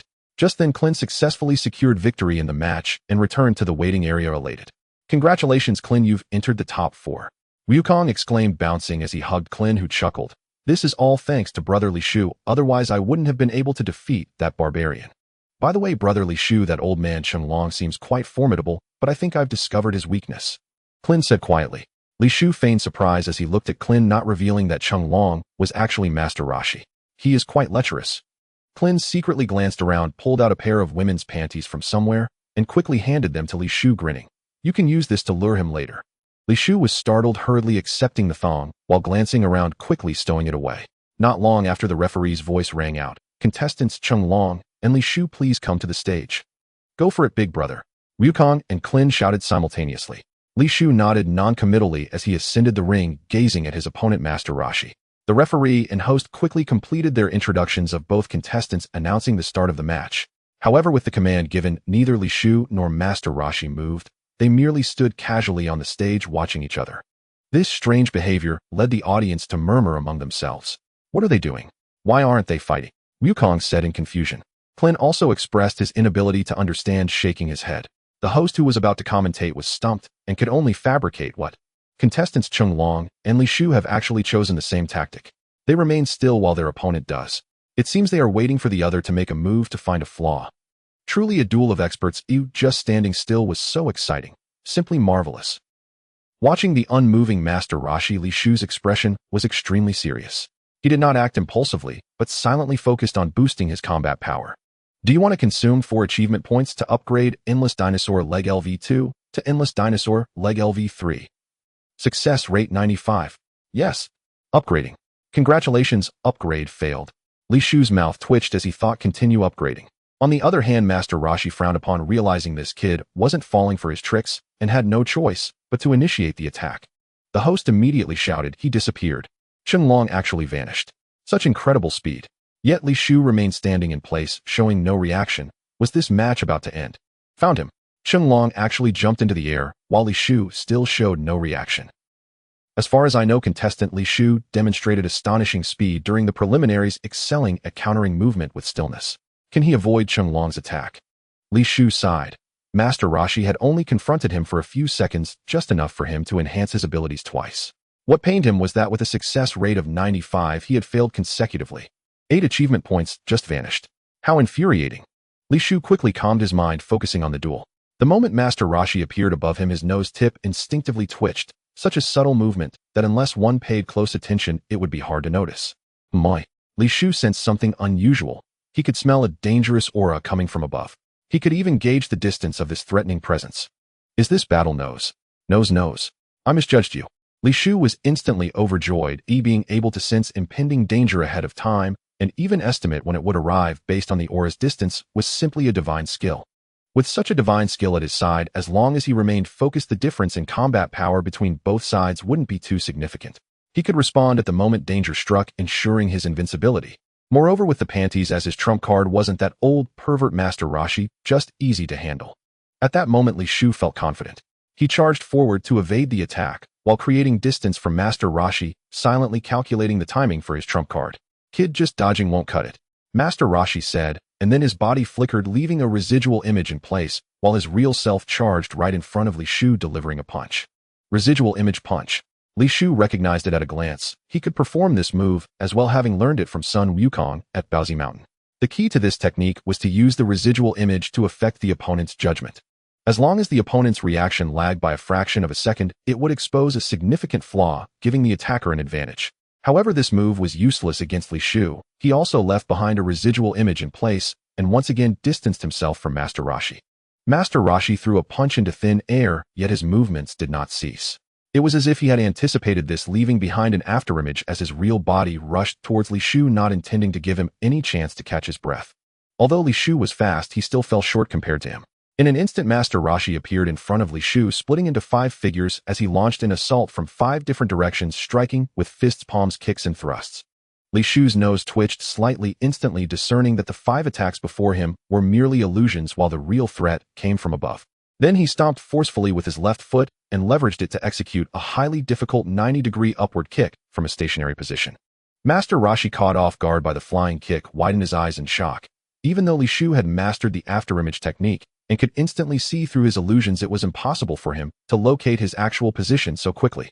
Moreover, the decisiveness of Li Shu's response, the exaggeration of his movements, the vastness of his attack, and the swiftness of his strike seemed to indicate he had determined where Master Roshi would appear, leaving no room for error, as if he had eyes on the top of his head. What terrifying combat instincts! A dull thud echoed. The two kicked at each other, and Master Roshi suddenly widened his eyes, doubting whether he had seen it wrong. In that fleeting moment, it seemed Li Shu's right leg had transformed into that of a dinosaur. And a roasted dinosaur leg at that. Simultaneously, a tremendous force surged from his foot, quickly spreading throughout his body. Pain etched across Master Rose's face as he shot upwards like a cannonball. The host, witnessing such a thrilling scene, immediately shouted, "What?" Chung Long descended from above, while Li Shu rose from below. It appeared that Chung Long had the advantage, yet the result was that Chung Long was kicked away by Li Shu. What an exciting duel. At such a height, will Chung Long be able to land safely? Let's wait and see. The host, microphone in hand, gesticulated wildly, his expression exaggerated as he looked up. The audience below was equally captivated by the thrilling duel, all looking up towards the sky, eager to see how Chung Long would handle this crisis. Everyone look. The host seemed to have discovered something extraordinary and shouted excitedly, "Chung Long's angle of descent seems to be heading out of bounds. Even if he lands successfully, he will be declared the loser for going out of bounds. Is this exciting duel about to end like this? Let's cheer for Chung Long."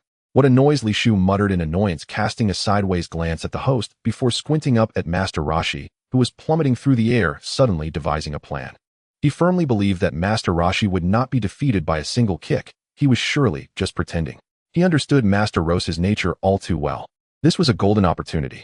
Li Shu lacked full confidence in defeating Master Roshi. After all, there was over a 20-point gap in their combat power, and Master Roshi possessed centuries more combat experience, being a grandmaster renowned as the god of martial arts. If it came down to a serious fight, regardless of winning or losing, it would undoubtedly be a fierce battle, and he would certainly take many hits. He had grown tired of the pain, and the likelihood of losing was high. The current situation was quite favorable. Master Roshi had been careless and was sent flying by his kick, giving him a significant advantage. He had to seize this rare opportunity. He would follow up, taking down Master Roshi without allowing him to exert his full strength. Li Shu's mind raced as he quickly formulated a plan, clutching a pair of strawberry-patterned underwear in his palm. Master Roshi, who had not yet mastered flight, had only one option to avoid falling out of bounds. As Master Roshi was about to fall out of bounds, while everyone thought he would lose, he brought his hands together in a flower shape, pulling them back to his waist. A blue light gathered in the palms of his hands, forming a glowing sphere. "Came, hey ma!" Master Roshi shouted, hoping to use the thrust of the Kamehameha to alter his descent. "Now's my chance." Li Shu seized the moment and suddenly flung the strawberry underwear from his palm. "What?" Master Rose's momentum immediately faltered, his eyes involuntarily turning to look. At the same time, Li Shu grinned and also brought his hands together in a flower shape, pulling them back to his waist as blue energy rapidly gathered in his palms. "Came. Haim. Huh." With his charge complete, Li Shu aimed at Master Roshi and thrust his hands forward. A torrent of blue energy surged forth. "What?" Master Roshi turned to look, his face turning pale with disbelief. He couldn't understand how Li Shu could replicate his ultimate move. He had never showcased the Kamehameha in front of Li Shu. In truth, Li Shu had completely forgotten about this technique until just now. At the moment he was struck by the Kamehameha, Master Roshi was filled with regret and frustration, sitting dazed beneath the arena. His intention was to disguise himself as Chung Long and create some difficulty for Wukong and the others, preventing them from claiming victory. Thinking they were getting too proud, he never expected to fall flat on his face. "Congratulations. You have achieved the accomplishment Master Rose's mishap. Reward charging buff achievement points 3. Charging buff increases charging speed by 10. Li Shu exclaimed in surprise, not expecting to receive an achievement reward for this, and hurriedly noted it down. The system's voice did not cease. "Congratulations. You have achieved the accomplishment 21st Martial Arts Tournament, 9 consecutive victories, reward Blessing Potion X2, achievement points 5. Congratulations. You have achieved the accomplishment 21st Martial Arts Tournament, top 4 contestants, reward Super Blessing Potion X1, achievement points 5. With 3 consecutive achievement rewards, Li Shu's achievement points reached a new height of 28. Meanwhile, the host and referee announced Li Shu's victory. Amidst the cheers from Wukong and Krillin, Li Shu returned to the resting area. "Big brother, what was that blue energy wave technique you used? It looked impressive. Could you teach me after the match?" Son Wukong asked eagerly. Of course, no problem, Li Shu replied, not refusing as it was a skill Wukong needed to master anyway. 10 minutes later, the third match between Lan Fong and Nan Wu officially began. Li Shu observed Nan Wu thoughtfully. This man, resembling a South Asian, seemed familiar. He recalled that he was from a water-scarce hometown and aimed to win the prize to improve the water situation there. This might lead to an achievement. After this match, Li Shu decided to give it a try. Just then, Master Rashi, disguised as Chung Long, approached him with a serious expression. Looking at the serious Chung Long before he could speak, Li Shu smiled and said, Master Wu Tian, I apologize for earlier. It was a victory not achieved through skill, a victory not achieved through skill. The turtle sage was momentarily speechless and said, so you realized it long ago. At this moment, Wukong and Krillin, who were watching the match with great interest, turned their heads in surprise, looking at Chung Long in disbelief upon hearing those words. At this point, the turtle sage felt no need to hide anymore and removed his disguise. Wukong, Krillin, just focus on watching the match. I need to have a private talk with Li Shu. The turtle sage took Li Shu to a secluded place side and revealed his purpose for disguising. In summary, it was to prevent Wukong from winning the championship. At such a young age, he shouldn't be too arrogant and needs certain setbacks. Li Shu, you are considerably older than Wukong and Krillin, so you should understand this principle. Since I have already failed, I hope to entrust this heavy responsibility to you. Li Shu felt overjoyed. Was this not an achievement handed to him on a silver platter? There was no reason to refuse. Regardless of whether he could defeat Wukong, he would accept the task first and figure things out as he went. After all, where there is a will, there is a way. Don't worry, Master Wu Tian, I'll take care of this. Li Shu readily agreed. The system's prompt sound arrived as expected. Achievement task triggered: victory without arrogance, defeat without discouragement. Defeat Sun Wukong Heiden in the 21st Martial Arts Tournament. Task reward: Heart of Battle. Heart of Battle. Li Shu was taken aback, following the Eye of Battle and Nose of Battle. This was yet another battle-related skill. It seemed to indeed form a set of skills. If he could gather all battle skills, he wondered if there would be any set effects or achievements. According to the system's patterns, there should be a high probability. It seems that this first place must be fought for. Li Shu thought heavily. Defeating Sun Wukong Heiden, he had little confidence, at most only a 30% chance. Despite having just defeated the stronger turtle sage, if they faced off directly, he would likely lose. Unless he used the sky dance technique to ensure he was in an invincible position, he would have a chance to defeat the turtle sage Heiden. However, at this stage, since everyone else couldn't fly, using the sky dance technique would be too underhanded. Li Shu wasn't sure if that counted as a Heiden victory, as it also fell under the category of a victory not achieved through skill. Now, with an achievement value of 28 points to be safe, Li Shu planned to consult a bit. Spending 1 point on advice was still within his means. If he could use the sky dance technique, then his chances of defeating Wukong would soar to 80%. The system soon replied, not counted. Response complete. Achievement value 2. Current achievement value 26.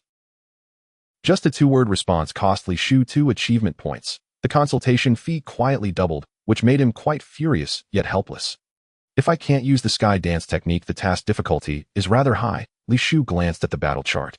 If nothing unexpected happened, his next opponent would be Krillin, followed by a final showdown with Wukong for the championship. He still had time to increase his combat power, at least to match Wukong.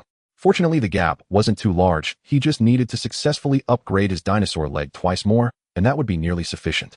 By the way, where did you learn the Kamehameha wave? The turtle sage suddenly asked. Li Shu said casually without turning red. That I learned it from watching you. Me? The turtle sage said, somewhat confused. I don't think I taught you that move. Li Shu shamelessly replied. I saw you perform it once, so I imitated your actions and learned it. It didn't seem too difficult. The turtle sage opened his mouth, but ultimately chose to remain silent.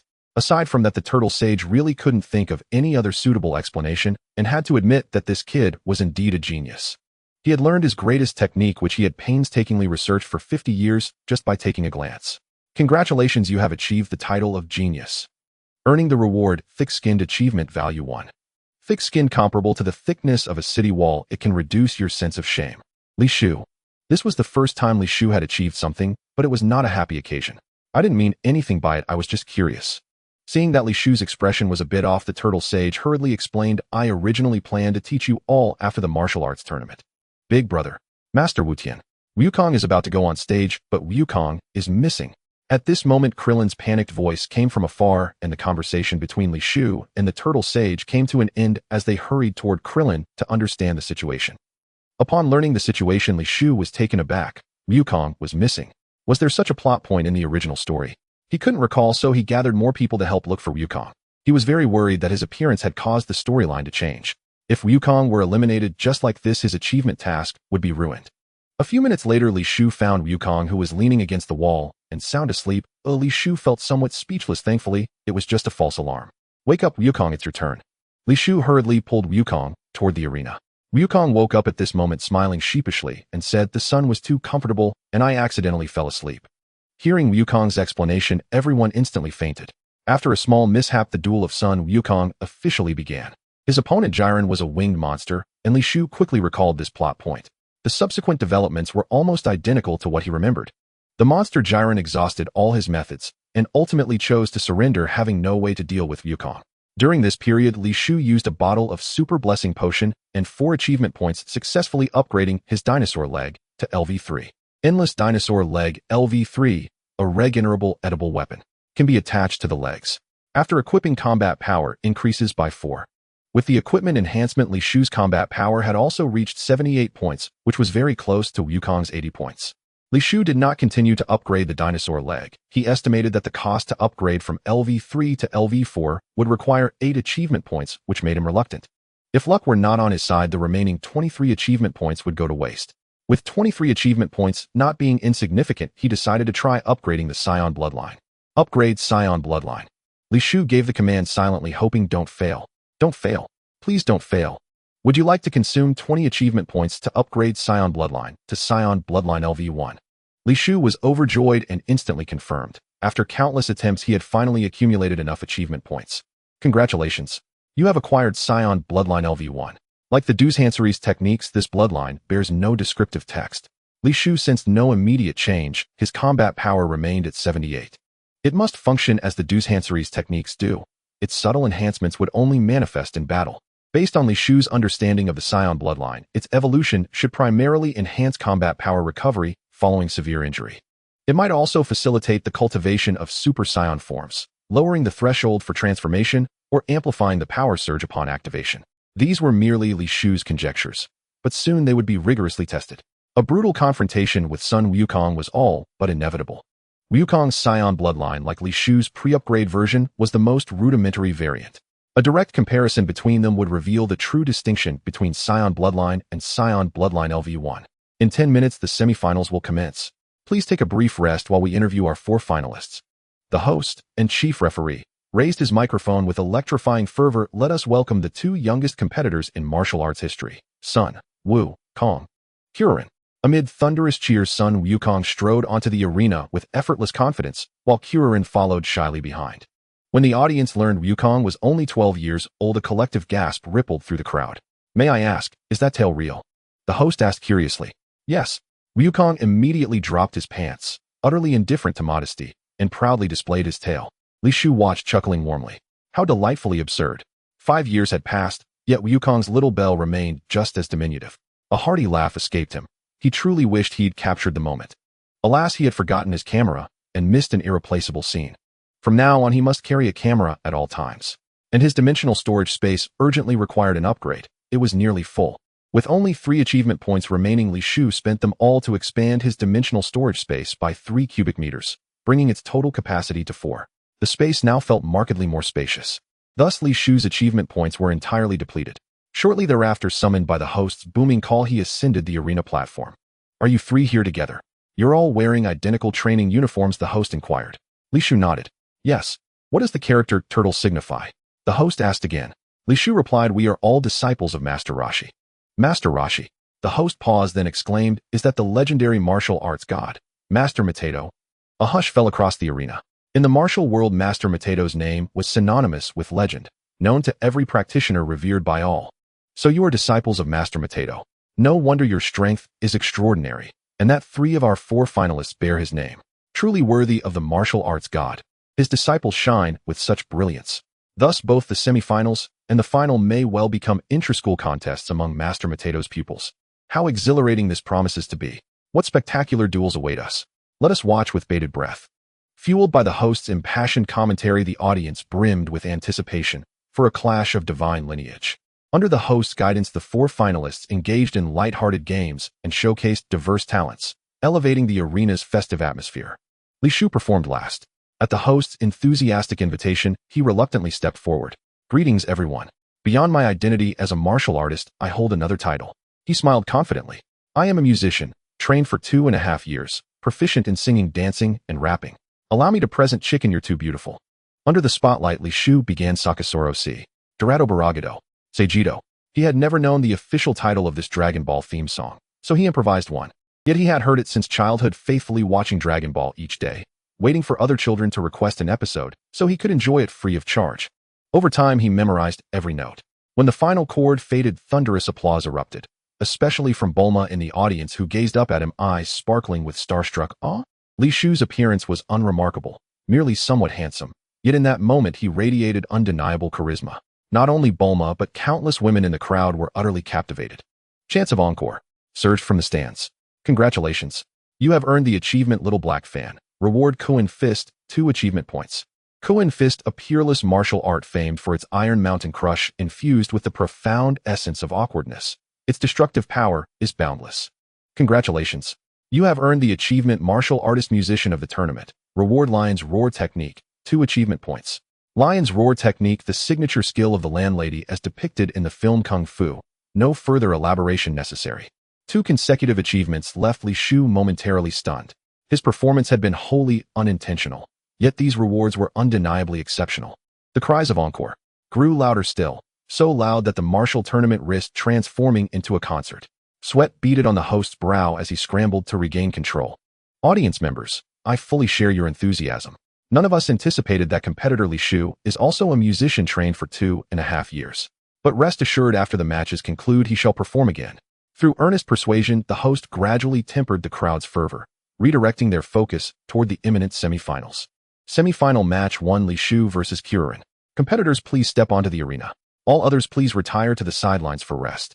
Moments later, only Li Shu and Kuririn stood facing each other on the platform. Li Shu relaxed and unhurried, Kuririn tense and poised. Match, begin. At the host's command, Kuririn seized the initiative, launching his assault without hesitation. After witnessing Li Shu's strength, Klin dared not to be careless at all. Looking at the swiftly approaching Klin, Li Shu decided to test the so-called boundless power of the Kuin Fist to see just how boundless it truly was.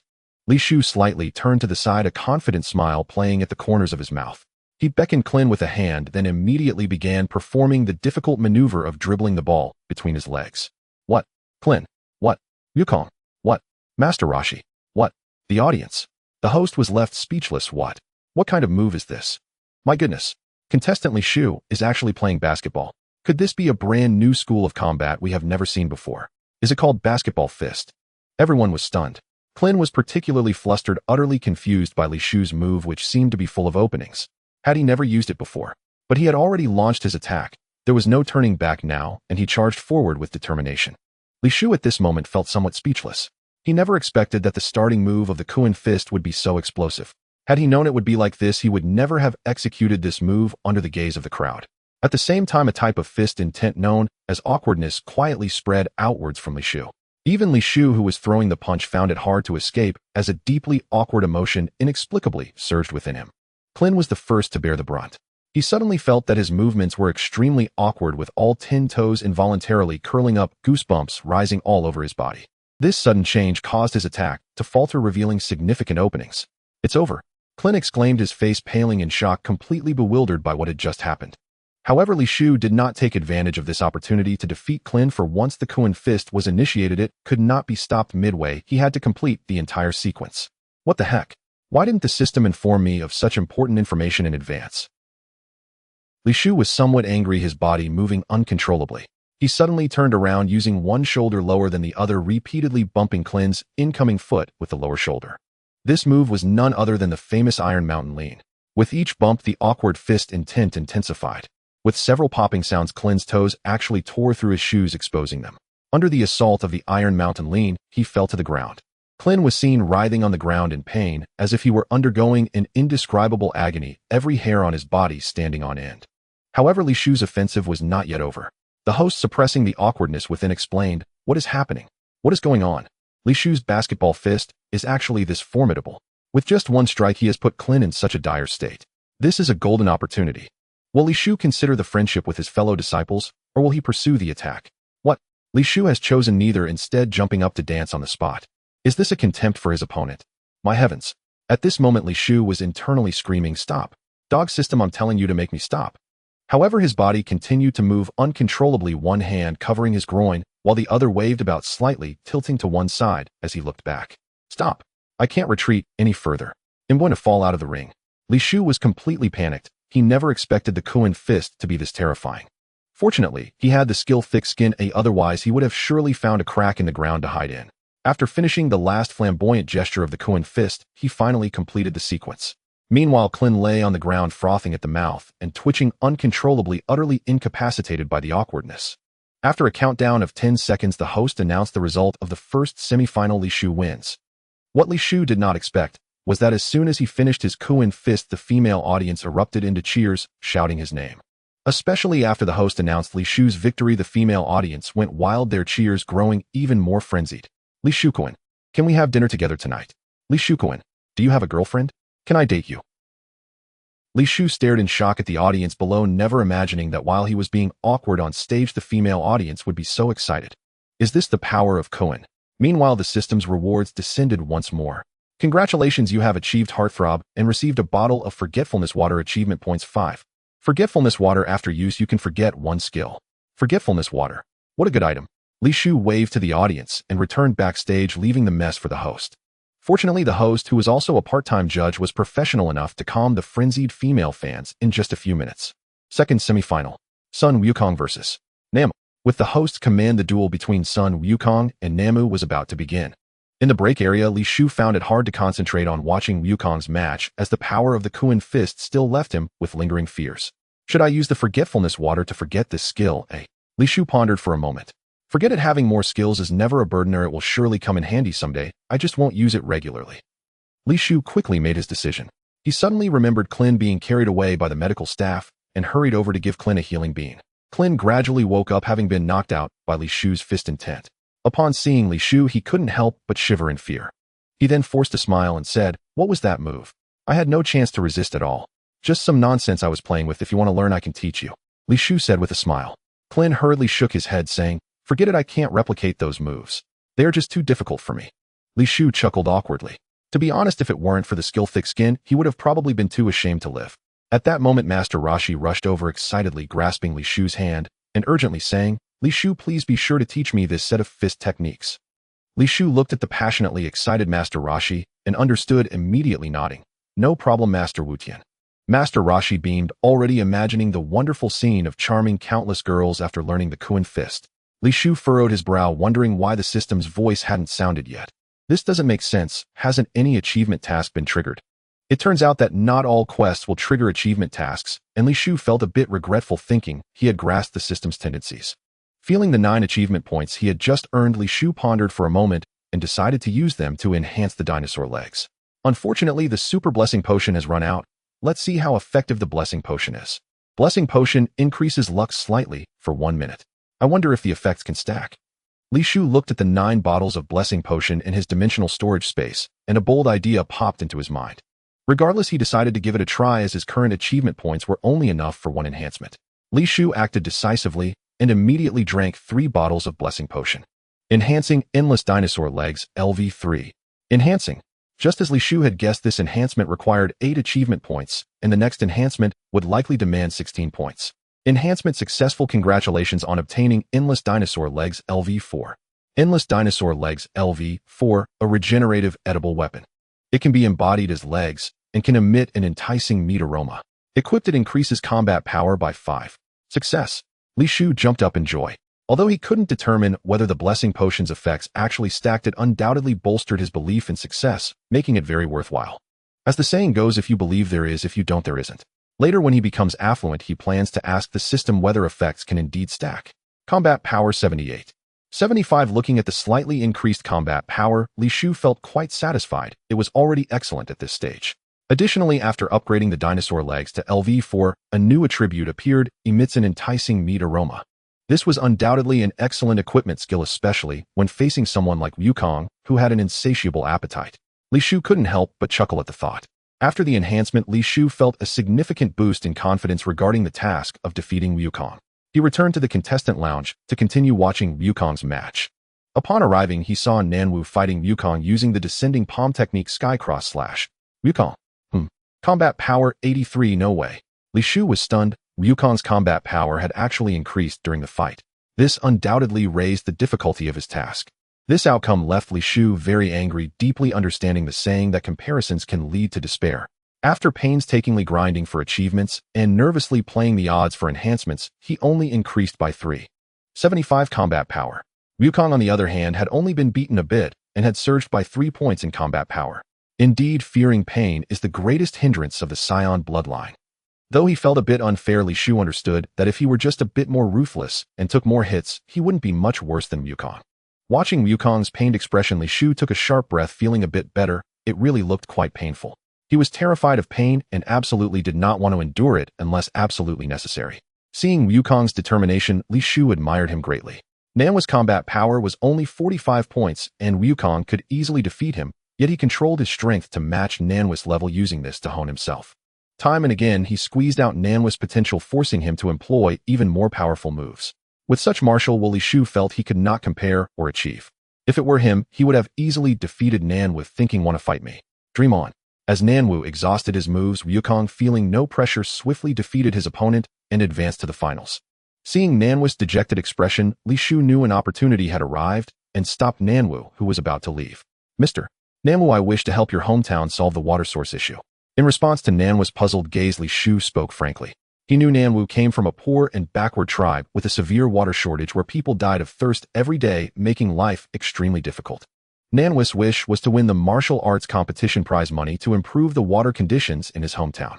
Initially somewhat dejected, Nanwu suddenly became excited. "Really? But why would you do this? Do I need to do something for you?" People have a heart of compassion. Seeing the pure and excited Nanwu, Li Shu could not remain indifferent. Even if he ultimately did not trigger an achievement task and did not receive any rewards, he was still willing to help Nanwu. This was a tremendous difficulty for Nanwu, but for Li Shu, it was merely a small effort. Why not do it? The martial arts championship prize is only 1 million. I will give you 10 million. Li Shu took out a spatial capsule and said, "The money is all in here. You can use it to buy more spatial capsules to store enough water for emergencies, and then use the remaining money to solve your hometown's water resource issue." Nan was shocked, carefully took the capsule, and asked, "Can you tell me where to buy water?" "Buy water? What water?" Li Shu was speechless. "Do you see that well over there? Just dig, it's free." "What a—" Upon hearing this, Nanwa's jaw dropped. "Mr. Nanwu, we in the Western capital have abundant water resources, so water is free and does not need to be purchased." At that moment, Master Rashi, who had appeared out of nowhere, also handed over a spatial capsule to Nanwu. "I have one too, take some water back with you." Looking at the two benefactors before him, Nanwu was filled with gratitude and thanked them profusely. Li Shu was not surprised by Master Rose's arrival, as he had helped Nanwu in the original story. "Do you need me to do something for you?"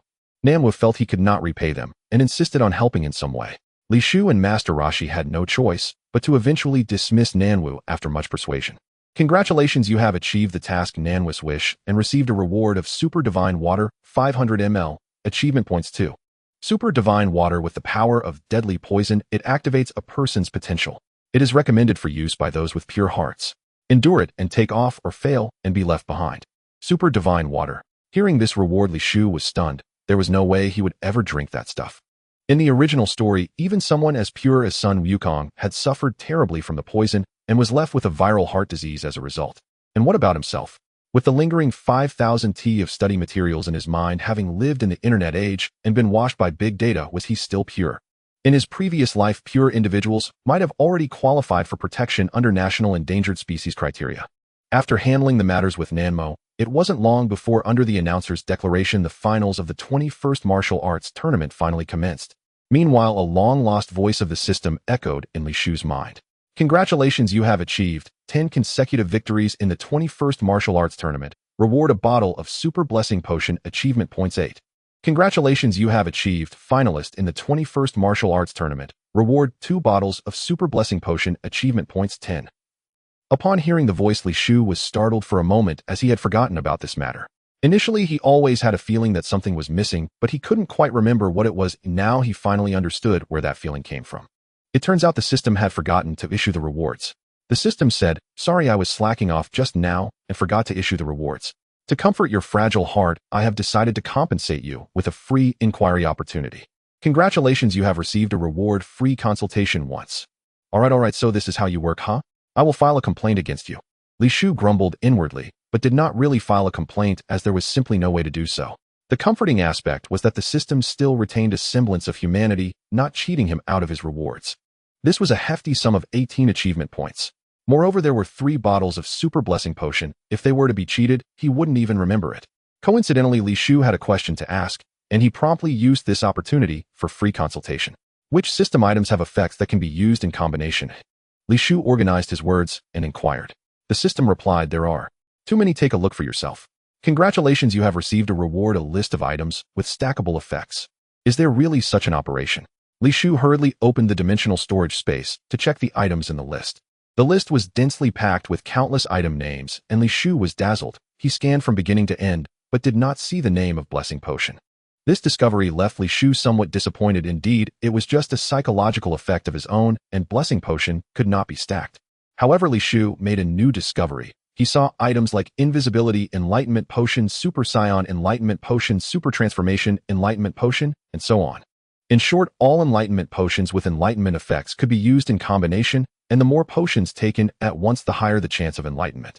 Moreover, he also discovered items with names like 99 Invisibility Enlightenment Potion, 99 Super Saiyan Enlightenment Potion, and similar items. This unexpected discovery brought Li Shu a sense of balance. It meant he could raise these enlightenment potions to a 99 success rate before using them. Combined with Blessing Potion and Super Blessing Potion, the success rate could theoretically reach 100. To be honest, the experience of enhancing the dinosaur legs made it hard for Li Shu to believe in that 99 success rate. Only 100 felt truly secure. At this moment, Li Shu's achievement points reached 19, and after some contemplation, he decided to save them.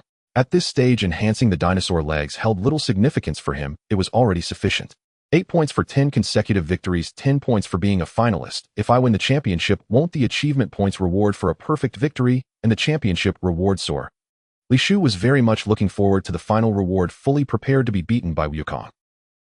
He possessed the immortal body, as long as his stamina kept up with the strong will, he was not afraid of getting hit or feeling pain and wouldn't fall out of the ring, theoretically making him unbeatable. The finals of the world's #1 martial arts tournament is about to begin. Let's welcome the contestants Li Shu and Sun Wukong to the stage. As the announcer's words fell, the female audience erupted into deafening cheers. Li Shu, Li Shu, Li Shu.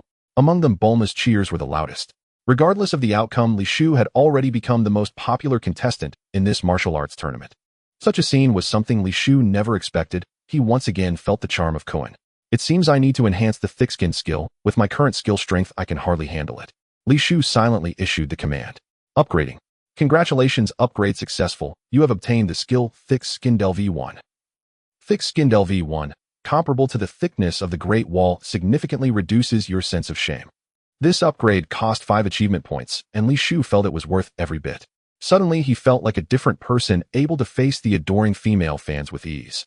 Li Shu couldn't help but give a thumbs up to the system. When it came to practicality, it was indeed the thick-skin skill that stood out. After the host said a few simple opening remarks, he announced the start of the competition.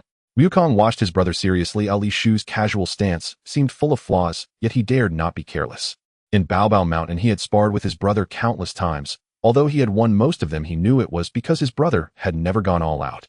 Every time he received a slight injury, he would cry out in surrender, which made Wukong feel quite unsatisfied with their matches. He held some resentment towards his brother. His brother never cared about winning or losing, always using delicious food that he couldn't refuse to erase his complaints. During training with Master Rashi, he often slacked off, disregarding everything. He would say he could protect his brother, so why should his brother work so hard? Thus, Wukong understood that his brother had no desire to become a strong fighter, and he soon came to terms with it. However, the combative Wukong really wanted to have a full-force fight with his brother. It was a wish he had cherished for many years. In such an occasion, my brother should use all his strength this time, right? Wukong was filled with fighting spirit and anticipation. He did not rashly attack. Based on his years of sparring experience with his brother, this seemingly flawed stance was in fact a trap to lure the enemy in. Wukong had once curiously asked, to which his brother replied, "The martial arts of the world are invincible, only speed is unbreakable. We must learn to wait for the opportunity to use calmness to control movement and to strike back at the right moment." This was his brother's martial arts philosophy. Wukong did not understand what it meant. He just thought his brother was too lazy. "Wukong, come at me today. I will show you my true strength." Li Shu beckoned to Wukong. He did not like to take the initiative. His strength lay in counterattacking. Just like playing rock, paper, scissors, counterattacking had always been a winning strategy. Wukong shouted, "Brother, I won't fall for that. You've said that 800 times already. Li Shu sensed trouble and continued, Wukong is your brother, how can I take the first shot? You should attack first. Wukong shouted, no, brother, you attack first. Li Shu was puzzled, why was Wukong not following the usual routine today? Normally, as soon as he said that, Wukong would charge in immediately. The announcer looked left and right. With his professional expertise, he was momentarily at a loss for how to commentate. Fine then, let's see who outlasts whom.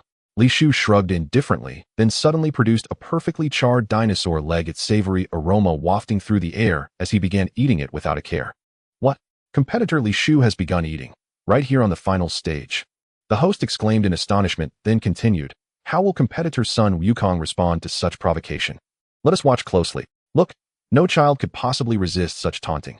Competitor son Wukong has moved. He launched his assault first. Brother, let me have a bite. Wukong shot forward like lightning, lunging to snatch the dinosaur leg from Li Shu's hand. Li Shu had anticipated this. With a swift motion, he slapped the leg against his thigh, and it vanished without a trace. Simultaneously, his left arm snapped forward in a brutal elbow strike. Yet the blow passed straight through Wukong's body. Phantom fist. Li Shu instantly grasped it. His nostrils flared faintly as a sharp primal sense of danger surged from behind him. Without hesitation, he slammed his foot into the ground and executed a flawless inverted hook kick, evading Wukong's strike while lashing out with his heel toward Wukong's back. But again, the kick struck only empty air, connecting with yet another afterimage. Double phantom fist. Li Shu showed no surprise, his momentum never faltered. He caught the scent of peril descending from above and drove both fists upward in a thunderous counter. Boom. A muffled impact echoed as their fists collided with bone-jarring force. Both men's expressions contorted in shock. Wukong cartwheeled backward several times, landing lightly and widening the distance between them. Li Shu staggered back several paces to absorb the recoil, a searing pain flaring sharply in his knuckles. SSS, ow ow ow. Li Shu hissed, frantically rubbing his hands while shouting, Wukong, hold on. Let me catch my breath. No sneak attacks. SSS, that stings. Wukong burst into hearty laughter. Brother, you're still just as sensitive to pain. Moments later, Li Shu regained his composure, frowning intently at Wukong. He resolved to shift tactics, to fight evasively, avoiding direct confrontation at all costs. Brother, I'm coming in.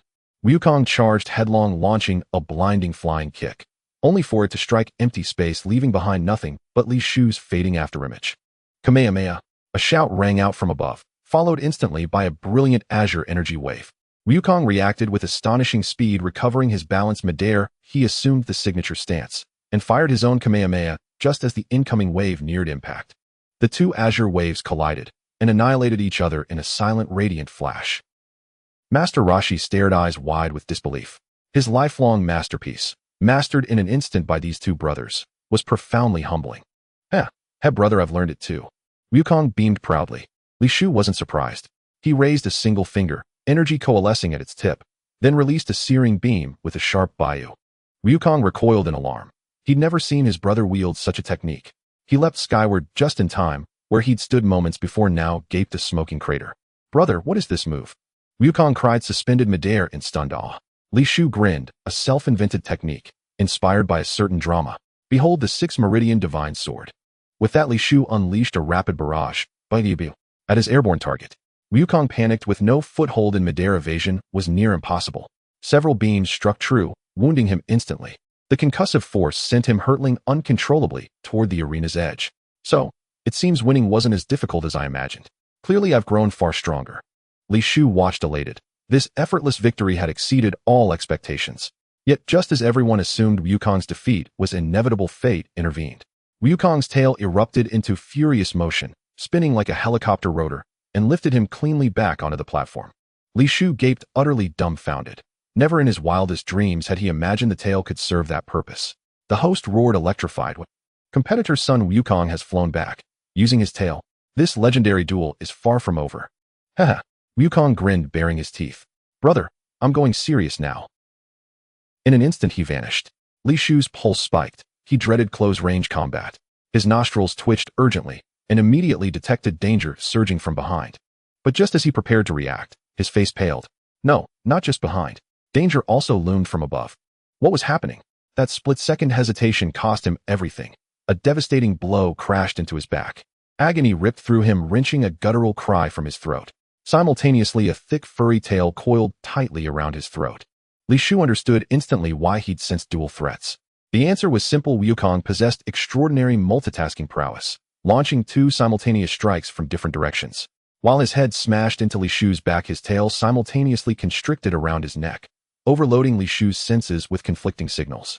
Amidst the searing pain, Li Shu felt profound admiration swell within him. Wukong's battle intuition was nothing short of awe-inspiring. He'd once believed his battle-keen nose granted him invincibility. Now he realized how naive that assumption had been. Brother, yield. Wukong tightened his tail, hoisting Li Shu clear off the ground. Oxygen-starved Li Shu's face flushed crimson as he clawed desperately at the thick, unyielding appendage. All resistance proved futile. A bitter pang rose in Li Shu's chest. He himself had urged Wukong to train his tail relentlessly, calling it their shared weakness. Thus Wukong had honed it to this astonishing degree, unleashing power beyond imagination. Referee, begin the count. Wukong turned to the stunned referee, who jolted awake and bellowed, an absolutely breathtaking duel, truly unparalleled. Competitor Li Shu is completely defenseless. If he fails to break free within 10 seconds, we must declare him defeated, for his own safety. 10, 9, 8. As the countdown echoed, female spectators erupted, refusing to watch their idol fall helplessly. Their voices soared in unison. Li Shu, fight on. Oxygen deprivation clouded Li Shu's thoughts, his consciousness slipping into disarray.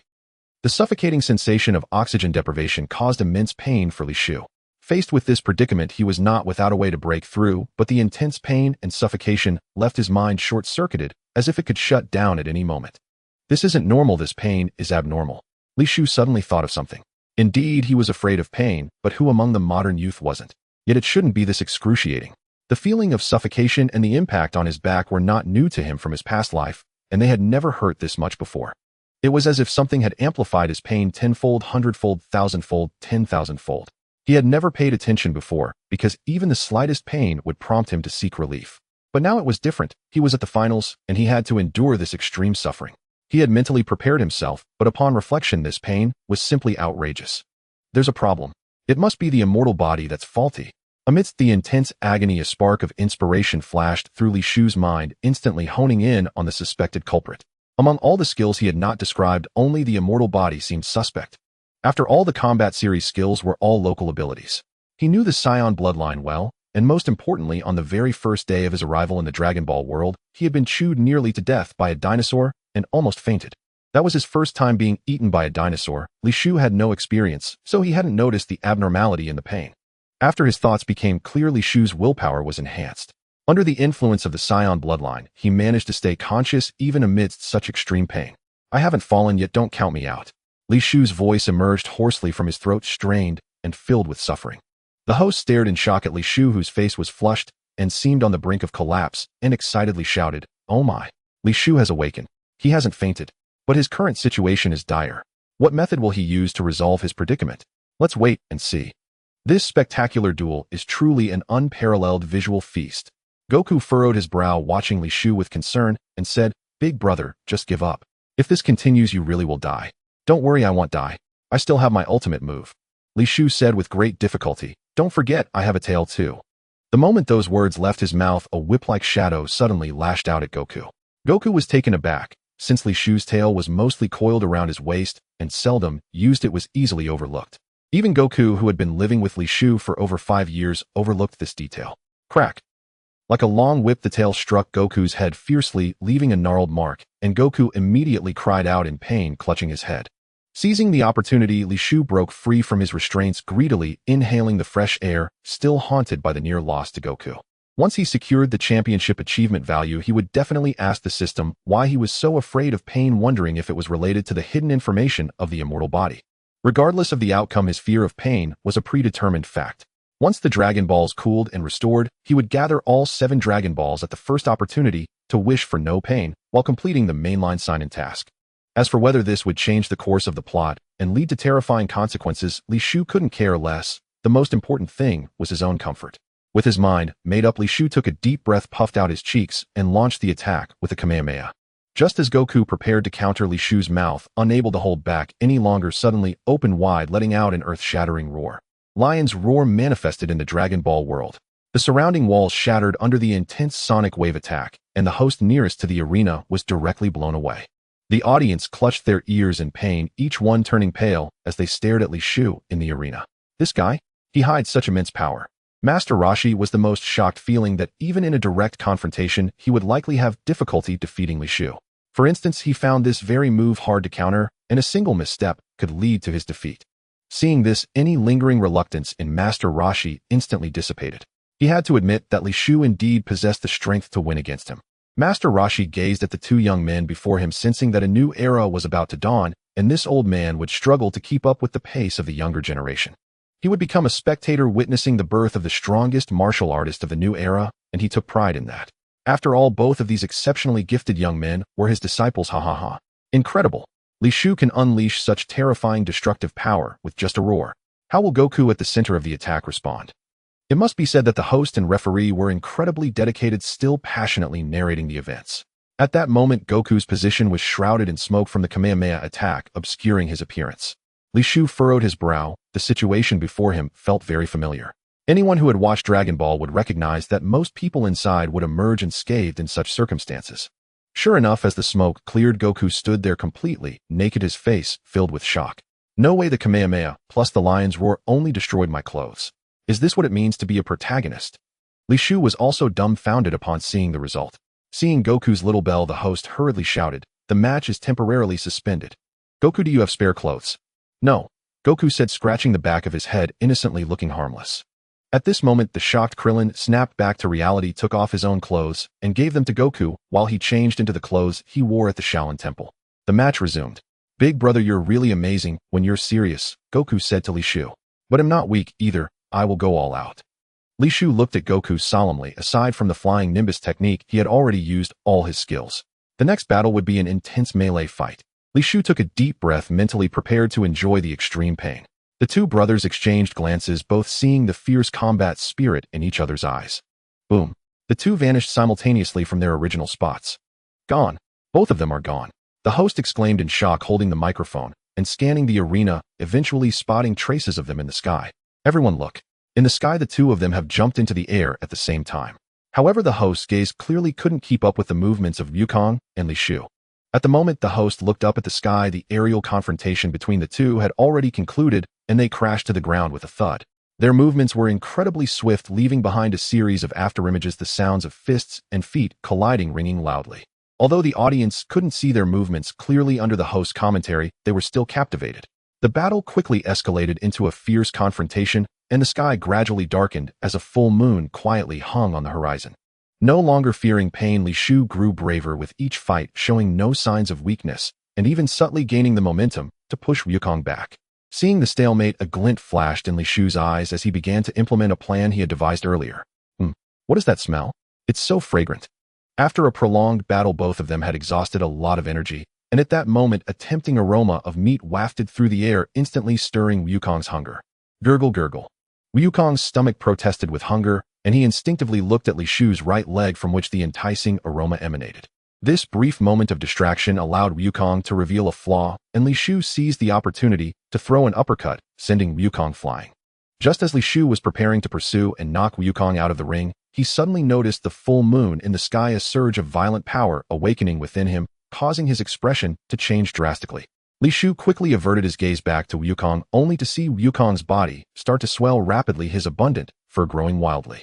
In an instant, he transformed into a terrifying and fierce giant ape, his massive form occupying half of the arena. This horrifying sight left everyone stunned. How could he even transform into a giant gorilla? The audience, looking bewildered, were left in shock. "Big brother, I thought I was going to lose. I didn't expect it to be a full moon today. Thankfully I transformed just in time." He transformed into a giant ape. Wukong spoke human words, letting out a sinister laugh. "Oh." Li Shu sighed, although he had helped Wukong maintain his sanity after transforming into a giant ape. Once the transformation occurred, unless he exhausted all his energy, suffered fatal injuries, cut off his tail, or destroyed the moon, the transformation was irreversible. In other words, neither he nor Wukong could voluntarily end the giant ape transformation. "Big brother, aren't you going to transform?" Wukong excitedly asked.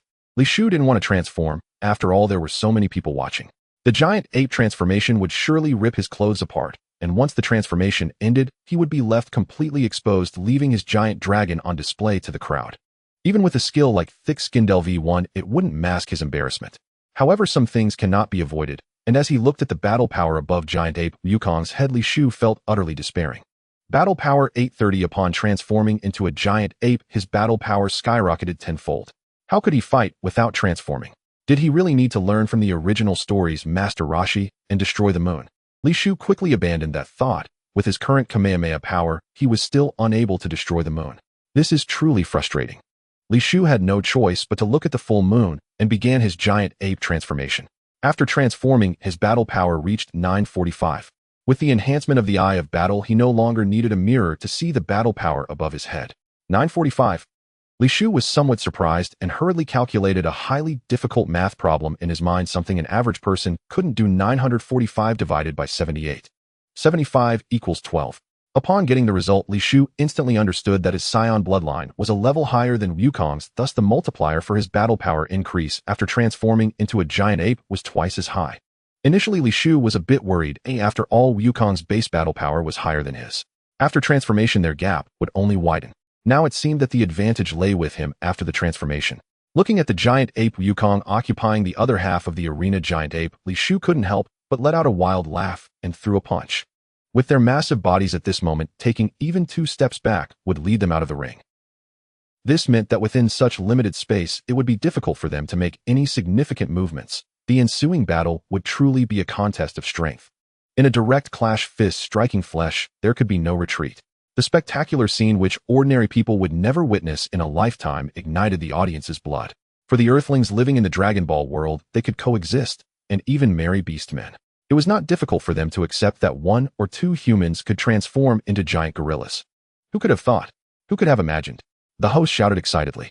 In the final of our competition, it has turned into a clash of 2 giant apes. It seems that Li Shu's transformed giant ape has the upper hand. Giant ape Wukong is being pushed back. He can't retreat any further. The contestant Wukong couldn't retreat any further. If he did, he would be out of the ring. Naturally, giant ape Wukong understood this, but the giant ape transformation of Li Shu put immense pressure on him. Whether in terms of momentum or strength, he was being overshadowed. He could even feel an inexplicable pressure flowing in his blood, causing his chi and blood circulation to be less smooth than before. If the chi and blood were not smooth, then the strength wouldn't be either. This was also the reason why giant ape Wukong showed signs of decline after a few exchanges. If Wukong and Li Shu had received equal education, they would have exclaimed bloodline suppression and used the phrase effort not matching the will to describe his current feelings. Li Shu never expected such a result. Had he known, he would have chosen to transform with his clothes bursting from the start to avoid this painful ordeal. It truly hurts. Just when Li Shu thought victory was certain, an unexpected turn of events occurred. At that moment, Li Shu finally experienced the feelings of the antagonist battling the protagonist. It was truly a roller coaster of emotions, a wave of problems after another. Just then, giant ape Wukong, who was about to be knocked out of the ring by a punch, suddenly emitted a red glow from his mouth, gathering at an astonishing speed. Roar! Wukong let out a fierce roar, and a red shockwave surged forth. With the force of this shockwave, his feet embedded firmly into the arena, preventing him from falling out. This red shockwave struck directly at Li Shu's face, nearly knocking his head off. Amidst the intense pain and impact, Li Shu fell backward stiffly. He's down. Li Shu, the gigantic ape, is down. Is the match about to conclude? I'm utterly astounded. Li Shu panicked inwardly. Certain victory had seemed assured, yet now at this final moment defeat loomed. Such a colossal form, once toppled, would inevitably crash beyond the arena's boundary. Even attempting to brace himself with both hands would force his palms past its edge. Trapped and helpless, Li Shu gazed wistfully at the full moon hanging high in the night sky. Suddenly, inspiration struck. A breakthrough flashed across his mind, and his eyes blazed with newfound brilliance. Just as all spectators assumed Li Shu's defeat was inevitable, he let out a sharp cry of anguish and severed his own tail. His massive body instantly began to shrink. Yet under the effect of his immortal body, the severed tail reattached itself in an instant, and his shrunken frame surged outward once more. But in that fleeting moment of contraction, Li Shu thrust both hands downward, springing upright. Because his form had diminished, his palms remained firmly within the arena's confines, thus narrowly averting certain defeat. That was close. Li Shu grinned broadly, turning once more toward Wukong. The gigantic ape Wukong gaped in stunned silence, dumbfounded. He believed victory secured, only to watch his elder brother reverse fate. Let's continue. Li Shu launched another assault, this time fully prepared, determined to prevent a repeat of that narrow escape. The 2 titanic apes clashed anew. This time Li Shu stood ready, his bloodline power and raw combat prowess overwhelming Wukong, who found himself utterly outmatched in sheer physical supremacy. Though inferior in brute strength, Wukong possessed extraordinary tenacity, enduring relentlessly, holding on for nearly an hour. Only when his stamina finally collapsed did Wukong crumple beneath Li Shu's sweeping side kick, crashing to the ground with a thunderous impact, and lying motionless for a long while. Moments later, his form rapidly contracted, reverting to human shape, only to fall instantly into deep, snoring slumber. Li Shu, too, was utterly spent, his body sustained solely by sheer willpower. This battle had drained every last ounce of his strength. That final kick, though ferocious in appearance, carried little actual force. Yet for Wukong, equally exhausted, it proved the final crushing straw. In other words, had Wukong delivered that final blow, instead Li Shu would have been the one lying prone. The champion of the finals, Li Shu. The announcer roared with exhilaration. Li Shu glanced at the still ebullient host and felt genuine admiration. Truly the greatest announcer in the Dragon Ball universe, maintaining such fervor even now. With the host's proclamation and the system's chime echoing simultaneously, the contest reached its definitive conclusion. Li Shu exhaled deeply, then collapsed limply onto the floor, surrendering instantly to profound sleep. He was utterly, completely exhausted, too weary even to register pain. The system's reward announcement. He couldn't be bothered to listen. All he craved was rest, deep, unbroken slumber. Eyes closed, then opened again. One full day had passed. Li Shu's first sight was a pair of dazzling, beautiful eyes gazing at him with open adoration. Bulma. Li Shu blinked, bewildered. What on earth was that expression? He swore he harbored not a single improper thought toward Bulma. He held Prince Vegeta in the highest regard after all. In time, he would surely become close friends with Vegeta. As the ancient saying goes, a friend's wife must never be coveted. He was above all a principled transmigrator. Li Shu, you're finally awake. Bulma blinked, her large, sparkling eyes beaming with delight.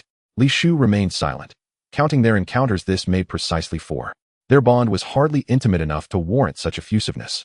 Bulma's effortless familiarity left him slightly flustered, until he recalled her well-known penchant for good looks and relaxed. After all, he was undeniably a touch handsome. Add to that his undeniable stage presence, the irresistible charisma he exuded, and winning Bulma's heart became entirely plausible. Yet just as this thought crossed his mind, a sudden realization jolted him. He frantically scanned his own body, and his expression darkened instantly. Why am I wearing women's clothing? Li Shu demanded, voice low and grave. Oh dear, Bulma replied, cheeks faintly flushed. You and Wukong were both unclothed after the match. I only had dresses on hand, so I improvised. You dressed me? Li Shu asked, stunned. Yes, Bulma admitted sheepishly. Where's Master Roshi? Li Shu fumbled awkwardly with the pleated skirt, utterly ill-fitting, leaving him uncomfortably exposed. They're dining at the restaurant, Bulma answered. Just kidding, she burst out laughing. It was old pervert Master Roshi who changed you. How could a young lady possibly do such a thing?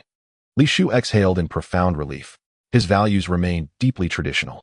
If his most private anatomy had been seen by a woman, how could he ever face others, or find love, again? Could you buy me some men's clothes? He asked hesitantly. Already prepared. Go ahead and change. I'll wait outside. With that, Bulma placed a set of men's attire on the bedside table and slipped quietly out the door. Watching her graceful silhouette vanish, Li Shu sighed inwardly. Her affection for him was unmistakable. To be fair, Bulma was undeniably stunning. Beautiful features and exquisite figure, exactly his type.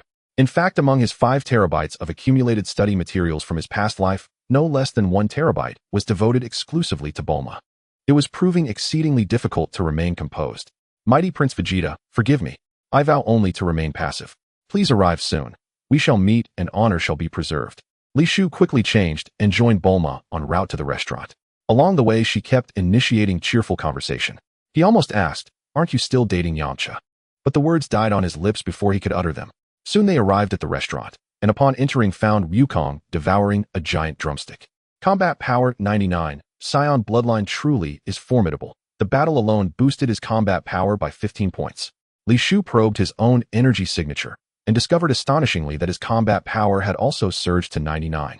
His increase exceeded Wukong's by roughly 6 points, indirectly confirming his hypothesis regarding Saiyan bloodline ascension tiers. Big brother, come eat. Everything's delicious. Wukong called out eagerly, utterly unburdened by the outcome of their final match. Li Shu smiled and nodded. He was ravenous. Without hesitation, he plunged into the feast. Under the combined onslaught of these 2 prodigious eaters, the restaurant owner and staff were left utterly paralyzed, nearly terrified into incontinence. That single table consumed every ingredient the kitchen had prepared for the entire day, and yet, both men still looked hungry, unsatisfied, yearning for more.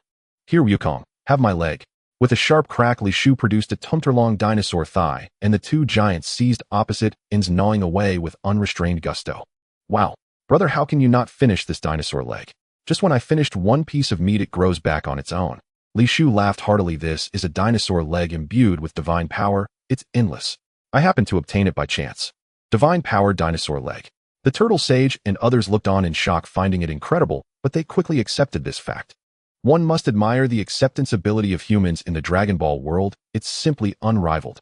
After everyone was full and satisfied, the turtle sage asked Li Shu, the champion, to treat them, and naturally Li Shu didn't hesitate as his finances were still quite good. Wasn't it just a meal costing 500,000? He could afford it. However, Bulma paid the bill first, which left Li Shu, who was deeply influenced by dining culture in his past life, feeling quite embarrassed. But when he glanced at those around him, he found that everyone else didn't seem to feel that way, so he let it go. He prepared to say a few words, but swallowed them back. At Bulma's enthusiastic invitation, everyone agreed to celebrate a bit. At that moment, Li Shu realized that Bulma seemed to be quite wealthy. This.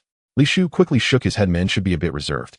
On the way to the karaoke, he opened the system in the car to check the champion rewards. The series of reward notifications shocked Li Shu deeply. Congratulations, you have achieved the accomplishment of 21st Martial Arts Tournament, 10 consecutive victories, reward 1 bottle of Super Blessing Potion, achievement points 10. Congratulations, you have achieved the accomplishment of 21st Martial Arts Tournament Champion, reward 1 bottle of Super Saiyan Enlightenment Potion, achievement points 15.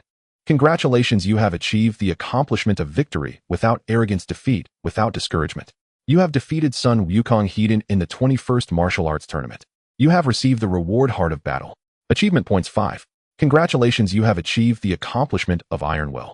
Under the 100-fold pain of a mortal body, you managed to fight for such a long time, which is commendable. You have received the reward Soul of Battle. Achievement points 5. Congratulations, you have achieved the accomplishment of What's Pain. Under the 100-fold pain of a mortal body, you managed to not care about the pain, which is admirable. You have received the reward Super Painkiller 1 bottle. Achievement points 5. Congratulations, you have achieved the accomplishment of Narrow Victory, reward 1 bottle of Spirit Communication Potion, achievement points 5. Congratulations, you have achieved the accomplishment of first time defeating Sun Wukong, head-on, reward Moon Creation Technique, achievement points 5. Congratulations, you have achieved the accomplishment of Unrestrained, a thrilling battle always brings immense benefits. You have received the reward Inverse Field, achievement points 5. So, many rewards.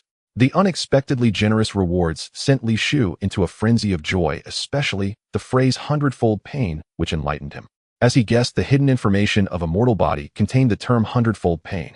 This was also the root of his fear of pain, but thankfully, knowing the reason, as long as the level of a mortal body increases, this 100-fold pain should gradually decrease, right? Now Li Shu's achievement points had reached an all-time high of 58 points. Among them, 55 points were earned from this wave of accomplishments, which was simply exhilarating.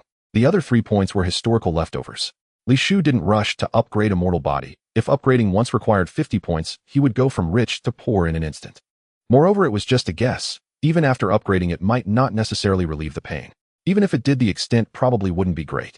Is there a difference between 100-fold pain and 99-fold pain? Clearly not. He couldn't even feel the difference. It would be better to directly ask the system, economical and efficient. Li Shu looked at the extra new items in the dimensional storage space. Super Painkiller, taking 1 can eliminate pain for 5 minutes. Spirit Communication Potion, after application it can endow items with spirituality. Super Saiyan Enlightenment Potion, after consumption there is a small probability of enlightenment of Super Saiyan form. What great items! All are great items. Li Shu was thrilled again, especially this Super Painkiller, which contained exactly 30 pills. Good thing I didn't rashly upgrade a mortal body, or it would have been a terrible loss. Looking at that bottle of Super Painkiller, Li Shu felt as if he had found a treasure. The function of Spirit Communication Potion that endows spirituality is vaguely described. What will happen after it is endowed with spirituality? Will it be able to speak human language? After pondering for a moment, Li Shu decided to use Spirit Communication Potion on the endless dinosaur leg LV, for perhaps it would yield unexpected results.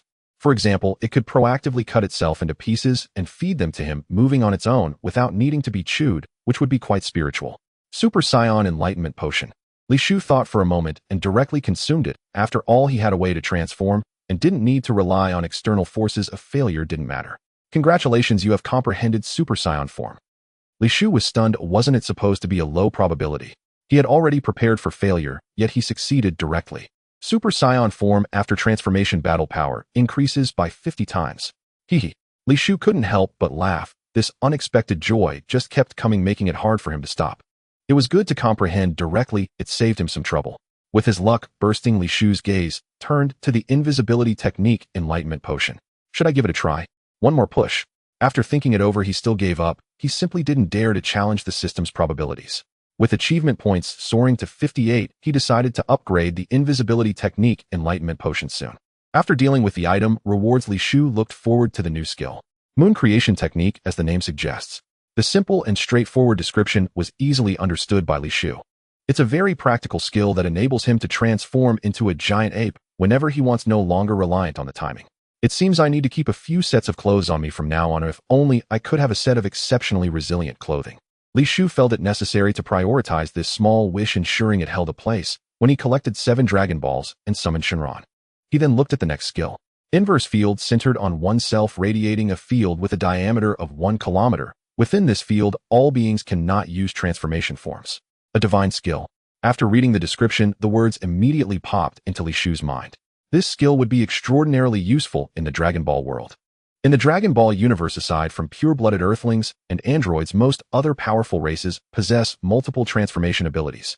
Each form multiplies combat power exponentially, dramatically, astonishingly, rivaling even the Saiyans in sheer might. Among the formidable foes looming in the near future, Frieza, Cell, Majin Buu. Not one lacks mastery over 2 or 3 distinct transformation states. I wonder, does this restriction apply to the skills caster as well? Li Shu pondered, concluding it likely did. All beings were probably barred equally from transformation. Otherwise, this reversal domain would be utterly absurd. The truth, however, remained unconfirmed, and verification would require a discrete opportunity. Should he retain his ability to transform within the domain, it would mark an unprecedented world-defying anomaly.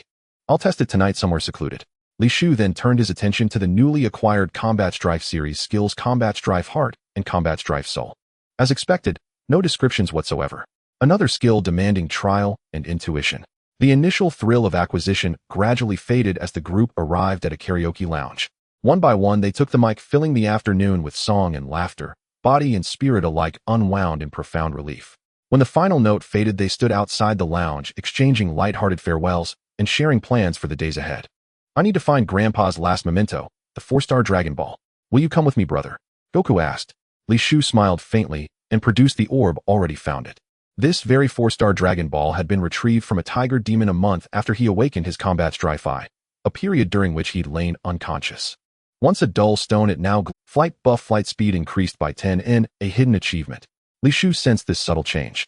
The last time he had unlocked a hidden achievement was at Nobita Kuma's Yakitori shop, where he helped tame the legendary dinosaur Goku, earning him a vial of invisibility technique enlightenment elixir, which he still hadn't dared to use. Now, having acquired another hidden achievement, Li Shu faintly sensed a pattern emerging between the two. Goku the dinosaur did not exist in the original canon. He appeared solely through my accidental discovery. In teaching Sun Wukong the flight art ahead of schedule altered the original narrative trajectory. Thus, the method to trigger hidden achievements becomes unmistakably clear. In Method 1, interact with characters absent from the original story and raise their affinity. Success is probabilistic. Method 2, actively deviate from canonical plot developments. And after jotting both principles down in his small notebook, Li Shu retrieved his Dragon Ball radar, glanced at it, then soared into the sky towards Sun Wukong, calling out, "It's time to go, Wukong." Red Ribbon Army Headquarters, Command Center. N. Report, Supreme Commander. The Dragon Ball radar has detected a new signal. N.O. A short, middle-aged man reclined lazily in his executive chair, a pipe clenched between his teeth, a black eye patch covering his right eye, one leg casually crossed over the other as he asked, amused, "From which direction?" Report, Commander. The signal originates near Papaya Island and is rapidly approaching our Misruta branch. The vessel's flight speed is exceptionally high. Papaya Island.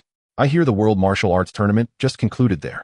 Colonel Shura, his crimson hair blazing, wore a condescending smirk. He continued analytically, "This Dragon Ball most likely arrived with participants from across the nation, and now with the tournament over, they're returning home." Misruta. Then the bearer must be a martial artist from the northern regions. And Shura's smirk deepened, laced with playful disdain. I find these martial artists fascinating.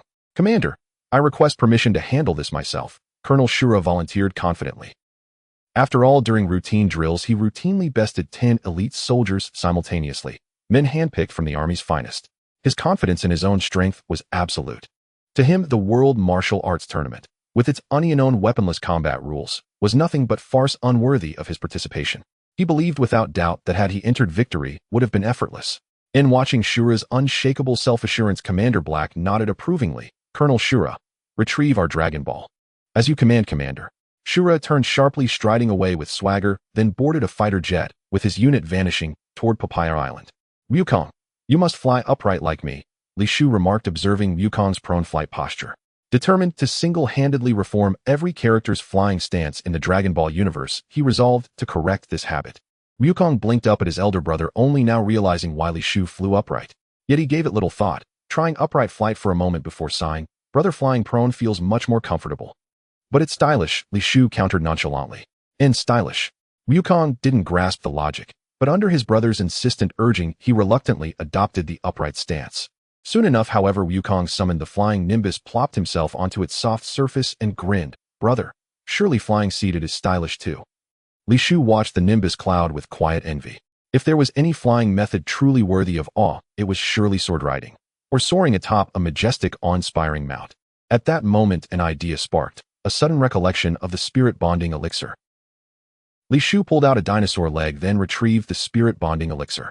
Under Wukong's curious gaze, he evenly coated the leg with the shimmering liquid. Ding! Congratulations, you have successfully forged a spirit bond.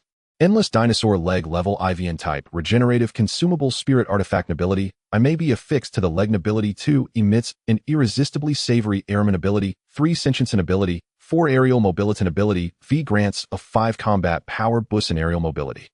Sentience. Li Shu erupted in ecstatic delight. While aerial mobility was self-explanatory, the term sentience left him momentarily baffled. It was maddeningly vague, yet he felt no disappointment, only exhilaration. Vagueness, he realized, was auspicious. The more ambiguous the description, the greater its latent potential, and the higher its ceiling. As Li Shu pondered, Wukong lunged forward and bit into the dinosaur leg. The scent was simply too intoxicating to resist. What neither anticipated occurred: the leg twitched, evading Wukong's bite entirely. In that instant, Li Shu sensed a ripple of emotion emanating from the leg, as if it whispered, I refuse to be eaten. Is this sentience? This is astonishingly sentient. Li Shu gasped, yet he wasn't satisfied. His ultimate goal remained unchanged: leg-mounted flight. He needed to test whether the leg's aerial mobility could truly bear him aloft. Brother, your dinosaur leg is possessed. It's fully cooked, and yet it moves on its own. Wukong rubbed his jaw, easing the sting of a missed bite, eyes wide with astonishment. Hey, Li Shu burst into hearty laughter. Wukong, watch closely. I'll show you something truly stylish. Wukong instantly widened, his eyes riveted. Li Shu tossed the dinosaur leg skyward, then silently willed, see that yellow cloud beside us. When the time comes, carry me aloft, just as that cloud does. Aloud he murmured a single word: go. Miraculously, the leg responded to his intent, zipping instantly beneath his feet. This is sentience. Incredible. Li Shu roared inwardly. Sword riding. I ride legs.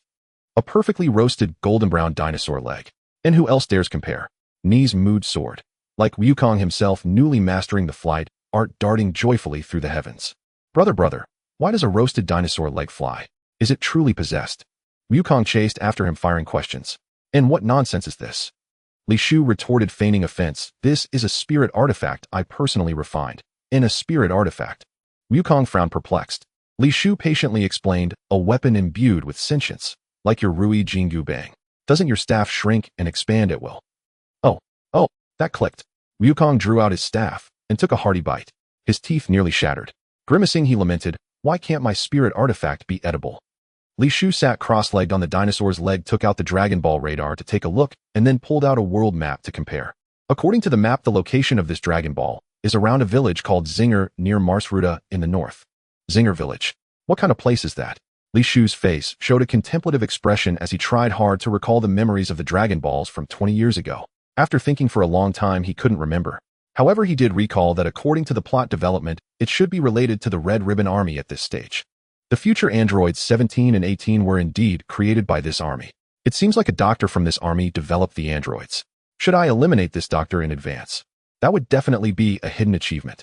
Li Shu fell into deep thought again, but soon dismissed the idea, realizing that it would bury all the achievements related to Android 17 and Android 18, making it not worth the loss. Another Dragon Ball signal has appeared. Looking at the new signal on the Dragon Ball radar, it was not far from their location, just near a small town close to the wilderness. Goku, turn around, a new Dragon Ball signal has appeared over there. Meanwhile, not far from Li Shu and the others, Colonel Saluba was sitting in a fighter jet listening to the instructions from the wireless communication. Colonel Saluba, the Dragon Ball radar has detected a new signal, and we found that the previous signal we were tracking is also heading that way. The commander has ordered you to bring back these 2 Dragon Balls. Understood, don't worry, I will ensure the mission is completed. Colonel Saluba smiled confidently. In the wilderness town, Li Shu and Goku found an unoccupied area to land following the Dragon Ball signal towards their target. This is the place. Li Shu stood at the entrance of a grocery store, glancing again at the signal on the Dragon Ball radar to confirm. At that moment, the grocery store owner came out and greeted them warmly. Sir, what do you need? Li Shu glanced and realized he was just a weak fighter with a power level of 5 and straightforwardly asked, have you seen a yellow ball? Inside the ball there are several small red stars. Since the Dragon Ball radar indicated it was here, the Dragon Ball must be here. If the owner is willing to sell, that would be delightful. If he plays tricks, then it would be a solo joy for him. He would use some extreme means because he was determined to obtain the Dragon Ball. Are you talking about the Dragon Ball? The owner thought for a moment, seeming to recall something, and smilingly asked back, oh, you know about the Dragon Balls?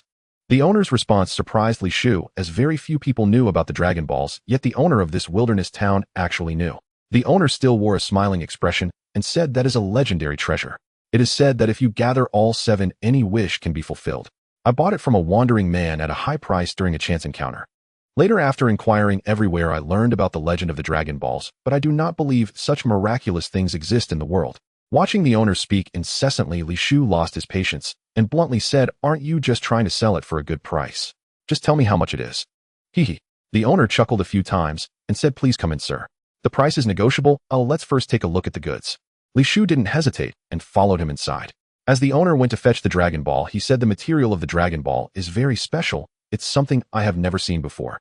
Even without the legendary story, it is still an extraordinary treasure, which is why I bought it. Originally, I didn't want to sell it. I bought it just to collect. Since you are here for it, I will have to part with it. After saying that, the owner came over holding a beautiful box and presented it to Li Shu. Li Shu took the box and opened it, his eyes instantly brightening, but soon a strange expression appeared on his face. At this moment, Goku also curiously looked over and exclaimed, big brother, it's really a Dragon Ball, and it's the 4-star ball. The 4-star ball. Goku immediately reacted and muttered, how can there be 2 4-star balls? Li Shu had a strange look on his face and took out the Dragon Ball again to confirm it indeed indicated it was here. How could there be 2 4-star balls? But soon Li Shu noticed something was off. This 4-star ball was very light, and the luster on it did not appear very bright. Upon careful inspection, the texture also felt wrong, like polished glass. Most importantly, the 4-star ball he possessed was definitely real. It was impossible for 2 identical Dragon Balls to exist among the 7. This means that the 4-star ball in front of him is definitely fake, yet the Dragon Ball radar clearly showed there was a Dragon Ball here. What went wrong? Thinking of this, Li Shu's eyes narrowed slightly, and he asked nonchalantly, owner, how much? The owner also heard Goku's muttering. At first he was a bit worried and had prepared his explanations, but upon hearing the other party say this, he immediately smiled and said 5,000. That was how much I paid for it, not a penny more. 5,000. So cheap. Without saying a word, Li Shu took out 5,000 and handed it over. The owner was taken aback, feeling a bit regretful in his heart. He realized he had asked for too little and should have asked for more. But now it was too late for him to raise the price. He could only pretend to be reluctant and painfully sold it to Li Shu. However, after Li Shu received the ball, a smile appeared on his face as he asked, owner, there's a rule where I come from. If it's fake, I get 10 times the compensation. I wonder if you have such a rule here. Oh. The owner was startled suddenly, having a bad premonition, and hurriedly said, sir, we don't have such a rule here. We are not responsible once you leave the counter. Is that so? Li Shu sighed and asked again, do you have any more Dragon Balls? I'll take them all at the same price of 5,000 each. Take them all. Upon hearing this, a hint of greed flashed in the owner's eyes, but was quickly suppressed by reason. He realized that this person was not easy to deal with and just wanted to get rid of him quickly. So he smiled wryly and said, sir, I only received this one by chance. There are really no more. Why not try looking elsewhere? Owner, I advise you not to be ungrateful. If I say you have it, then you have it. Li Shu's gaze turned cold as he slammed the fake Dragon Ball on the ground, causing it to shatter into pieces, and said with a side glance, are you going to take it out yourself, or should I beat you up a few times before you do? Li Shu's sudden action startled both the boss and Wukong. Wukong, not the sharpest tool in the shed, exclaimed at the shattered Dragon Ball on the ground, Grandpa. Wukong, stop calling me Grandpa. There can only be one 4-star ball, and his is fake. He's deceiving us. Li Shu said, his gaze sharp as he fixed it on the boss without turning around. At the same time, he tossed the real 4-star ball to Wukong, saying, "The real Dragon Balls emit light when they sense other Dragon Balls nearby, which means there must be other Dragon Balls here." This statement was directed at both Wukong and the boss. Wukong recalled the last time he collected Dragon Balls. They indeed reacted this way when in proximity to others. At this point, Wukong finally realized they had been fooled. He glared at the boss with an angry expression and exclaimed, "You're despicable. The prize for being the runner-up in the martial arts tournament was only 500,000, and you made me lose it all." Indeed, that 500,000 was Wukong's money. The boss looked at the sparkling 4-star ball in Wukong's hand and was instantly dumbfounded, thinking that if he had known, he should have given them another Dragon Ball. Wait a minute. The boss suddenly had a flash of inspiration and shouted angrily, "I am also a victim. I need to find that damned vagrant right now." Saying this, the boss pulled out a handgun and angrily attempted to walk out. Hearing the boss' explanation, Wukong's anger immediately dissipated, and he stared at the boss in disbelief. "Is that true? Then take us to find that vagrant quickly." Li Shu sighed, covering his forehead in exasperation, genuinely moved to tears by Wukong's naivety. Just when Li Shu was about to stop the boss and give him a good lesson, the door swung open from the outside. A group of fully armed soldiers rushed in, aiming their guns at them, led by a red-haired man with a proud expression. The boss was startled by this scene. His legs went weak, and he staggered backward. Compared to these fully armed soldiers, the two people behind him looked much cuter. "Oh, there are 3 people." Colonel Zaluba twisted his neck and scrutinized the 3 of them, asking, "Where are the Dragon Balls?" "Combat power 20. Li Shu glanced at the red-haired man. That 20 points of combat power gave him immense reassurance, as this was someone who couldn't even beat Yamcha. As for those soldiers, they were all weaklings not worth worrying about. "It's with him." The boss instantly sold out Li Shu and quickly distanced himself, fearing being implicated. Li Shu let out a cold laugh and pointed out, "He has one too." Don't say nonsense. It's not me." The boss hurriedly shook his head, not caring about anything else in this situation. Nothing was more important than his life. He quickly added, "All my Dragon Balls are fake. If you don't believe me, I can show you." Saying this, the boss hurriedly climbed up the shelf, grabbed a wooden box, and opened it in front of everyone. Wukong's eyes widened in shock as he stared at the scene before him. The box was filled with Dragon Balls ranging from 1-star to 7-star, and there were several sets. Li Shu took a glance and knew at once that all the Dragon Balls in that box were indeed fake. None of them had the Dragon Ball's sensing ability. Colonel Zaluba's mouth twitched, and he immediately commanded, "You go check it out." "Yes, Colonel." A soldier stepped out of the ranks and began to check each one. "Report, Colonel, they are all ordinary glass balls." Colonel Zaluba's expression turned cold as he said, "First control this person. He must have the real Dragon Balls here." The boss panicked, instantly explaining incessantly, but no one listened to him. This only infuriated the soldiers further, and one of them knocked him unconscious with the butt of his gun, shouting, "What a nuisance."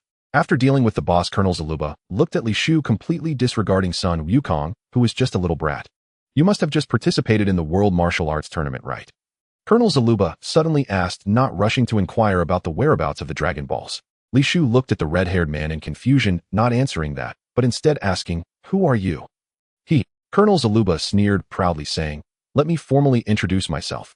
I am Colonel Zaluba, commander of the Silver Team of the Red Satin Corps." Li Shu chuckled lightly, "So it's a little punk." "What did you say?" Colonel Zaluba was immediately furious. They were known as the most evil legion in the world, and he was the commander of the Silver Team. How could he be mocked like this? "Are you hard of hearing? I know a famous ear doctor. Oh, would you like me to introduce you? You should get your ears checked first before coming back to be a little punk," Li Shu said dismissively, already trying to gain some achievements from the situation. One of the rules of gaining achievements is that the greater the emotional fluctuation, the higher the probability of obtaining achievements. This was Li Shu's summary and experience over this period. Colonel Zaluba was enraged. Since becoming the commander of the Silver Team, no one had dared to speak to him like this except for his superiors. He swore he would shred this guy before him. "What place did you get in the martial arts tournament?" Colonel Zaluba asked coldly, suppressing his anger. "Champion," Li Shu replied with a smile, showing no sign of taking his opponent seriously. "No wonder you are so arrogant," Colonel Zaluba said with murderous intent in his eyes. "Just a bunch of martial artists who have never killed anyone. I am a one-man army in the military now. Let me show you what a true powerhouse is." With that, Colonel Zaluba ripped off his military coat and threw a punch at Li Shu. Ding! Triggered the timed achievement task. There are people beyond people. Please break Zaluba's confidence within 30 seconds. Task reward: holographic Dragon Ball radar. Li Shu's eyes suddenly brightened. His guess was once again validated. Emotions were indeed the key to triggering achievements. Breaking his confidence within 30 seconds, huh? The task's content made Li Shu feel the difficulty. Defeating his opponent was easy, but how to break his confidence? Time was tight, and Li Shu fell into deep thought contemplating strategies while ignoring Zaluba's attack. Arrogant. Li Shu's dismissive attitude infuriated Colonel Zaluba. That someone would ignore his attack was the greatest provocation to him. Colonel Zaruba was left speechless, staring incredulously at the man before him.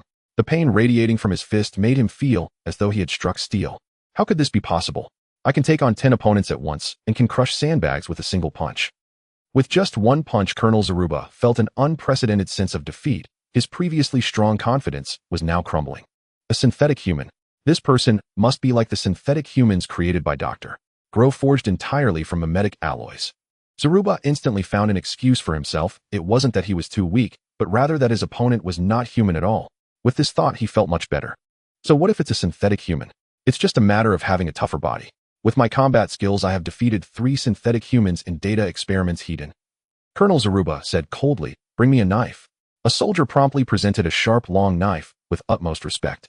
This long knife is also made of alloy. Let's see if your body is tougher or if my knife is sharper.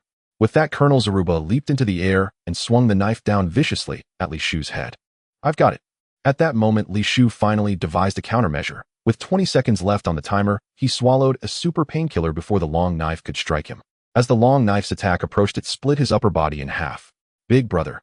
Wukong shouted in terror, a surge of intense anger rising within him as he prepared to charge at Zaruba. At that moment, Li Shu's voice came from the mouth of his bisected head. Wukong, don't panic. I just want to show him that a flesh and blood body can rival steel. Such a bizarre scene left everyone present dumbfounded. Colonel Zaruba's jaw dropped, his eyes bulged in disbelief at the reality before him. The clearly visible organs, even after being split in two, continued to quiver, yet shockingly not a single drop of blood flowed out. Li Shu now and Tu have smiled eerily and casually swatted the stunned Colonel Zaruba away. He then pulled the long knife out from his body and with a casual flick lodged it in Colonel Zaruba's pants, nearly scaring him into wetting himself, turning his face pale with fright. Meanwhile, thanks to the effects of the undying body, Li Shu's bisected upper body returned to normal, showing no signs of abnormality. Taking on 10 at once.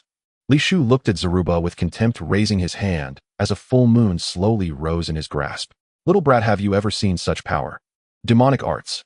Colonel Zaruba was stunned, his fragile psyche once again shaken, an unknown terror causing his body to tremble. Fire! Fire now!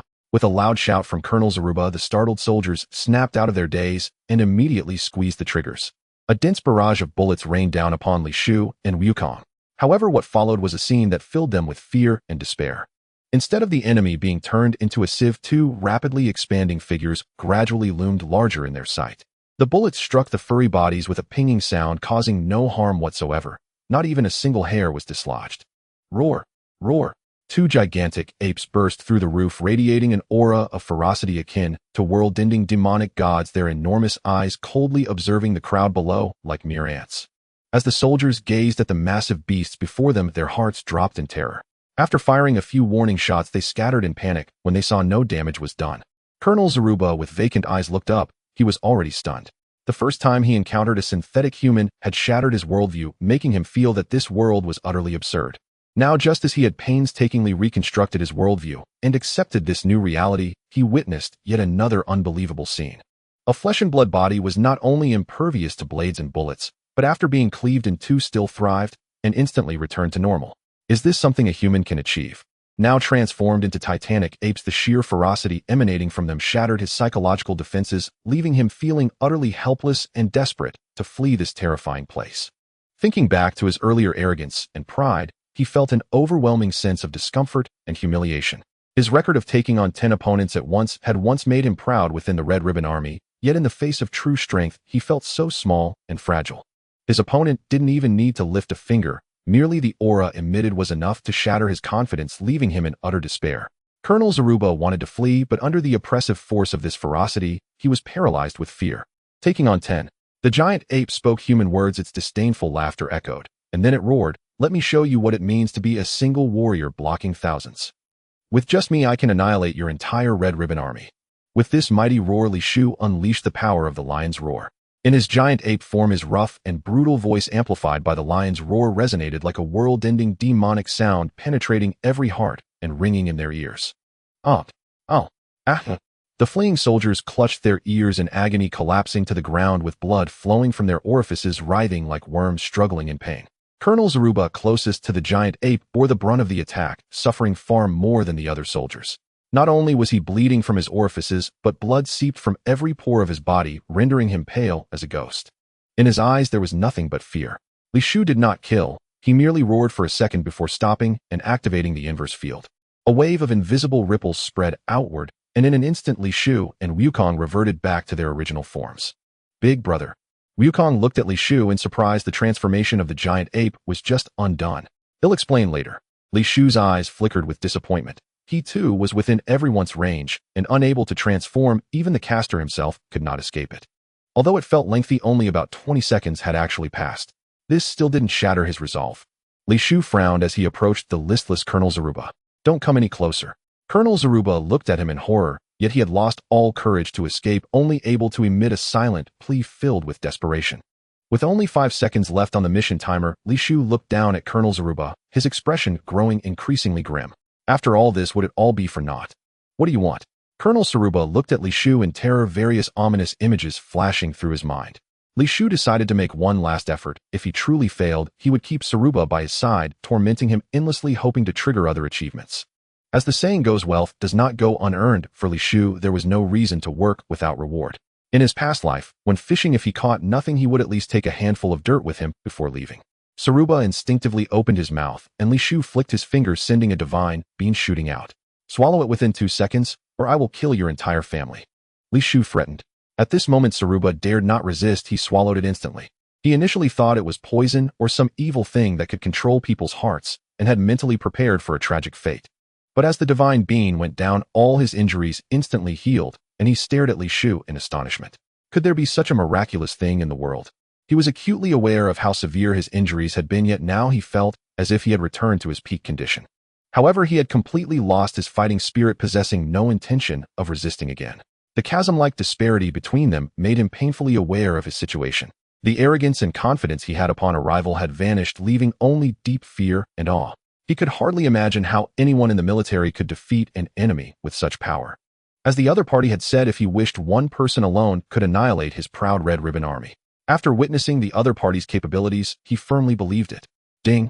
Congratulations, you have completed the timed achievement task. There is always someone better, and receive the reward holographic Dragon Ball radar achievement points 10. Li Shu's frown immediately relaxed, and a radiant smile appeared on his face. The doubled achievement points reward for the timed achievement task was delightful. His achievement points had now reached a staggering 74. If Sun Wukong could capture a full-time caretaker like Piccolo with a divine being, how hard could it be for Li Shu to capture Colonel Zaruba? The 10 achievement points made Li Shu feel quite pleased, and he found Colonel Zaruba more agreeable. Why did you save me? Looking at Li Shu, who was beaming in the sunlight, Colonel Zaruba felt a bit dazed. His inquiry unconsciously softened. Li Shu reined in his smile and looked at him coldly, saying, I just want you to go back and report. Keep the collected Dragon Balls safe, and I will come to retrieve them in 7 days. I will bring them back. Colonel Zaruba nodded seriously, summoning a jet from his universal capsule and flying away. Ding! Triggered a timed side mission to sign in. 7 days later, go to the headquarters of the Red Ribbon Army to complete the sign-in. Mission reward: Universal Enhancement Box. Universal Enhancement Box. There is an extremely slim chance that the items within will receive an enhancement. It can be used once daily. Notice if the mission fails, the reward will permanently disappear. Li Shu was quite speechless. This thing seemed useful, but the odds were as disappointing as a chicken rib. With a 99 success rate being so terrifying, what would the experience of having such a slim chance be like? However, since it was free, it was still worth a try. It's a pity it's not an achievement task, so there were no achievement points as a reward, but it's still not bad. Who knows, maybe one day I'll hit the jackpot and succeed once, saving myself some achievement points. Li Shu was happily contemplating this when Wukong walked over holding a glowing Dragon Ball, a 6-star ball. Li Shu glanced at the still unconscious boss and curiously asked, Where did you find it? Wukong pointed at the window and smiled. It was just in the bird's nest under the window. I happened to see it when I transformed into a giant ape. After putting away the Dragon Ball, Li Shu woke the boss up. Looking at the azure sky above and the ruins of the house, the boss trembled and asked, Where is my house? It was destroyed by that group of people just now. Please focus on me and don't worry about the details, alright? The key issue now is that you sold me counterfeit goods and I demand compensation. Li Shu patted the boss' chubby face and said earnestly, Compensation. The boss broke down, sitting on the ground and crying, in this state, how can I compensate? Li Shu shook his head, saying, I don't care if that's your issue. It is now your fault for selling counterfeit goods. I am the victim. You either present a genuine Dragon Ball or pay me 10 times the counterfeit price, 5 million. If you refuse to pay, I will make sure you do until you comply. You choose. Upon hearing this, the boss stopped pretending. His crying abruptly ceased as he looked around and asked, "What about that group of people just now? They didn't find the Dragon Ball after demolishing your house, so they left," Li Shu replied casually. The boss stood up from the ground, dusted himself off, and put on a meaningful smile, saying, "So it's just the two of you now?" "Yeah," Li Shu responded, equally meaningfully looking at the boss. "Let's forget it, big brother. The boss is quite pitiful." At that moment, the kind-hearted Wukong said, "Just return the 500 to us, as that is the money I worked hard to earn." All right, I'll get the money now." The boss reached for his waist, suddenly pulling out a handgun and shooting at Li Shu and Wukong. Li Shu let the bullets hit him and looked at Wukong, asking, "Do you still think he's pitiful now?" Wukong was stunned for a moment, then angrily glared at the boss. "You want to kill us?" The boss looked at the two in horror. The bullets in the gun had run out, yet he kept pulling the trigger, sweating profusely. "You're truly despicable." Wukong charged forward in fury and beat the boss into a pulp to vent his anger. Li Shu slowly walked to the boss, who was slumped on the ground, and coldly asked, "Everyone must pay for their actions. Are you willing to compensate now?" "I will compensate. Please don't hit me anymore." Tears of regret flowed from the boss's swollen eyes. "Very well," Li Shu nodded in satisfaction. "In addition to the 5 million for the tenfold counterfeit compensation, there are also the shock fees, emotional distress fees, and medical fees caused by you shooting at us, totaling 10 million. Do you have any objections?"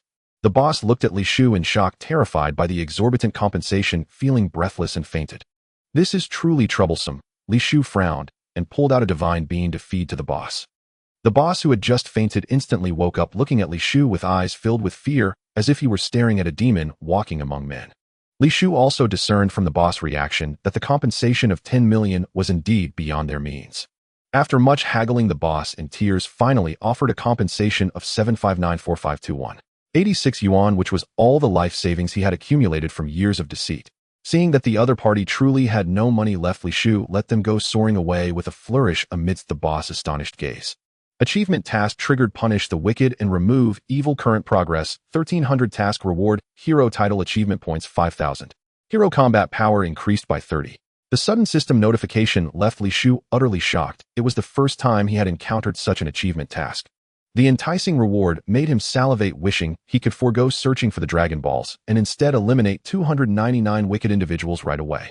He had never seen so many achievement points, an impressive total of 5,000. In 5 exhausting years, he had only gained a few hundred points. And as for the attributes of the hero title, what man could withstand such a temptation? He must obtain it. No rush, no rush. The two are not mutually exclusive. There are plenty of wicked individuals in the Red Ribbon Army. This unexpected delight truly startled Li Shu. It was the richest reward he had ever seen. The system was being unusually generous this time. He had to complete this task, and the most evil army in the world must be eradicated. Li Shu, feeling pleased, also wanted to see what the holographic Dragon Ball radar looked like and what functions it had. Why isn't it in the storage space? Li Shu searched for a long time, but couldn't find it, and then a thought struck him: could it be a skill? Sure enough, when he opened the skill bar, the holographic Dragon Ball radar was prominently listed. Holographic Dragon Ball radar displays the exact location of Dragon Balls in high-definition holographic imagery and includes a built-in navigation system. Li Shu was intrigued as a holographic projection appeared before him, listing the locations of the remaining 5 Dragon Balls. With the powerful range of this radar, it was incomparable to the small radar made by Bulma. Li Shu curiously glanced at Goku, wondering if he couldn't see such a large holographic projection. Was it only visible to him? This was also good, as it saved him the trouble of explanations. Li Shu quickly pulled up the location of the nearest Dragon Ball, and the radar map rapidly zoomed in, revealing a clear image before him. It was a vast expanse covered in ice and snow, with a towering red spire standing majestically surrounded by scattered villages. Is that Marsruda? It seems somewhat influential. The image changed again, showing the exact location of the Dragon Ball, which was in a room at the top of Marsruda, being toyed with by a middle-aged man with a fierce appearance. The image zoomed in closer, clearly showing the Dragon Ball in the middle-aged man's hand. It was a 2-star ball.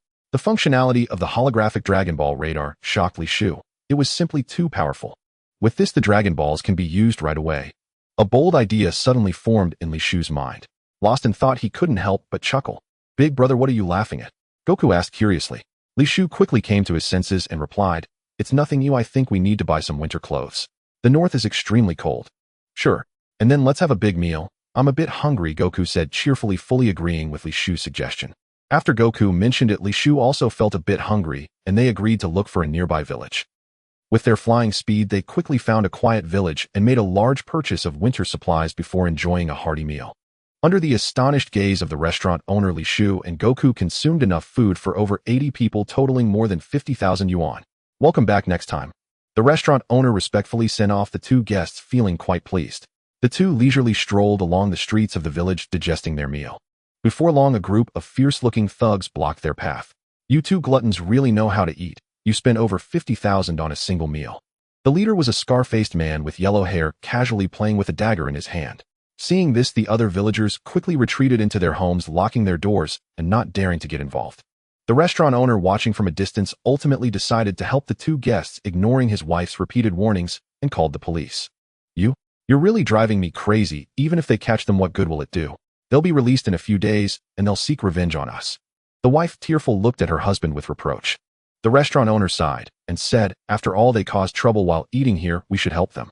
Besides, if you don't say anything and I don't say anything, who will know we called the police? Sigh.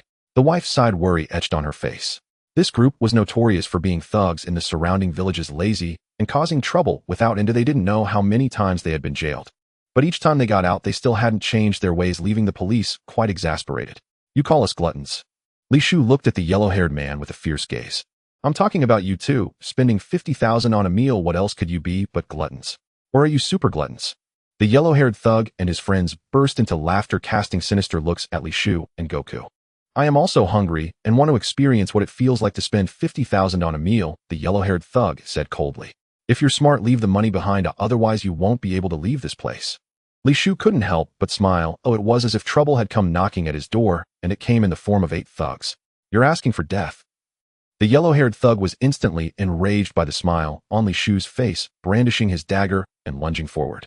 Li Shu did not dodge. The dagger struck him and produced a clanging sound like metal, failing to penetrate at all.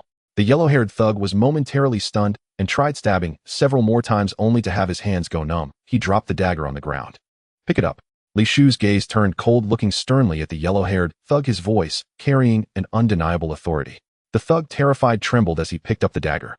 Smack! Li Shu slapped him, saying, hold it steady. The yellow-haired thug was now very frightened, casting a pleading glance at his companions behind him, only to find that the fear on their faces was not less than his own. Keep stabbing, until I am dead. Li Shu's voice was calm, yet his words sent chills down the spine. Under Li Shu's icy gaze, the blonde thug swung his dagger again, and again, his palms splitting open from the violent recoil. The remaining 7 accomplices trembled in sheer terror. They longed to flee, yet the man before them exerted such crushing pressure that their legs felt leaden, rooted to the ground, helpless witnesses. Wukong, how would you view your elder brother if you were to kill them? Li Shu suddenly asked. Wukong tilted his head, puzzled. Why would elder brother kill them? Because they are evildoers. If we spare them today, they will go on harming countless innocent souls tomorrow. Li Shu replied with solemn conviction. Wukong scratched his head, perplexed. But they haven't harmed us at all. Li Shu sighed, patiently explaining. Had we been ordinary men, wouldn't your elder brother already lie dead, pierced through by that dagger? Ah, that's true. Then yes, they are despicable. But a sound beating, to teach them never to harm others again. Surely that's enough. Wukong said, guileless and earnest. Is that truly your belief? Li Shu murmured, weariness edging his voice. Do you know how impossible it is to reform an evildoer through persuasion? The most certain method is to end them utterly, so their evil may never rise again. Wukong fell silent for a moment, then gazed up at Li Shu with wide, innocent eyes. Elder brother, if you do that, won't you become the new evildoer? Never mind. Li Shu dismissed the question with quiet exasperation, turning instead to the blonde thug. Will you continue your wickedness once you leave here? The blonde thug nodded frantically, tears and snot streaming down his face as he sobbed. Elder brother, I beg you. I truly repent. I cannot kill you. I swear, I'll never commit evil again. The other 7, equally relieved, swore oaths, fervent, desperate, and binding, vowing never to stray from virtue again. Elder brother, they've repented. Let's go, Wukong said, his smile pure and untroubled. Li Shu ignored Wukong entirely. His gaze swept over the gangsters, cold amusement flickering in his eyes. He knew their contrition was hollow, a coward's surrender, not a soul's awakening. The reason was simple: the system had issued no completion notice. These men had not reformed. They had merely calculated, weighed risk against survival, and chosen silence. Li Shu regretted bringing Wukong along. Had he acted alone, he could have eradicated them swiftly and fulfilled the mission without complication. Write down your home addresses, the names of your family members, your closest friends, Even those you secretly admire, anyone you care about, name them all. Since direct annihilation was no longer viable, Li Shu chose to fight darkness with darkness, to complete this righteous purge through fear itself. At his words, the blonde thug and his crew paled, dread twisting their features. Refused to write. Li Shu's gaze hardened. With a flick of his finger, a searing beam of energy lanced forth, piercing the blonde thug's right thigh clean through. Then let us begin with one leg per man, and proceed until every name is written. Clutching his shattered knee, the blonde thug screamed in agony, any lingering hope now obliterated. All right, but we have no pen or paper. The other 7 watched in frozen horror, one overcome by terror wet himself. Wukong frowned deeply, the first time he sensed something alien, even chilling, in his elder brother's presence. Paper and ink would teach you nothing, Li Shu sneered. His knee still bleeds, don't waste it. Right on the floor, with his blood. Still hesitating. Do you think the blood insufficient? Seeing their hesitation, Li Shu raised a finger toward a blue-haired thug and fired. The beam tore through his thigh, crimson gushed forth instantly. That single horrifying act shattered all resistance.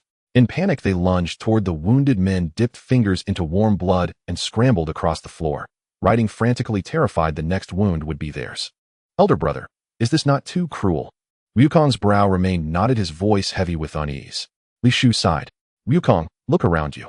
Puzzled, Wukong turned, and saw doors once tightly shut now cracked open just a sliver. Within each narrow gap stood shadowed figures peering out with cautious, watchful eyes, most wearing expressions of grim, long-awaited vindication. If my actions truly trouble you, go ask them yourself. What cruelties these men inflicted upon their neighbors. Li Shu spoke patiently. Wukong nodded and hurried off. Yet as he approached, residents recoiled, slamming doors shut once more, vanishing behind bolted wood. I only wish to know, what evils have they committed? Wukong called out from outside a doorway. Li Shu glanced briefly, then turned back, his attention fixed once more on the trembling thugs before him. Should I discover even one among you resumes his wicked ways, I will slaughter your entire families. Every last soul. Remember that well. His voice was the chill of abyssal ice, sending convulsive shudders through every man present. They cursed the day they'd crossed such a demon. The blood's running low, Li Shu muttered, raising his hand, when suddenly a green-haired thug lunged forward, knife drawn, shouting, Elder brother. We'll handle it ourselves. With venomous fury, he slashed the blonde thug's thigh, hating him so deeply he longed to carve him apart. He stabbed without mercy, aiming straight for arteries.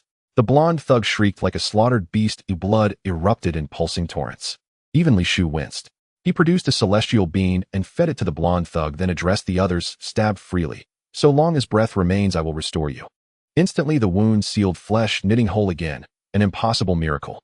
Yet no relief followed, only deeper dread, colder than before. 5 minutes later, the floor bore dense crimson script, names layered thick as autumn leaves. Li Shu lifted his camera and captured the evidence. These names, are they all true? All 8 nodded violently, eyes wide with terror. Good. Then let me ask once more, will you ever commit evil again? Li Shu's expression was granite. No, never again, they whispered, trembling in unison. Yet the system remained silent. No confirmation, no chime of completion. It seems my methods have been too gentle after all. Li Shu sighed, his gaze towards the 8 individuals growing increasingly cold. He had lost his patience and decided to directly eliminate these people, even if it created a rift between him and Wukong. He was willing to bear the consequences. At that moment, a loud siren echoed from afar. 2 police cars sped towards them, one of which executed a beautiful drift to stop right in front of Li Shu and the others, who reported the crime. A male and female officer stepped out of the police car, with the male officer holding a notepad and inquiring. The female officer scanned the surroundings, and upon seeing the blood-soaked ground and the 8 thugs, she immediately understood and waved her hand, saying, who reported, it is no longer important, these are habitual offenders, take them all back. The yellow-haired individuals sitting helplessly on the ground became excited at the sight of the police, as if they had seen their long-lost parents. Yes. We reported ourselves, please lock us up in prison. The yellow-haired one, seeing a glimmer of hope, eagerly grasped the male officer's hand, repeatedly urging him. The others were equally eager, wanting to be taken away. Ding. Achievement task, punishing evil and upholding justice. Current progress, 2300. Upon completion, rewards will be granted. Hero title, achievement points, 5000. Li Shu was momentarily taken aback. Was that it? But this progress seemed a bit off. There were 8 people, yet it only increased by 1 point. However, upon further reflection, Li Shu understood that the task was not counted by individual heads, but by events. As long as one instance of evil was resolved, it should count as completing a task. It seems I overthought it from the start. I should have just called the police right away. Li Shu couldn't help but let out a bitter laugh. At this moment, the female officer approached him, asked a few simple questions, and quickly took the 8 individuals away. After everything was settled, the restaurant owner excitedly ran out, expressing gratitude to Li Shu, saying, "Sir, you have done a great deed. Indeed, after this lesson, they should think twice before committing evil again." Another resident chimed in. "You are our hero." Residents began to emerge one after another, generously showering Li Shu with words of praise. To thank him for driving away the evildoers, they presented him with various gifts. The restaurant owner, being the most straightforward, insisted on refunding Li Shu for the meal, a staggering sum of 500,000. Wukong stood there in a daze, having learned of the evil deeds from earlier, indeed, finding them utterly detestable. He began to understand his older brother's actions. Even if his brother had killed these people, he wouldn't think his brother was wrong. Seeing Wukong's furrowed brows relaxing and his silly grin in response to the residents' praise, Li Shu's mood began to improve. After bidding farewell to the residents, Li Shu and Wukong continued their journey north towards Masruda. "Brother, are there really such wicked people in the world?" Wukong's voice was somewhat subdued, as this incident seemed to have impacted him significantly.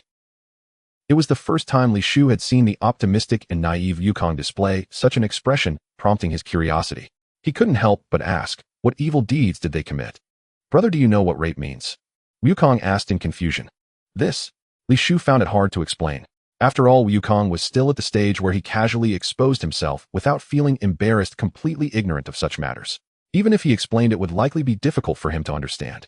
It would require a significant amount of time to provide Wukong with an enlightening education, something Li Shu was reluctant to undertake. In their era, they were self-taught. "Does brother not know either?" Wukong said, somewhat disappointed, and continued, "The residents said that group of evildoers once raped an elderly woman." Li Shu could no longer hold back, staring at Wukong in shock. Raping an elderly woman. The act brought immense trauma to the elderly woman, and she later chose to commit suicide. They also robbed a father of the money he needed to save his daughter. That little girl, unable to afford treatment, ultimately died in the hospital. Later, that father went to confront them, only to be severely humiliated, leading him to take his own life. Wukong kept talking while Li Shu quietly listened. In Wukong's narration, the misdeeds of the yellow-haired thugs seemed utterly boundless. Having lived in the age of big data, Li Shu was already quite accustomed to such evils. Aside from the rape of the elderly woman, it was simply too outrageous. Thus, upon hearing about these crimes, Li Shu felt little emotional upheaval, merely harboring some regret for having cared too much about Wukong's feelings earlier. He should have directly eliminated those scumbags. It would have been better to act decisively. Wukong, upon learning the truth, should be able to understand him right. After years of companionship, Li Shu had long regarded Wukong as a younger brother, and he was very concerned about Wukong's perception of him. "Wukong, I regret it now. Oh, I want to turn back and kill them. Would you like to join me?" Li Shu interrupted Wukong's narration, speaking earnestly. Wukong fell silent for a moment before nodding, saying, "Brother, I can't bring myself to do it, but I want to teach them a lesson myself." Li Shu smiled, noticing a subtle change in Wukong's character under his influence. Immediately, the two turned on their heels and swiftly chased after the police cars. "Wukong, they are now in the police cars. The nature of the situation has changed. Therefore, we must not reveal our identities." Li Shu looked down with a murderous aura. Wukong nodded, seeming to understand as he watched Li Shu raise his hand, a full moon slowly rising. "Transform. You attack first, and I'll handle the aftermath." Two police cars sped down the road, each transporting four criminals. In the police car driven by the female officer, the yellow-haired thug shouted, "Hey, Officer Jing, we're old acquaintances. You know that even if you take us back, it will only result in a few days' detention for causing trouble. Why not just let us go now? It saves everyone some hassle. And I want to report a crime. It was that person who attacked us. We are the victims. Hurry and call for backup to arrest that person too. He's very strong. With just the two of you, you might not be able to subdue him." "Shut up." The incessant chatter from the yellow-haired thug was becoming a nuisance for the female officer. To be honest, she was also quite helpless against these thugs. Capturing them every few days only to release them, then catch them again, she was indeed a bit annoyed and wished she could just shoot these bastards dead. But they were bound by discipline and could not act so recklessly. She kept wondering when these bastards would finally encounter someone tough and then be beaten to death. It would be truly delightful to receive a call about their demise. Jing Yuya never expected that the things she had imagined would actually happen. However, the scene before her was somewhat different from what she had envisioned. Two ferocious giant apes blocked their path. The overwhelming ferocity emanating from them silenced her as a wave of fear began to spread within her heart. "Apologies, we mean no offense. We merely wish to teach these villains a lesson." One of the giant apes spoke in human language, appearing quite polite. Jing Yuya and another male officer were so frightened that they sat in the car dumbfounded, staring at this scene. In no time, the giant ape lifted their police car, as if it were an ant, gently placing the two officers down. It then violently shook the vehicle, dumping the villains out like beans. Falling from the height, Huang Mao and others immediately screamed in pain, their bodies suffering multiple fractures. What kind of monster is this? Huang Mao and the others, equally dumbfounded, crawled towards the two stunned officers, pleading for help. Save us. Please come save us. Are you kidding? You better pray for your own well-being. The male officer set his eyes wide as he trembled uncontrollably, speaking coldly. While Jing Yuya was terrified, she was also excited watching this scene, wishing the two giant apes would stomp these scum to death immediately. The giant ape, Wukong, did not suppress the violent aura within him. Instead, he allowed a strand of it to invade his consciousness. Grabbing Huang Mao and the others who were rolling on the ground, he swung them around wildly. After a few spins, Huang Mao and the others were foaming at the mouth, convulsing uncontrollably. The giant ape, Wukong, threw them to the ground. The sound of bones shattering echoed, as they clearly had broken every bone in their bodies. He extended a finger, poking at Huang Mao and the others. Too weak. Wukong soon lost interest in them, as he was not one to bully the weak. Seeing that the giant ape did not kill these scum, a flicker of disappointment crossed Jing Yuya's eyes, even sparking some anger within her. In the end, she would still have to call an ambulance to take these scum to the hospital. But soon the other giant ape struck, shooting several green beans that flew into Huang Mao and the others' mouths. The once unconscious Huang Mao and others instantly revived. This familiar sensation made Huang Mao's pupils contract suddenly. Devil! That devil has come. Huang Mao was horrified, wanting to escape this place at all costs. Li Shu looked at this scene with a mocking expression, casually lifting Huang Mao as if he were an ant while flicking at his lower body with the other hand. The sound of cracking eggs suddenly echoed, causing all the male onlookers present to instinctively clench their legs, except for Wukong. Next, the rough voice of the giant ape, Li Shu, resonated in the air. One after another, he lifted these individuals, performing the same operation. Before long, all 8 individuals present had been rendered eunuchs, clutching their groins on the ground, wailing in pain, blood pooling everywhere. Under such harsh conditions, the risk of death during a castration operation was immense. Before long, it was unclear whether Huang Mao and the others succumbed to excessive blood loss or died from the pain, as they fell silent and ceased to breathe. Old lady, I have avenged you, Li Shu murmured before turning to leave with Wukong. Ding. Task ring: punish evil and eliminate wickedness accomplished. Current progress 3300. Upon completion, a reward of the title hero and achievement points 5000 will be granted. Looking at the 8 corpses lying on the ground, Jing Yuya's complex emotions took a long time to settle.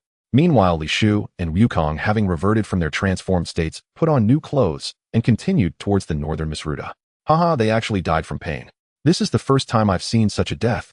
Wukong displayed a naive smile. Seeing this, Li Shu couldn't help but breathe a sigh of relief, realizing that this incident did not have any negative impact on Wukong. Surprisingly, the progress of the punish evil and eliminate wickedness task had increased again. Could it be because of avenging the old lady? This led him to think about many things and sparked new ideas on how to complete this task. After this incident, every time Li Shu passed by a village or town, he would choose to linger for a while, deliberately displaying some wealth to see if he could encounter someone faithful, allowing him to increase the progress of the punish evil and eliminate wickedness task. That whole 5000 achievement point reward was too enticing, so great that he didn't even know how to spend it properly. Headquarters of the Red Satin Brigade. Colonel Zaluba stood solemnly before the commander. What was your assurance to me before you left? The commander said with dissatisfaction. A hint of embarrassment flashed across Zaluba's face as he hurriedly replied, Report to the commander, I was overconfident, I willingly accept punishment. Punishment? The commander said mockingly. You are one of the veterans of the brigade. You know our Red Satin Brigade does not harbor useless individuals. I hope the commander can give me another chance. I have brought back important intelligence. Oh, what intelligence? They are not human. Is this the important intelligence you mentioned? The commander's expression darkened somewhat. This is just the first piece of important intelligence. The second piece is that they can transform into giant apes possessing immense destructive power. The latest weapon developed by Dr. Golo had no effect on them at all. At this point, a look of fear appeared on Colonel Zaluba's face. The commander finally showed some interest, fully aware of how powerful the weapons developed by Dr. Golo were. It can be said that the accomplishments of the Red Satin Brigade today are largely due to Dr. Golo. The firearms he developed are crucial. One could even say that the Red Satin Brigade was entirely created by Dr. Golo. The fact that you could escape from them and bring back such important intelligence means you are not so useless after all. The commander praised. However, this praise sounded so harsh and ironic in Colonel Zaluba's ears. He bitterly smiled. They let me go. They even saved my life. Saved your life and let you go back. Did they have something to tell you? The commander inquired. Indeed. Colonel Zaluba continued. That monster had a kind of magical bean in his hand. At the time, I was heavily injured and on the verge of death, but after eating that magical bean, my injuries instantly healed and my body returned to peak condition. This is the third important piece of intelligence I brought back. There are such magical beans. Looking at Colonel Zaluba, who was full of pride, the commander curled his lips and asked, "What did he ask you to convey?" Colonel Zaluba took a deep breath and solemnly said, "He said to prepare the collected Dragon Balls. He will come to retrieve them in 7 days." Hearing such arrogant remarks, the commander couldn't help but laugh heartily. Does he think our Red Ribbon Army only has firearms? To dare oppose us is simply courting death. After his mockery, the commander pondered. It seems they are also collecting Dragon Balls and are aware of their secrets. Furthermore, their Dragon Ball radar is smaller and more precise, easily portable. Colonel Zaruba glanced at the massive radar screen and said, "What? This is impossible. Our Dragon Ball radar cost us a fortune and took a lot of time to develop, yet theirs is even superior." The commander, somewhat irritated, replied, "Then let's seize their Dragon Ball radar as well. Do you have anything else to say?" Colonel Zaruba hesitated for a moment and said, "Commander, I feel we are not their match. Competing with them for the Dragon Balls is not a wise choice, I suggest." The commander cut him off, saying, "All right, you can leave now." The commander's face was full of displeasure, stopping Colonel Zaruba from continuing. Clearly, he was unwilling to listen. Colonel Zaruba wanted to say more, but since the atmosphere was off, ultimately choosing to remain silent and turned to leave. What he didn't know was that this choice to remain silent would be permanent. Just as he turned around, a gunshot rang out from behind him, and a piercing pain shot through his chest as he quickly lost consciousness. Colonel Zaruba fell to the ground in shock, and until the moment of his death, he never imagined that he would not die at the hands of that monster, but rather at the hands of his own comrades. Moreover, he died at the hands of the commander he respected the most. Still want to take credit? Still want me to give up on seizing the Dragon Balls? What a foolish waste of space. The commander waved his hand, ordering the removal of Zaruba's corpse. "Call General Blue over here." Looking at the signals on the massive Dragon Ball radar, the commander said, "Inform General White stationed at Mars Ruta of the recent intelligence." Mars Ruta is also a branch of the Red Ribbon Army commanded by General White, whose strength far surpasses that of Colonel Zaruba. Moreover, Mars Ruta is heavily fortified, guarded by androids, purple ninjas, and the formidable monster Big Fat Dragon, giving him full confidence. After receiving the orders, General White confidently replied, "Commander, rest assured, I have already found a Dragon Ball here. If they dare to come and steal it, I will ensure they come back empty-handed, delivering both the Dragon Ball radar and the Dragon Balls." The commander warned, "Colonel Zaruba has already failed and was executed by me. I hope you do not disappoint me." After hanging up on Mars Ruta's communication, General Blue was summoned. The commander recounted the previous events and then said, "Now lead your entire Blue team to Mars Ruta to secure the Dragon Balls and the Dragon Ball radar, then gather the remaining Dragon Balls." General Blue is the most powerful force within their Red Ribbon Army, and he is equally confident. Entrusting the task of collecting the Dragon Balls to General Blue gives him great assurance. General Blue, handsome in appearance, held a rose in his hand, confidently accepting this task. Meanwhile, on the other side, Li Shu sat atop a dinosaur's leg, looking utterly disappointed. Throughout this journey, he had passed through 7 towns and villages of varying sizes, yet he had not encountered a single fated person. The progress of punishing evil and promoting good still remained at 3, and the full progress of 300 seemed a distant dream. Initially, the smoothness and the series of encounters with fated individuals led him to subconsciously overlook the original difficulty of this task. Now, thinking back, to reach the full progress of 300, given that the mechanism counts by events rather than by heads, it would likely take 3 to 5 years to complete. Big brother, it's so cold. Not long after they delved into the north, even Goku's physique was struggling to withstand the harsh cold weather. Li Shu, equally cold, quickly took out 2 sets of winter clothes and changed with Goku. "Goku, this journey can be considered our training." Li Shu added, "Once we collect the Dragon Balls, Big brother plans to become a wandering hero, punishing evil and promoting good. Do you want to join me, Big brother?" A wandering hero. Is that a new form of cultivation? Goku clearly did not understand the meaning of punishing evil and being a hero. Sort of, but it doesn't significantly enhance our power. It's mainly about cultivating the mind, allowing us to have a clearer understanding of this world. Perhaps it will also yield some unexpected rewards, who knows? Li Shu took a bite of the dinosaur's leg beneath him, saying with delight, "This mount that can be eaten and used as a weapon truly makes life easier. Big brother, let me have a bite." Goku maneuvered the Nimbus cloud closer, opening his mouth to take a bite. The dinosaur leg swayed, deftly avoiding Goku's wide-open mouth, causing Goku to yell in frustration as he chased after it, making Li Shu laugh heartily. In the Mars Ruta command room, an officer reported, "General White, we have detected 2 unidentified flying objects on the surveillance footage." General White commanded, "Zoom in on the footage. Let me see if it's those 2 individuals the commander mentioned." As the surveillance footage zoomed in, everyone in the command room was taken aback. A golden cloud. What kind of flying vehicle is this? Could it be the legendary Nimbus Cloud? Wasn't that supposed to be extinct? General White recognized the Nimbus Cloud after a moment of confusion. It had originated from the north, and the legends were known to the elders living in the north. Having been stationed in the north for many years, he naturally knew of this legend.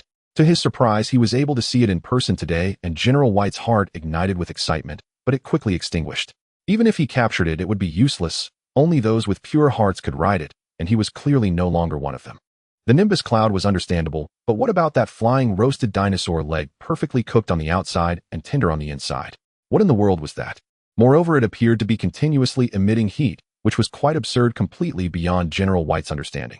In the command room, everyone who saw this scene had puzzled expressions. But that was not the main focus. They quickly shifted their attention to Li Shu and Goku. It's definitely them, one big and one small, a monster with a tail, exactly as reported from headquarters. A soldier asked, "General, should we shoot them down?" General White scoffed. "That way, Zaruba said they are not afraid of our military arms. Why do I find that so hard to believe?" Fire. With General White's command, all the cannons stationed at Mars Ruta aimed at the two distant flying targets. Open fire. Boom. Boom. The deafening sound of artillery fire reverberated, with countless powerful flashes of fire shooting into the sky.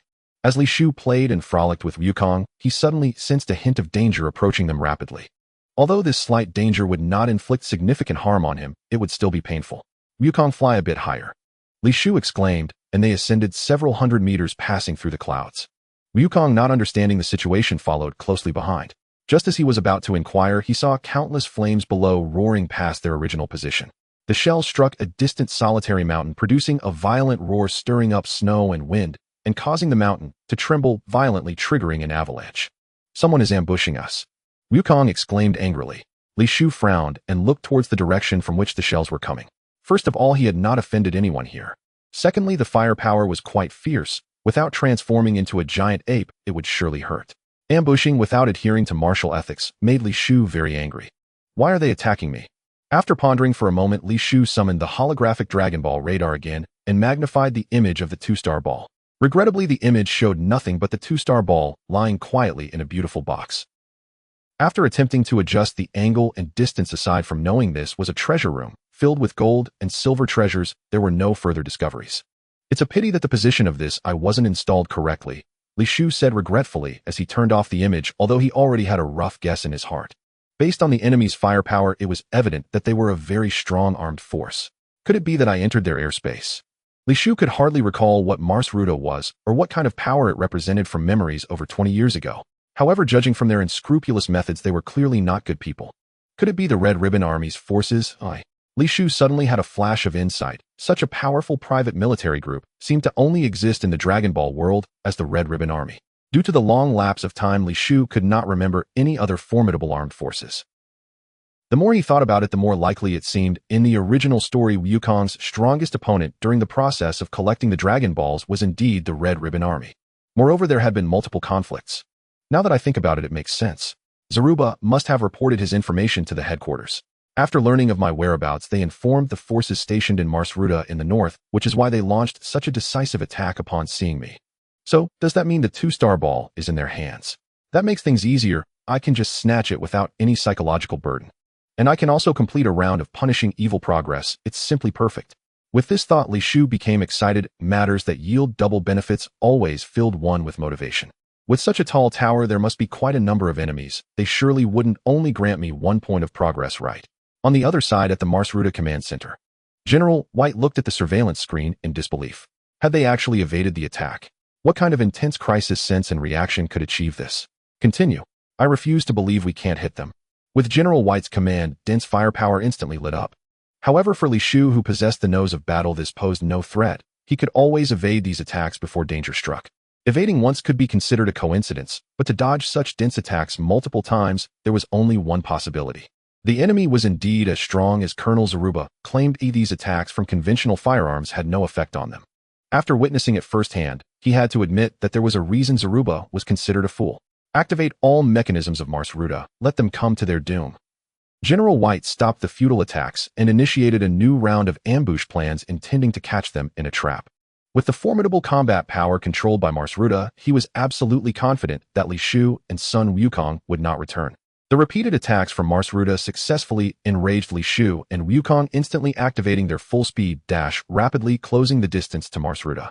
Since they don't abide by martial ethics, we need not show them courtesy. Wukong, let's transform and crush them directly later. Li Shu's face was stern, and under the onslaught of the fierce wind his facial features appeared even sharper. Big brother, I want to test my limits. Fighting after transforming into a giant ape is too uninteresting. However, Wukong was not fond of overwhelming battles and rejected Li Shu's proposal. Li Shu was not surprised by this. After all, this was Wukong's personality. Changing a person's character was as difficult as changing their nature. Thinking it through, if one were to crush everything, they would indeed lose the purpose of cultivation, and personal strength would not be honed. If he remembered correctly, the so-called #1 killer Tao Bai had yet to make a move, and there was also Piccolo, who would become a formidable opponent after the next martial arts tournament. However, all of this was easily solvable for him and Wukong after transforming into giant apes. These opponents were mere weaklings, hardly qualifying even as training partners. The main enemies remained the three remaining Saiyans, Raditz, Nappa, and Vegeta, who would descend to Earth several years later, because they also possessed the ability to transform into giant apes. However, for Li Shu, who could already transform into a Super Saiyan, they were still not considered formidable foes, merely high-level training partners. With this in mind, Li Shu agreed to Wukong's suggestion, using this opportunity to sharpen his combat awareness. However, to be honest, Li Shu preferred overwhelming victories. Despite having Saiyan blood, he was not overly aggressive by nature and could always suppress the combative genes in Saiyan blood. His current state was quite good. He could enjoy life without anyone being able to defeat him. The truly formidable enemies perhaps would only appear when Frieza showed up. Based on the speed at which his strength was increasing, when Frieza arrived, he would likely only be a more advanced training partner. This feeling of slight pressure, yet not overwhelming, was quite comfortable. With just a slight effort, he could already be invincible. At this moment, Li Shu and Wukong had arrived above Marsruda, looking down at the tall tower, clearly seeing the silhouettes of people inside through the glass. A muscular man was also looking at them through the window with a cold smile on his face. The muscular man was General White, and his voice came through the microphone from the speaker installed outside the tower. It seems the failure of that fool Zaruba has inflated your confidence to the point of seeking death here. Ding. Achievement task: destroy Marsruda. Triggered task: reward Omni breathing. Li Shu's smile gradually widened. It seemed he would reap 3 rewards in one go. Just thinking about the achievement points that would be credited soon made Li Shu feel quite pleased. He currently had 74 points and planned to accumulate them to 100, then make a bold push for the invisibility skill insight potion, certain that it would lead to success. He then intended to upgrade the beginner immortal bean jar. Given his rate of spending the immortal beans, the production of 1 bean a day was rather insufficient. The punish the wicked and eliminate evil task enlightened Li Shu. When the time came to punish the wicked, he thought of disguising himself as a barefoot doctor, first beating them half to death, then feeding them an immortal bean. Perhaps he could exploit a bug to trigger the save the dying and heal the wounded achievement. Dare to come in. I have a 2-star ball here. General White provoked, filled with confidence towards Marsruda. Li Shu chuckled, landing on the ground with Wukong, pushing open Marsruda's large doors, and walked in without a hint of hesitation. Combat power 5, combat power 5, combat power 5. As soon as he entered, Li Shu saw a group of weak fighters, all looking at them with mocking expressions. He found it somewhat amusing, truly not understanding where their confidence came from. These forces relied on powerful weapons to dominate a region, but did not realize that in front of true powerhouses, tactics of sheer numbers held no significance. Just like Colonel Saluba, who thought he was strong for fighting 10 enemies alone, he was nothing more than a frog at the bottom of a well. This reminded Li Shu of Satan, who once showcased his might by breaking tiles barehanded in front of Sheru during a global live broadcast. Even now, 20 years later, recalling that scene brought a smile to his face. Huh. Unable to hold back, Li Shu laughed out loud and quickly said, Sorry, I just suddenly thought of something funny. The faces of the warriors on the first floor of Marsruda immediately darkened. They were actually mocked by a young brat. They twisted their bodies, cracking their knuckles, or twisting their necks, forcing their bones to make cracking sounds, trying to appear fierce to enhance their momentum. Kid, bringing a little ghost to challenge us in Marsruda is not even enough to fill our teeth gaps. How about you go home and find your mommy and bring her along to amuse us? A soldier with a bearded face and wearing a blue cap slowly approached them. In that moment, the smile on Li Shu's face vanished, his gaze turning icy cold as he looked indifferently at the soldier. Bang! A dull thud suddenly erupted. Li Shu instantly appeared in front of the soldier and punched him in the groin, the immense force bending him over the unbearable pain only arriving belatedly. The soldier's eyes bulged, his mouth opened wide, but no sound emerged. He could only emit intermittent gasps while clutching his bleeding groin, collapsing to the ground and writhing madly. Except for Wukong, no one saw Li Shu's movement. His instantaneous speed and ruthless methods made the other soldiers shiver and fear, their faces changing drastically, beads of sweat forming on their foreheads. Li Shu looked coldly at the soldier taking out an immortal bean and forcefully making him eat it. What is your mother's name? Where does she live? After dealing with Marsluta, I plan to go find her and have some fun, Li Shu said, using one finger to lift the recovering soldier's chin, hoisting him up from the ground. Such terrifying power brought immense shock to the soldiers present and to General White monitoring from behind. The soldier's face was filled with horror as he felt that finger was about to stab into his chin. What terrified him the most was the words of the other party and that indifferent expression. Even the most wicked people rarely remain unmoved when their mother is threatened. You will tell me, Li Shu said as he crushed his groin again, firmly breaking his jaw. The unbearable pain made the soldier hanging from Li Shu's finger convulse wildly, blood dripping onto the ground with a pattering sound. Wukong, am leaving the others to you. I want to have some fun with him, Li Shu said, evidently infuriated, not looking back. Wukong frowned slightly, but said nothing more. He charged towards the other soldiers, and not a single one could withstand his attack. In just a few seconds they all fell to the ground, losing their combat ability, their eyes filled with fear, almost overflowing. Yet this extreme fear did not stem from Wukong, but from the man who resembled a demon. Wukong did not linger, disappearing up the staircase leading to the second floor. Li Shu was not worried about Wukong's safety. Seeing that the soldier was about to die from pain, he took out another immortal bean and forcefully fed it to him. The heavily wounded soldier instantly regained vitality, but his eyes were filled with fear and despair. Until you tell me your mother's information and address, I won't let you die, Li Shu said softly, like a whisper from a demon.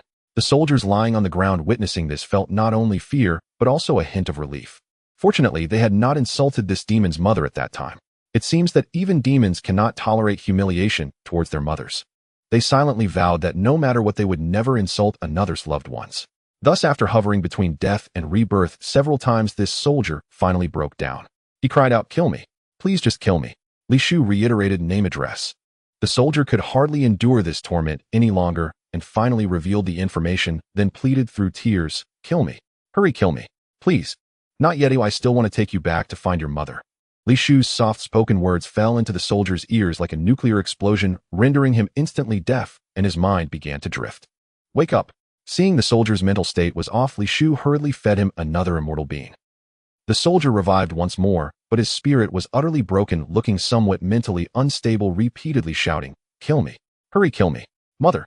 Mother. I want to go home." It seems he's gone mad. Li Shu casually tossed him to the ground, not achieving the save the dying and heal the wounded achievement bug, leaving a trace of regret on his face.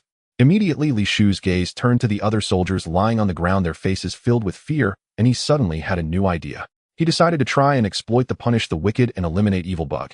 Li Shu walked in front of one soldier who was so scared that he nearly died, losing control of his body and trembling uncontrollably. "What are you afraid of?" Li Shu lifted the soldier from the ground, staring intently at him. The soldier felt as if this man's eyes could devour him, sending chills down his spine and intensifying his trembling. "Please spare me," the soldier stammered. Li Shu gently set him down, but the soldier's legs had already given way in fear, collapsing onto the ground, his eyes filled with terror. "I need you to answer a few questions," Li Shu said, looking down on him with a stern expression. The soldier nodded frantically, and at that moment another soldier scrambled to his feet and, taking advantage of Li Shu's distraction, dashed towards the door. At the same time, Li Shu moved as well. Although his back was turned to the fleeing soldier, it was as if he had eyes on the back of his head, accurately assessing the soldier's every action. Li Shu raised his hand and pointed behind him. A beam of energy shot out, instantly piercing through the fleeing soldier's heart, killing him with one blow. This sudden scene made the remaining soldiers who harbored similar intentions gulp in fear, their hearts filled with dread. Li Shu acted as if nothing had happened, saying, "Tell me all the crimes you have committed. If I find any concealment, you have already seen what happens next. And you all get ready. I will question you one by one." He turned his head and scanned the other soldiers. Crimes. The soldiers were momentarily dazed. Reflecting on their misdeeds, they felt that in front of this demon, their wrongdoings were trivial. I once peeked at the neighbor lady while she was bathing," the soldier said softly.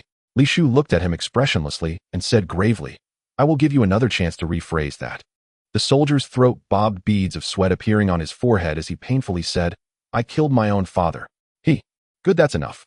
Li Shu interrupted the soldier's further narration as he did not wish to know the reasons. The mere act was already heinous enough. Li Shu approached the next soldier. "Speak of your greatest crime. For example, the one who killed his father just now is quite severe." I slept with the neighbor's wife, and when the neighbor found out I killed their entire family, the soldier said, trembling. Thus the remaining soldiers confessed their crimes. It must be said that the crimes committed by these 8 soldiers were enough to warrant the death penalty. If all 8 were turned over to the police, would that count as punishing evil and eliminating wrongdoing? It should, right? And could it be considered 8 heinous incidents? Li Shu then called the police, giving a brief explanation of the situation and stating that he had inadvertently dismantled a criminal organization, hoping the police would send assistance quickly. What? Mars Ruda? Are you referring to the Mars Ruda affiliated with the Red Ribbon Corps in the north? The dispatcher exclaimed in surprise upon hearing the location. It is known that even the police are reluctant to offend the Red Ribbon Corps, as the power of this private armed organization can only be described as warlord-like. Their firepower is far superior to that of this small police station unless the military is deployed. Even then, the outcome is uncertain.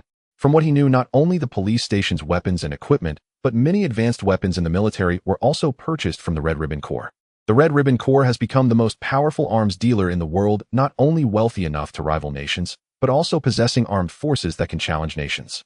How could such a colossal entity in the north be destroyed by a single individual? This is simply unbelievable. Regardless, upon receiving the call, they are required to dispatch personnel to investigate, as per regulations. Please hold on, or we will arrange for someone to come right away. Make sure to send several transport vehicles. There are quite a few prisoners here, probably over a dozen. Li Shu reminded them. Although he had only breached the first layer, if he wished, he could destroy the entire Mars Ruda in no more than 60 seconds. If the bug exploit succeeded, it would yield extremely generous rewards, including 5,000 achievement points for the punishing evil and eliminating wrongdoing task, and the title of hero, which could be said to be within easy reach. Li Shu's actions at this moment seemed strange and incomprehensible to the soldiers. Calling the police.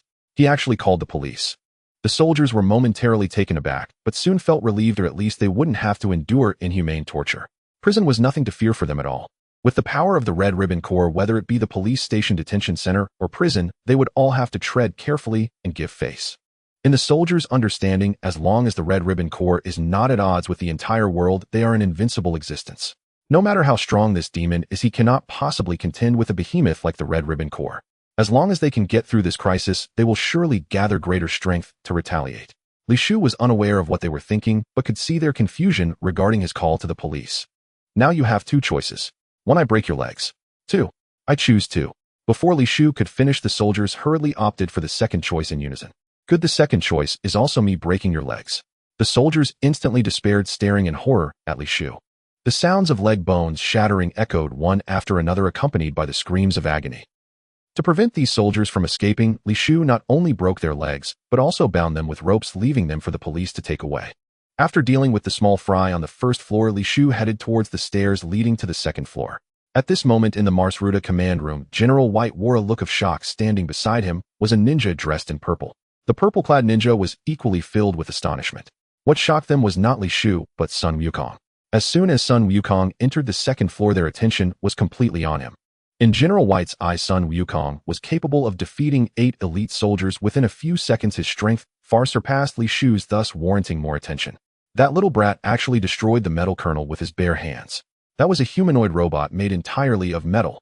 What a terrifying little brat, but rest assured, General, the metal colonel is just a robot with a low IQ. It's merely a defective product developed by Dr. Grow, which doesn't signify much. With me stationed on the 3rd floor, they definitely won't get past. The purple ninja formed hand seals and poofed out of sight. When Li Shu reached the 2nd floor, he was met with utter devastation. A headless android lay motionless on the ground, faint currents of electricity still flickering across its body with a persistent hissing sound. Which model is this? I don't recall it at all. The battered android stood over 2 meters tall, yet Li Shu racked his memory in vain. Clearly a defective unit. Androids no. 17 and no. 18 would not appear until after the Frieza saga, still far in the future. At present, android development remained in its infancy. Yet judging by the battle scars scattered across the scene, Goku's victory had been anything but effortless. His first encounter with androids had caught him unprepared, costing him dearly in experience. Traces of blood on the floor suggested Goku had sustained injuries. Regrettably, the android lay too severely damaged for Li Shu's combat vision to register and materialize its battle power. Roughly 50 battle power, I'd estimate, Li Shu murmured, awestruck. He could not deny it. The doctor behind the Red Ribbon Army was without question a true genius. To have already engineered such formidable androids at this stage explained why just a few years later he would create models as overwhelmingly powerful as No. 17 and No. 18. If only I could recruit this doctor. Surely that would unlock a hidden achievement. A bold idea took root in Li Shu's mind. To let such brilliance perish would be an unforgivable waste. Given sufficient time, this prodigy might one day engineer androids rivaling even the gods of destruction. Indeed, the monstrous Cell himself had emerged from this very genius's laboratory. It was scarcely imaginable. A scientist relying solely on technology could forge beings capable of obliterating Frieza, the self-proclaimed emperor of the universe. Even in the final arc, the surviving android No.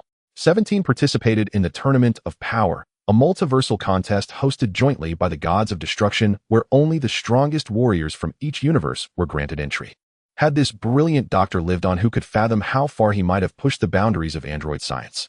Perhaps he would have pioneered super androids, blue-grade androids, or even an android god. Then through AI-driven evolution integrated the autonomous ultra instinct technique into android physiology, rendering even Jiren obsolete in an instant. Li Shu grew increasingly exhilarated, his imagination ablaze. He longed to witness this very storyline unfold, and the genius doctor. He was determined to claim him no matter the cost. The Dragon Ball narrative has been rewritten, and I am the one who decreed it. Just as Li Shu's emotions surged beyond restraint, a crisp chime rang out. Ding! Congratulations, you have triggered the hidden achievement quest, Dr. Gero's future. Save Dr. Gero at a critical juncture and guide him toward redemption. Quest reward, Android Manual. Note: should this hidden quest fail, its reward will vanish permanently. Li Shu's eyes flared with sudden intensity. Exactly as he'd suspected. Emotion was the key trigger, not only for others, but for himself as well. This was undeniably good news. Li Shu immediately retrieved his notebook and recorded the insight. Having done so, he did not rush upstairs. Unlike Goku, whose purpose was cultivation, Li Shu's mission was task-oriented. He had just tested eliminating a soldier, but gained no progress toward the punish evil, uphold justice objective. Meaningless combat, it seemed, yielded no quest advancement. Li Shu began opening each door on the second floor, hoping to uncover criminals. Membership in the Red Ribbon Army, the most notoriously evil organization in the world, implied guilt without exception. Each member, to varying degrees, bore the stain of grave offenses, making this an ideal hunting ground for quest completion. To Li Shu, every soldier represented a ticking task objective. None could be spared. All were to be incapacitated and captured alive, their legs shattered. Though he could not yet confirm whether the exploit would succeed, failing to prepare in advance would be an irreparable loss. Verification would not take long. Only the arrival of law enforcement was needed. Li Shu proceeded with meticulous patience, leaving no room unchecked. Not a single closet, no hidden alcove, not even a rodent burrow escaped his scrutiny. Each was obliterated with a single punch to expose potential secret chambers. Yet his search ended in disappointment. Not a soul was found.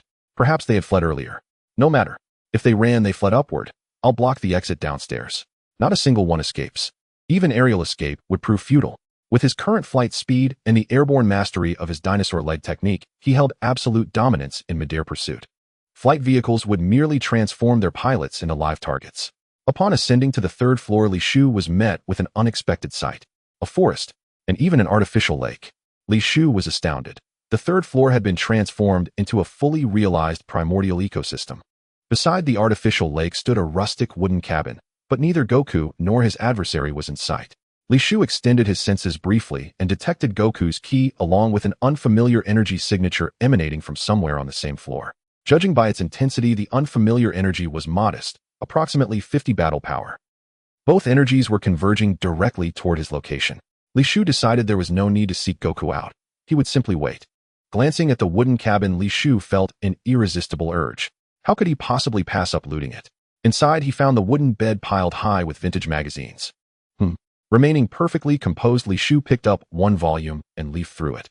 Master Roshi would certainly appreciate these. I'm merely safeguarding them for him. Though first I must vet their quality. After all, Master Roshi holds exacting standards. This one won't do, it's too small. He prefers grandeur. At that very moment, Goku and the unfamiliar energy signature arrived at the cabin's entrance. What are you doing? Put it down now. These are my lifelong treasures, irreplaceable, unavailable anywhere else. A furious voice erupted sharply behind him. Big brother, do you like these just like Grandpa Roshi? Goku's voice followed, prompting the passive skill Shameless, LV. 1 to activate. Li Shu lowered the magazine calmly, turned without a trace of embarrassment, and declared solemnly, Goku, you know Master Roshi enjoys these. But what you don't know is his discernment is extraordinary. I'm conducting a quality inspection, not indulging. These will be presented to him as tribute. I, your elder brother, study the spring and autumn annals. Spring and autumn annals. Goku clearly had no idea what that meant. Damn it. Damn it. You've seen my collection. I'd intended to toy with you, but now I fight seriously. Anyone who sees my treasures must die." Enraged, the purple-clad ninja seized the hilt of his long sword slung across his back and formed a hand seal before him, his expression turning grim and lethal. Witness the true might of a jonin.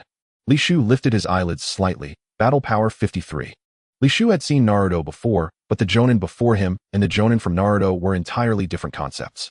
A jonin with a combat power of 53 was rather laughable. However, in the Dragon Ball world, the limits of ninjutsu were already set. One could only say that the ninja before him, dressed in a flashy purple outfit and wearing a black netted inner garment, had chosen the wrong profession and was useless. The purple ninja glared and with a whoosh left a shadow in place while his true self vanished. "Huh, he disappeared," Goku exclaimed, wide-eyed, looking around as he had not clearly seen the purple ninja's movements. Li Shu also hadn't seen clearly, which surprised him, but the combat power of 53 above the ninja's head and the undiminished aura exposed the purple ninja's whereabouts. "Is this it, eh?" Li Shu looked strangely at the spot where the purple ninja had originally stood, where there lay a piece of fabric that matched the ground. To be honest, this piece of fabric was well made. If it weren't for the person hidden beneath it causing the ground to bulge, one wouldn't be able to notice it at all. A ninja who couldn't completely conceal his own aura and had some issues with intelligence. This was Li Shu's first impression. Here, even the seemingly not so smart Goku quickly discovered the purple ninja's hiding place, happily jumping on top of it. The purple ninja screamed in pain, quickly scrambling to his feet, shocked as he looked at the two. "You actually broke my invisibility technique." Li Shu looked at the ninja, speechlessly unsure if this guy was genuinely stupid or just pretending. Such a low-quality trick could probably be discovered by anyone. But regardless, he had no intention of wasting time. "This doesn't count." The purple ninja's next words left Li Shu dumbfounded. "I wasn't prepared just now. Now you close your eyes and count to 30. If you can find me again, I'll consider you impressive." Li Shu was speechless and was about to take action when Goku laughed. "Sure, but I can only count to 16. You'll have to tell me how to count after 16. Sigh. Li Shu facepalmed, saying, "Goku, you can play with the ninja slowly. I'll head up first. Remember to capture him alive. Ew, I have urgent matters." "Okay, brother." Goku nodded seriously, counting on his fingers, pondering what came after 16. "Don't go. You haven't seen my true ninjutsu yet." The purple ninja flashed in front of Li Shu. "Get lost, idiot." Li Shu, unable to tolerate it any longer, slapped him away and headed for the 4th floor. As he stepped onto the stairs, he suddenly sensed 4 unfamiliar auras around him, startling Li Shu, who quickly jumped back. At the same time, streaks of cold light suddenly shone, accompanied by the sound of piercing air, with boomerangs, shurikens, and other hidden weapons shooting towards the spot he had just occupied. After dodging the ambush, Li Shu focused his gaze and was immediately shocked. 4 identical purple ninjas appeared before him. Shadow clone technique. Li Shu glanced back at the earlier purple ninja, who was making strange hand signs. "Hey, have you seen the power of my ninjutsu? This is the shadow clone technique." The purple ninja laughed heartily, looking very pleased. Shadow clone technique. Li Shu was somewhat puzzled as he looked at the combat power above the other identical ninjas. Combat power 45, combat power 51, combat power 39, combat power 49, and those 5 different auras were clearly not from the same person. "Is this really the shadow clone technique?" Li Shu asked skeptically. Without waiting for the purple ninja's answer, he struck out instantly, his speed reaching its peak, leaving a trail of afterimages. The 4 purple ninjas simultaneously screamed in agony, accompanied by the sound of their leg bones shattering. Omega do Omega.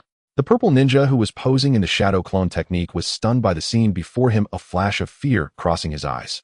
"You call this the shadow clone technique?" Li Shu asked with a strange expression. "You guys aren't quintuplets, are you?" You found out." The purple ninja said in panic, then turned to run without a moment's hesitation. Li Shu's instantaneous defeat of 4 of his siblings had utterly shattered his confidence. "Goku, these guys are too weak and can't provide any training benefits. We should finish them off quickly." Li Shu, having completely lost patience with the purple ninja, added, "I'll fight with you later, brother." "Really, brother?" Goku was thrilled, bouncing up from the ground, pulling out his golden staff, and instantly catching up to the fleeing purple ninja, knocking him down with a single strike. Li Shu bound the quintuplet fake ninja tightly to prevent their escape and headed for the 4th floor. General White in the monitoring room was already feeling scared by such results. "This can't go on." General White took out his walkie-talkie, shouting, "Bring over Android No. 8. On the 4th floor of Marsruda, Li Shu looked around at the empty surroundings, lost in thought about why no one was there. Where did all these people go? Li Shu felt quite puzzled. From the outside, this Marsruda was only 5 floors tall. Could they all be concentrated on the 5th floor to protect General White? It seemed like only this possibility remained. As Li Shu searched for the stairs to the 5th floor, he realized he was lost. The entire structure of the fourth floor felt like a maze. This is really giving me a headache. I'm directionally challenged.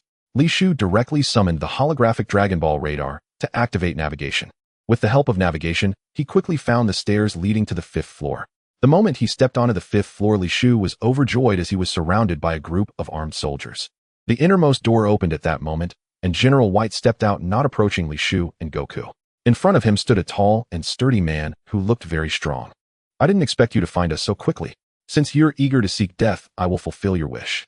Attack, kill them. With General White's command, the soldiers immediately pulled their triggers, a dense rain of bullets flying out. However, all this was futile for Li Shu and Goku. In just a few moments, the two took down all the soldiers, with Li Shu even breaking their legs. Android No. 8. What are you standing there for? Hurry up and kill these two. Android No. 8. Li Shu immediately became alert. Although he couldn't recall the plot of Android No. 8, such numbered androids were not to be underestimated. At that moment, as Li Shuyan stood ready, a single sentence from the Android No. 8 left everyone stunned. I won't. The two simple words were spoken with unwavering determination. Even Li Shu doubted whether he had misheard. Weren't they on the same side? The Android No. 8 continued. I will not help you commit evil deeds. Do you dare defy my orders? Have you forgotten who created you? We are your rebirth parents. General White seethed with rage, pulling out a remote control with a red button from his pocket. Have you forgotten that there is a bomb inside you? If you dare to disobey my orders, I will detonate it now.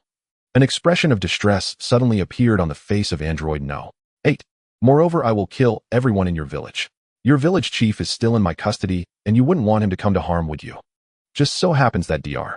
Gero's experiment still needs some test subjects. General White threatened through gritted teeth. Android No. 8 finally relented and stepped forward to block him. Li Shu furrowed his brows as he looked at Android No. 8, perplexed as to why the battle did not display the opponent's combat power. He also could not sense any chi from the other party. Thus, he was unable to make an accurate judgment. It seems the battle needs to be upgraded, Li Shu thought to himself. As for General White beside him, that pitiful 20 points of combat power didn't even register on Li Shu's radar. At that moment, Wukong suddenly moved. His speed was astonishing as he circled around the android, kicking the remote control out of General White's hand. Under General White's horrified gaze, Wukong stomped the remote control into pieces. Damn it! General White panicked and quickly retreated to the command room to lock the door. Wukong grinned at Android No. 8, saying, Uncle, I've destroyed the remote control for you so you won't have to help them do bad things anymore. Thank you, Android No. 8 replied, a smile of joy breaking across its face.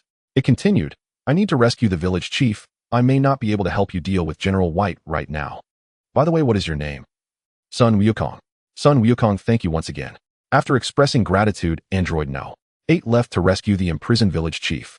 With Android No. 8 no longer in the way, Li Shu kicked open the door to the command room, expecting to find some hidden chamber, but General White had already fled. To his surprise, General White was sitting calmly inside, the previous panic gone without a trace. I must admit, I underestimated you. The second star ball is already hidden. If you kill me, you will never find it in this lifetime.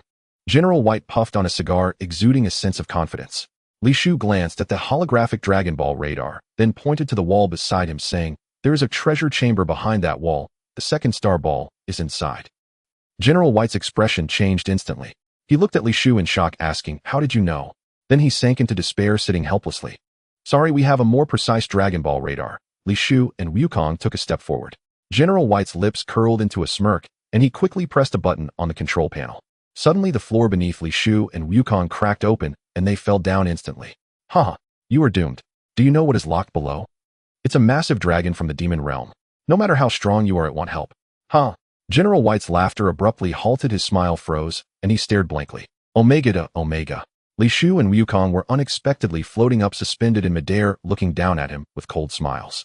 Flying? Impossible. This can't be true. Why are you flying? Big brother, what is this massive dragon? He sounded quite impressive, and I'd like to ask him a few questions, Wukong said, undeterred by General White's shock. Alright, I'll leave this to you, big brother. Li Shu understood Wukong's character and had no reason to refuse. To be honest, he was quite curious about what kind of creature the massive dragon was. By the way, remember to capture it alive. It might be quite delicious. Li Shu reminded him before Wukong excitedly flew down. After Wukong left the command room, quickly filled with General White's agonized screams. At first, General White held firm, refusing to yield, but after consuming a few magical beans and experiencing the helplessness of wanting to survive but being unable to do so, he finally relented and confessed his crimes. And revealed Dr. Gero's whereabouts. Do you have a photo? Li Shu asked. General White shook his head. I have never seen Dr. Jero either. I'm sorry to say, but now you have two choices. The first, never mind, it'll just break your legs directly. Once again the command room echoed with General White's tragic cries. Then Li Shu punched open the door to the treasure chamber, plundering the second star ball and the wealth within. By the way, how many people are there in your Masruda? Li Shu asked again. 73 people. The roster is in the drawer. General White was thoroughly frightened, not daring to hide anything. Li Shu glanced at the list and counted the soldiers tied to the ground, finding 3 were still missing. 3 more people are missing. Call them over. General White pointed to his legs, watching Li Shu with fear in his eyes. Can you help me to the control panel? I'm sorry, I may have been a bit too rough, but this is for your own good. If I don't break your legs, you'll find a way to escape. If you escape, I will kill you, so breaking your legs is saving your life. You need to understand me. General White looked at Li Shu with even more terror. Also, I know you're in a tough spot right now, but you need to learn to overcome difficulties by yourself. Don't always create trouble for others. Don't you have hands? You can crawl over here. With relentless effort, General White dragged his injured body and finally crawled to the control panel, using the intercom to call the remaining 3 men. Big brother, save me. At that moment, Wukong's voice echoed from below. Li Shu's expression changed. This shouldn't be happening. In his perception, the massive dragon locked up underground was far weaker than Wukong. At most, it had 60 points of combat power. How could Wukong possibly lose? With no time to think further, Li Shu grabbed General White beside him, and together they flew down to the underground. You're insane. Below is the big fat dragon. Hurry up. Hurry up. I don't want to die. We're all going to die. I admit you're strong, but you know nothing of the big fat dragon's power. Please don't fly down any further. General White, despite his disabilities, struggled fiercely in Li Shu's grasp, momentarily forgetting the pain of his wounds in the face of death's terror. Li Shu ignored General White's pleas and warnings instead, increasing his speed, already able to see what was happening below. Before him was a grotesque monster entirely pink and immensely fat, with ugly features and 2 soft tentacles on its head emitting electrical currents. Under the assault of the electrical current, Wukong was rendered immobile, a look of agony on his face, his tongue sticking out. Looking at the combat power displayed above the big fat dragon, Li Shu found it hard to believe that Wukong had actually lost to this ugly creature. However, considering Wukong's current combat style, he quickly came to terms with it. Perhaps he had initially approached it playfully without taking it seriously, wanting to test the limits of the big fat dragon, only to be caught off guard. Given the size of the big fat dragon, this monster must be incredibly resilient. Li Shu flew in the sky, raising his hand to unleash an energy beam aimed at the dragon's tentacles. The imagined scene of piercing the tentacles did not occur, it merely deflected them slightly. Though no damage was inflicted, it interrupted the electrical attack, allowing Wukong to recover from his paralysis, his face filled with dread. He never expected this monster could emit electricity. Big brother, my attack on this creature did nothing.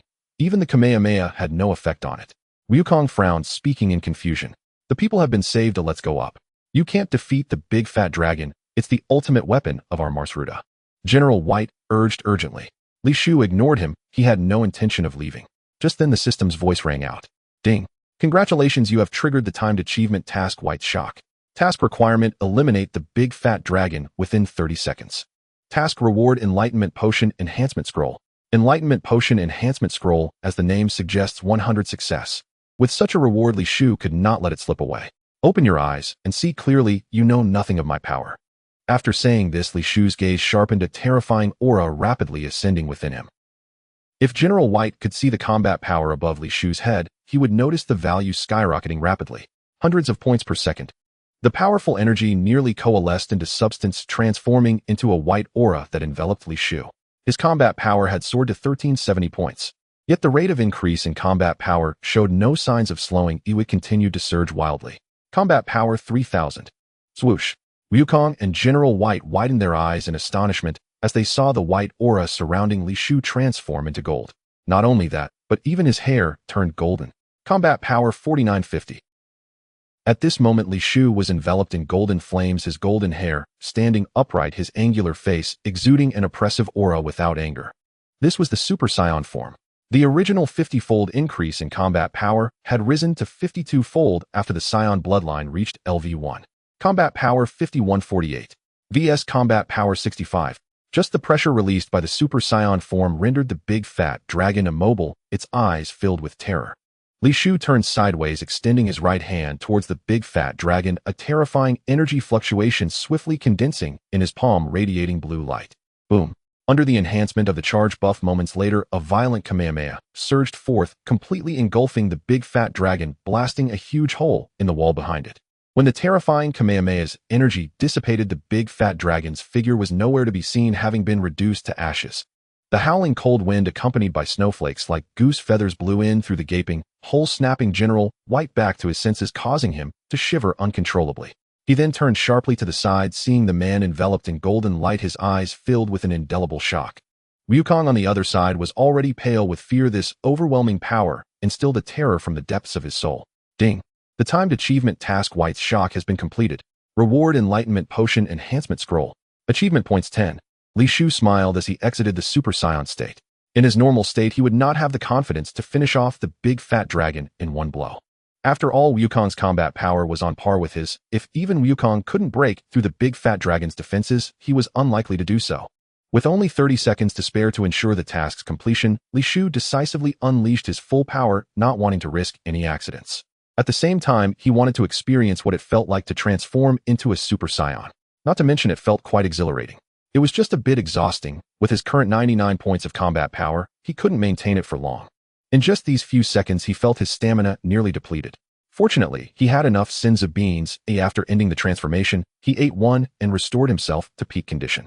As Li Shu's transformation ended, General White and Wukong finally came back to their senses. So strong! Wukong exclaimed excitedly, his eyes filled with fighting spirit. General White was already dumbfounded, his dropped jaw unable to close, staring at Li Shu in shock.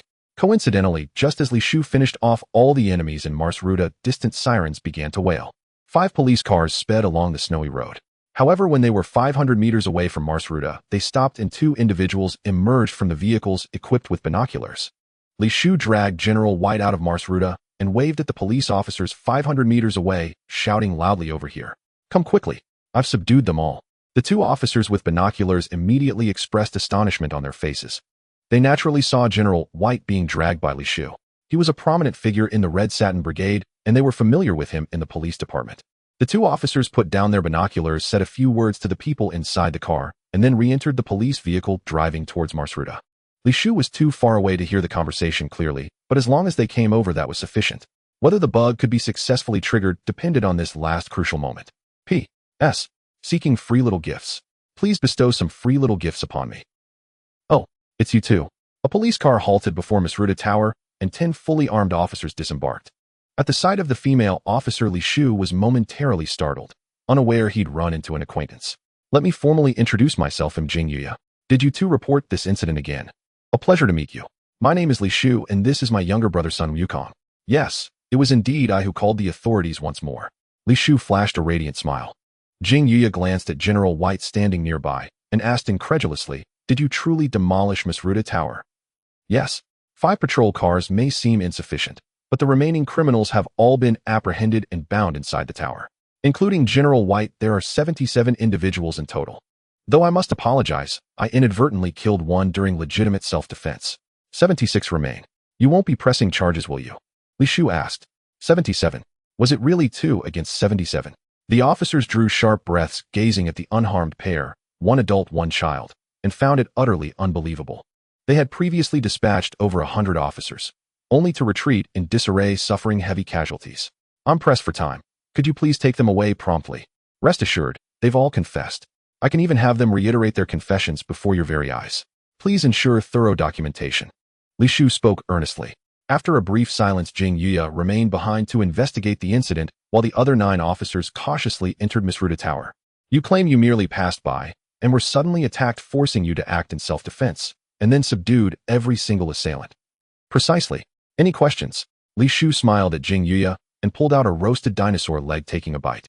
"Would you like some?" Jing Yuya's eyes widened. She had no idea where that perfectly charred, fragrant, steaming hot slab of dinosaur meat had materialized from. It was still piping hot, as if freshly grilled. "Brother, let me have a bite."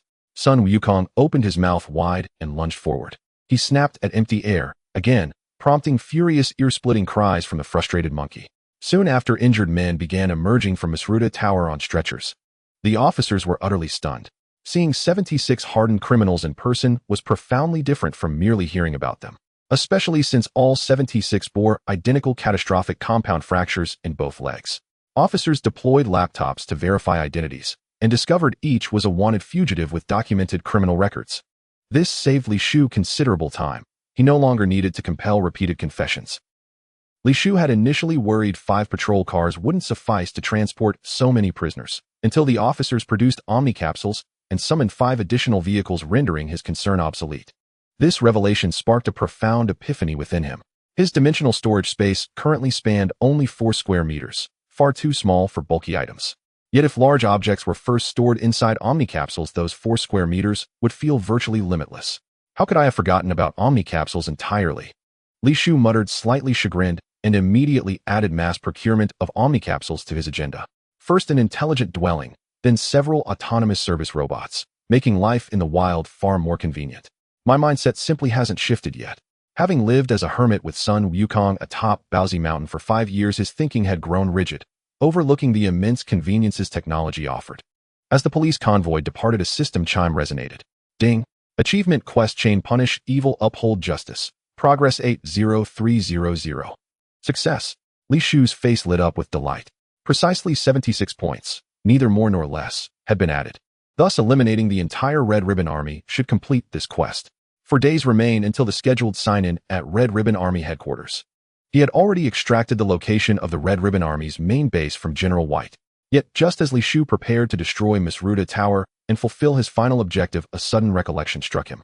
Where's Android 8? Wukong, did you see him? Huh? Sun Wukong blinked, clearly having forgotten the android entirely, scratching his head with a blank, bewildered expression. Inability to sense the android's key was indeed troublesome. His battle clarity, eyes, and key perception remained far too rudimentary. Suddenly the ground trembled violently, and before Li Shu's eyes, Misruta Tower began to tilt. Android 8 appeared simultaneously in his field of vision. Having emerged silently, he now stood at the tower's foundation, straining to topple the structure. Li Shu panicked. This was his mission. Instantly, he transformed once more into a Super Saiyan and, racing ahead of Android 8, unleashed a Kamehameha wave that reduced Misruta Tower to dust.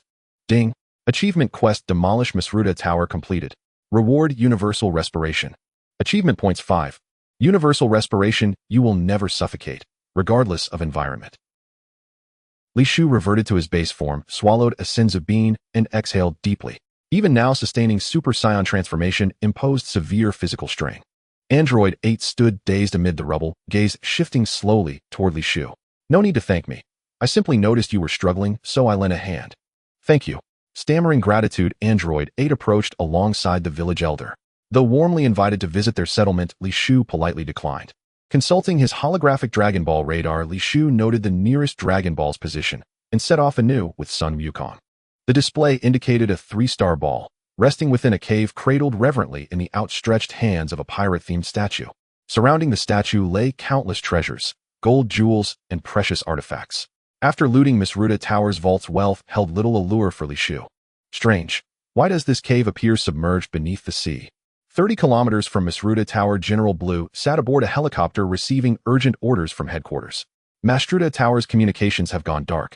The Dragon Ball radar shows 3 orbs converging and moving toward the coastline. Upon hearing the report, General Blue's expression tightened. He knew Misruta Tower's might well. Even he, the military's foremost warrior, held it in wary respect. If command implied its destruction, the implications were staggering. Leave 1 helicopter to verify Misruta Tower's status. Redirect all remaining forces toward the coast. General Blue issued the order without delay. Li Shu stood on the surface of the sea, lost in thought. He possessed the all-purpose breathing ability, allowing him to stay underwater indefinitely, but what about Wukong? A submarine. He could afford one, but he didn't know how to operate it. It seemed he would have to seek out the genius girl Bulma. Piloting a submarine should be easy for her, right? Or should he separate from Wukong? Let him train alone. Or perhaps wait for him on the surface of the sea. After some thought, Li Shu decided to let Wukong make his own choice. To be honest, after annihilating 2 battalions of the Red Ribbon Army, Li Shu felt that the strength of the Red Ribbon Army posed no significant threat to Wukong. Currently, the best training method was to climb Korin Tower, practice against each other, fight fiercely, eat the magic beans, and exploit glitches to boost their combat power. But this was predicated on obtaining the wish of not fearing pain. Otherwise, under the debuff of 100-fold pain, what kind of torment would he have to endure? Just thinking about it sent chills down his spine. Li Shu shared his thoughts with Wukong. So Wukong, what are you planning to do? Wukong pondered seriously for a moment and said, Big brother, I'll wait for you at Korin Tower. Alright, don't worry, Wukong. In no more than 4 days, I will gather all 7 Dragon Balls and come find you, and we will have a good fight. With that, Li Shu informed Wukong of Corin Tower's location and then dove headfirst into the sea. 10 minutes later, moving quickly on his own, Li Shu soon reached the underwater cave and successfully acquired the 3-star ball guided by the navigation. Just as he emerged from the water and headed towards the next Dragon Ball, he was suddenly intercepted by a dozen fighter jets. Is that him? Report to General Blue, it's him. Wasn't it supposed to be 2 people, one big and one small? Perhaps the other small one died in Miss Rutha. That makes sense then. Open fire, let me see his depth. General Blue took out a rose, sniffed it, and wore a nonchalant expression. In an unknown situation, he feared no one. He had complete confidence in his strength. The reason was simple. Besides possessing great physicality and power, he also had a super ability. This super ability had helped him defeat all-powerful opponents, proving effective time and again. Are those from the Red Ribbon Army again? Upon meeting, the opponents immediately opened fire without a word, and given their overwhelming firepower, he could think of no one else but the Red Ribbon Army. All right, they came looking for me.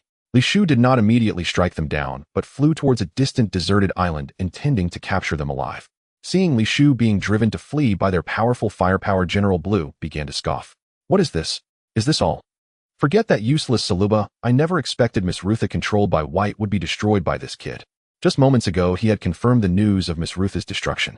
He must have used some despicable means. Chase after him, remember to capture him alive. This kid looks delicate, and I find him quite appealing. General Blue even blew a kiss in the direction Li Shu fled. The soldier sitting beside him couldn't help but shudder, recalling some unpleasant past events. On the deserted island, Li Shu charged into the jungle, pretending to hide, waiting for all the aircraft to land. Once he confirmed everyone had disembarked, he stopped and calmly watched these pursuers. Run, why aren't you running anymore? General Blue lamented. I love the posture of fleeing. Watching you escape is truly exhilarating. Damn it.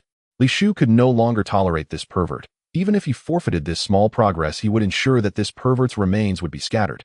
Just as General Blue prepared to tease a few more words, Li Shu moved. A golden aura erupted around him, his golden hair stood on end, and his icy gaze swept around like a blade. He struck with a powerful move. Having magic beams made him so reckless. That damned pervert, he didn't want to see him any longer. Boom. While everyone was still shocked at how Li Shu had instantly dyed his hair, they wondered what that golden aura surrounding his body was. Li Shu had already vanished from their sight. Meanwhile, General Blue's screams suddenly rang out. The soldiers were taken aback and quickly turned to look. They saw that General Blue had large holes in his groin, abdomen, and chest. His face was filled with terror, which soon turned into intense unwillingness. My super ability hasn't even been used yet. I am not willing. I am not reconciled. Then he collapsed to the ground, dead beyond recovery. Surrender, and you won't be killed. A faint voice echoed from the sky, and all the soldiers looked up.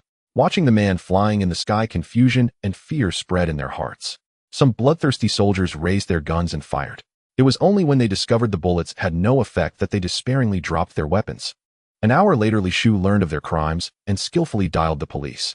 Another incident with the Red Ribbon Army. Wait, your voice sounds so familiar. That's right, it's me again. I can't help it. They insisted on retaliating against me, and I had to act in self-defense. This time there are 36 people. Make sure to bring more manpower. After waiting around 30 minutes, the police finally arrived. Officer Jing Yuya, we meet again. Seeing the female officer approaching, Li Shu greeted her with a smile. I wonder if you know someone named Wushang Yuya. I don't know her. Jing Yuya shook her head. Is she your friend? No, I don't know her either. She's an actress my friend likes, and her name is quite similar, so I asked. Moreover, coincidentally, you two look quite alike, though you are a bit more outstanding, slightly taller. Didn't you say you didn't know her? How do you know we look alike? My friend knows her, he described her to me. I really don't know who Wushang Yuya is, who I usually read historical texts. The two of them were already familiar with each other. After some casual chatting, the other officers had verified the identities of these soldiers and loaded them all onto the helicopter. Meanwhile, the system's voice arrived as promised. Ding. Achievement task: ring punish the wicked and remove evil. Current progress 116300. A smile involuntarily appeared on Li Shu's face. When he reopened the holographic Dragon Ball radar, he froze for a moment, but quickly became elated. Not bad, the Red Ribbon Army actually helped me collect 2 Dragon Balls, so only 1 Dragon Ball remains. What's going on? Where's the location of the final Dragon Ball? Li Shu frowned in confusion. The holistic Dragon Ball radar displayed no signal for the last Dragon Ball. Something is wrong. At first, it clearly showed all 7 Dragon Balls. After long deliberation, only one possibility occurred to Li Shu. Someone else, besides himself and the Red Ribbon Army, was also searching for the Dragon Balls. This third party likely possessed technology capable of shielding Dragon Ball signals. Hence the signal of the final Dragon Ball had vanished from the holistic Dragon Ball radar. Should I upgrade the holistic Dragon Ball radar? He quickly dismissed the idea. Even an upgraded version might not detect a deliberately shielded signal. This has become complicated. Li Shu sat cross-legged atop a dinosaur leg, stroking his chin in deep thought. He strained to recall fragments of memory, details from over 20 years ago. About the Dragon Balls, was there any method independent of the radar to locate them? At Red Ribbon Army headquarters, the Supreme Commander raged. Damnable. All three fools failed utterly. It seems we have no choice but to enlist him. Contact Tao Pai Pai, the world's top assassin, immediately. Yes, sir. 10 minutes later, the Supreme Commander stared in astonishment at the man before him, stern-faced, draped in a rose-pink robe, with a bold crimson kill embroidered across his chest. I didn't expect you to arrive so swiftly. Tao Pai Pai's expression remained utterly unchanged, perpetually grim, perpetually lethal, as if every silent moment declared to the world, I am an emotionless killer. Indeed, he embodied that persona flawlessly.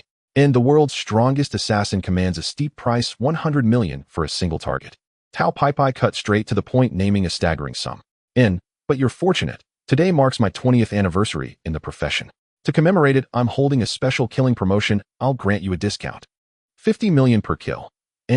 Are you really Tao Pai Pai? Murmured Deputy Commander Black barely above a whisper. You're welcome to test me. Black hastily waved his hands in retreat. The Supreme Commander smiled and said, no problem. You name your price. Just eliminate that man for me. Got it. After prolonged meditation, Li Shu suddenly recalled a pivotal character from the Dragon Ball saga, Fortune Teller Baba. A mystic endowed with prophetic sight, she rode upon a crystal orb and could divine any truth she sought through its shimmering surface. If my memory serves, she's Master Roshi's elder sister. Long-buried recollections stirred awake, flooding Li Shu's mind with forgotten plot lines. Alas, he had no idea where Fortune Teller Baba resided. Pulling out a map, he noted his current position lay relatively close to Master Roshi's island. Just then a crisp chime echoed inside his mind. Ding. Side quest activated, Fortune Teller Baba's palace. Reward Supreme Earthling Bloodline. In the instant he heard the reward, Li Shu froze for a heartbeat, then erupted into stunned disbelief. Supreme Earthling Bloodline. Ni's heart surged with excitement. Back when he'd watched Dragon Ball, he'd often wondered why were Earthlings inherently inferior, not just to Saiyans, but even to Namekians. After all, Goku's descendants, Gohan and Goten, and Vegeta's son Trunks, all inherited hybrid bloodlines, Saiyan blended with Earthling. Most crucially, each displayed extraordinary latent potential, and especially Gohan. If scholarly pursuits hadn't diverted his path, he might well have eclipsed Goku as the saga's true protagonist. Back then, watching that arc, he'd mused if Saiyan Earthling hybrids unleashed such astonishing power. And if even the artificial humans, whose bodies harbored Earthling genetic traces, were phenomenally strong, and then why was pure Earthling blood considered so weak? Now he suspected the answer. Torium Essentiae had simply taken creative shortcuts. The system offers no description of the supreme Earthling bloodline. Its ceiling must be extraordinarily high. Li Shu's anticipation soared. Without delay, he launched himself toward Master Roshi's island. He even imagined what might happen if his body bore both Saiyan and Supreme Earthling bloodlines simultaneously. Moreover, as long as his achievement points accumulated sufficiently, he could continually elevate his bloodline rank. And if the Supreme Earthling bloodline existed, perhaps bloodline fusion artifacts awaited too. What if he acquired Namekian blood, or even Frieza's Frost Demon lineage? And then truly he would stand unchallenged. Supreme Namekian Frost Saiyan Earthling. Supreme Hybrid, Supreme Melons. At that thought, Li Shu burst into laughter. This was absurdly hilarious. No, absolutely forbidden. Unless I first acquire a bloodline amnesia artifact, attempting this could transform me into a grotesque, unrecognizable abomination. Two tails sprouting from my back, one monkey, one rat, and skin slicked in nauseating green. And he abruptly halted his imagination. The mental image was too horrifying to bear. A shiver ran down his spine. And if another transmigrator witnessed such a form, ridicule would be inevitable, however unlikely that scenario seemed. After all, even a 99 success rate could fail thrice in a row. He dared not fathom the system's lower limits. What if he wasn't the sole transmigrator here? 5 minutes later, Li Shu stood once more before Master Roshi's humble cottage. Is anyone home? Master Roshi, Krillin, the turtle. Launch, oh. No one's here. Finding the place deserted, he reclined onto a sun-drenched lounge chair outside the cottage, relaxing beneath the golden light. As he reviewed his recent gains, he waited patiently for Master Roshi's return. Ni's current achievement points totaled 89. Warrior's heart and Warrior's soul remained enigmatic. Perhaps only a fierce battle could awaken their latent power. Only 3 days remained until completion of the Uphold Justice Punish Evil quest. A reward of 5,000 achievement points demanded careful planning. The Kuan Fist technique is utterly embarrassing, and fatally flawed. Once initiated, it cannot be halted mid-execution. Li Shu withdrew the elixir of oblivion and decisively erased the technique, while also sampling its flavor. And he feared a battlefield blunder might accidentally trigger it, sealing his doom. Ding! Congratulations! Achievement unlocked. First skill forgotten. And quest reward Kuan Palm. And achievement points 5. Li Shu. Li Shu was speechless, having forgotten the Kuan Fist. Now there was the Kuan Palm. It seemed he had crossed paths with Kuan techniques. Use it cautiously. I won't use it at all. Li Shu decided to give up. Even if he obtained the Forgetting Water in the future, he wouldn't waste it on this. Who knows if there are strange skills like Kuan Leg or Kuan Whip. But speaking of which, how did the force that obtained the last Dragon Ball manage to do so when the Dragon Ball signal couldn't even be blocked by the dimensional storage space? What do you call this dimensional storage space? System, you have a bug, fix it quickly.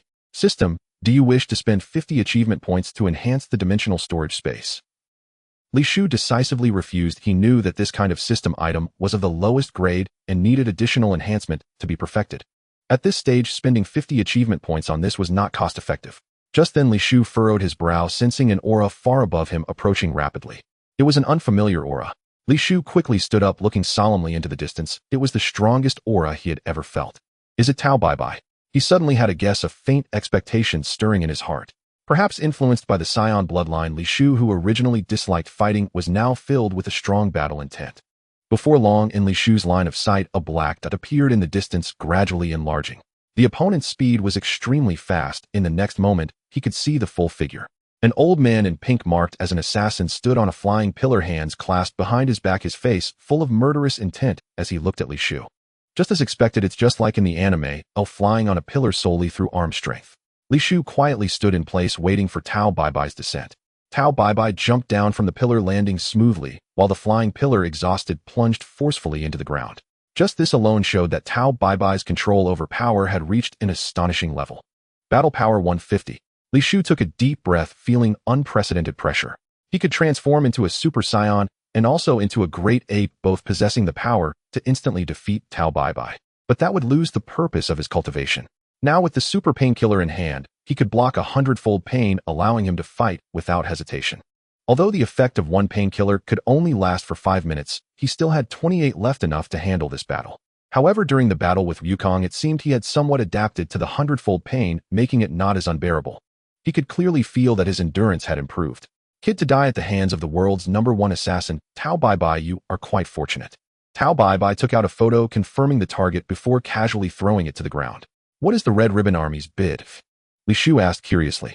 50 million. Today is my 20th anniversary. Oh, I can leave you with a complete corpse and allow you to choose a method of death.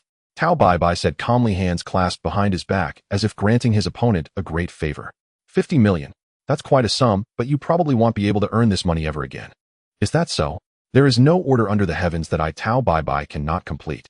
Li Shu suddenly smiled. What if I offer $1 billion for you to kill the crane hermit?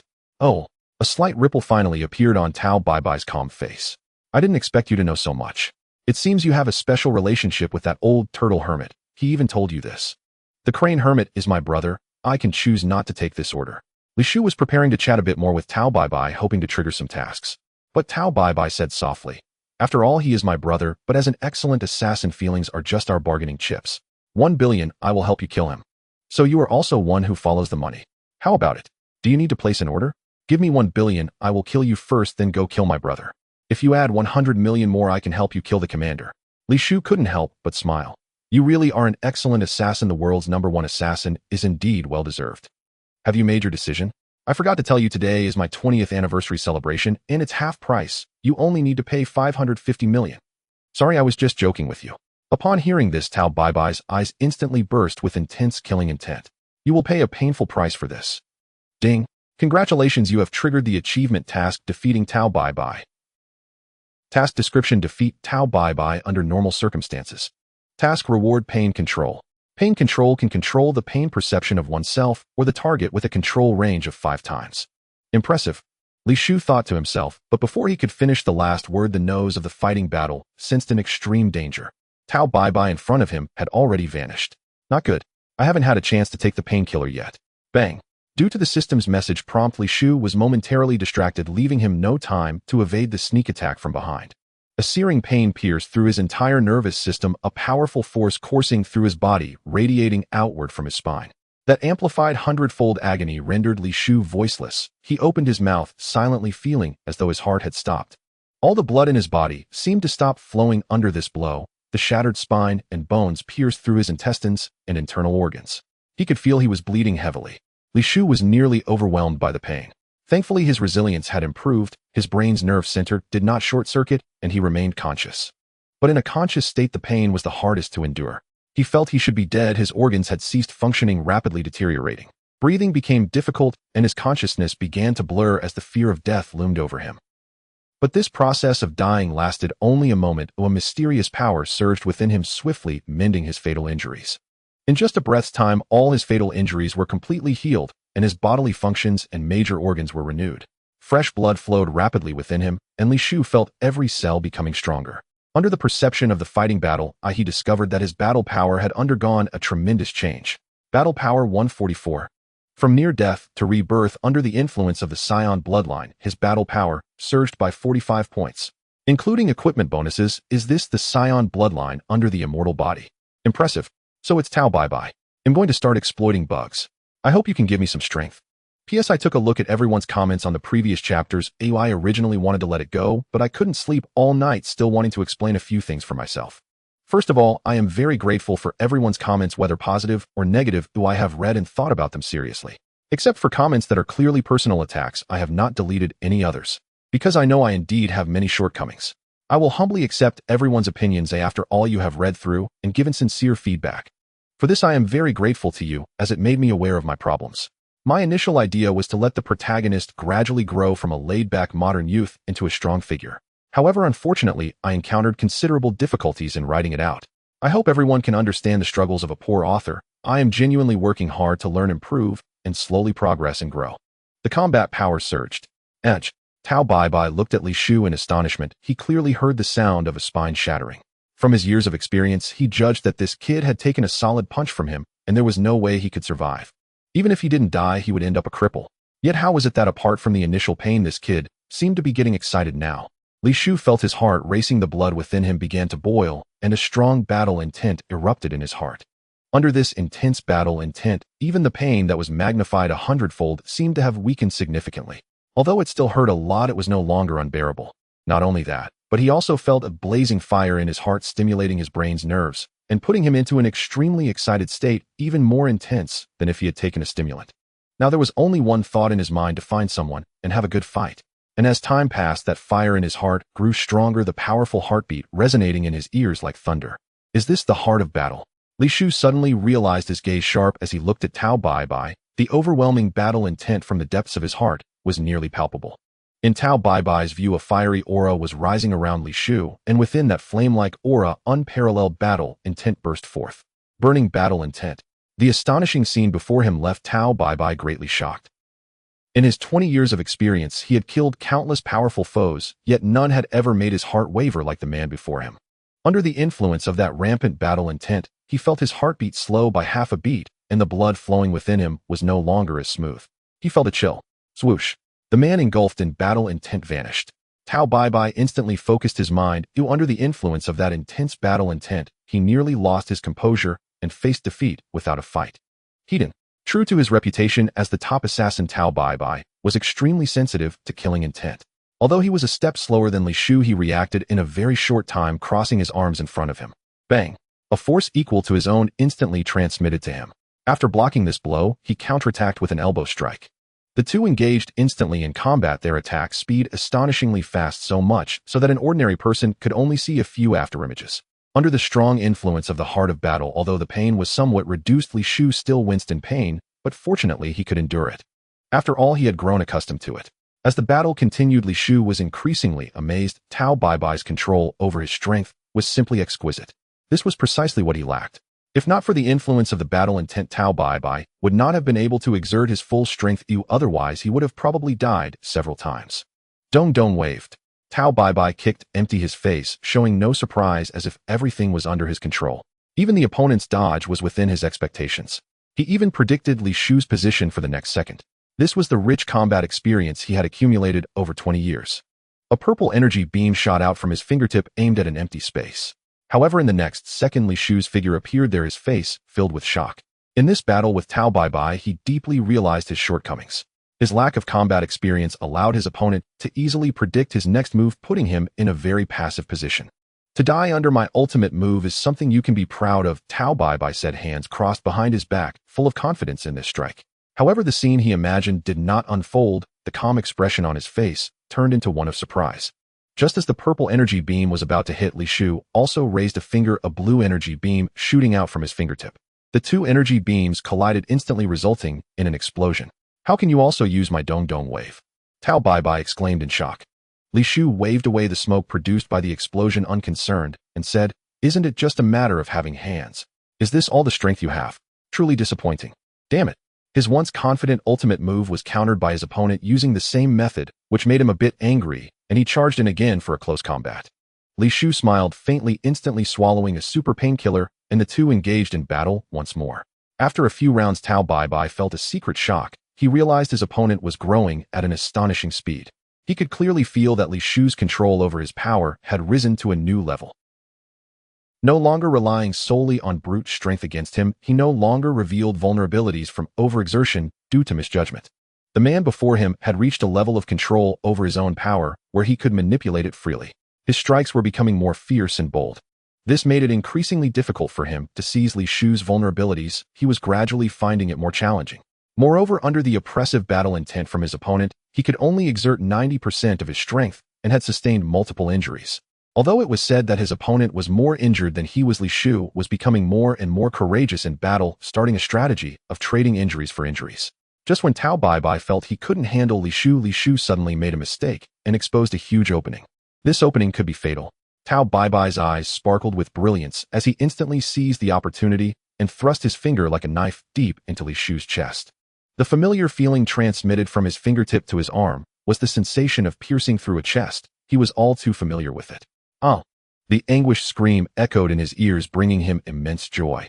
This troublesome opponent finally died at his hands. It seemed he would have to ask the Red Satin Brigade for more pay when he returned.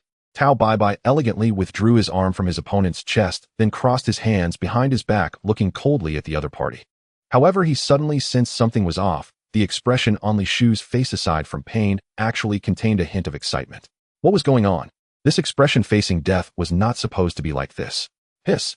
I admit you are indeed very strong," Li Shu said while coughing up blood, the wound on his chest visibly healing at a rapid pace. This scene left Tao Bai Bai completely dumbfounded. "I have learned a lot from you." Li Shu took out a spirit bean and swallowed it. His injuries instantly healed, and he returned to peak condition.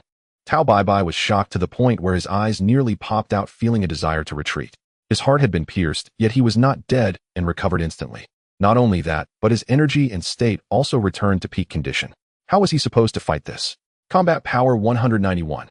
Feeling the surge in combat power again, Li Shu smiled and threw a spirit bean to Tao Bai Bai. "This spirit bean can bring you back to peak condition. I know you're confused right now, but don't be. Here, let me give you another chance to kill me." Tao Bai Bai hesitated for only a few seconds before consuming the miraculous bean. Miraculously, his injuries healed instantly, and his previously exhausted stamina surged back, returning him to peak condition. "You are very arrogant," Tao Bai Bai laughed heartily. "Just now I could have killed you twice, and now I can do it again." As soon as he finished speaking, Tao Bai Bai launched another attack, his face contorted in rage. "I refuse to believe you can be reborn infinitely. It's simply unreasonable. You must have paid a heavy price." However, in this exchange, he was horrified to find that his opponent had actually grown stronger. Not only could he control his own power with ease, but he had also reached the pinnacle of mastery, just like himself. Every punch, every kick was executed with no waste of strength, perfectly measured. Considering the time spent training, it took him over 40 years to reach this level. Damn, I can barely see his movements now. Tao Bai Bai was increasingly alarmed. From the start, he had been dominating Li Shu, but now it had turned into Li Shu dominating him. Faced with Li Shu's relentless attacks, he began to feel helpless.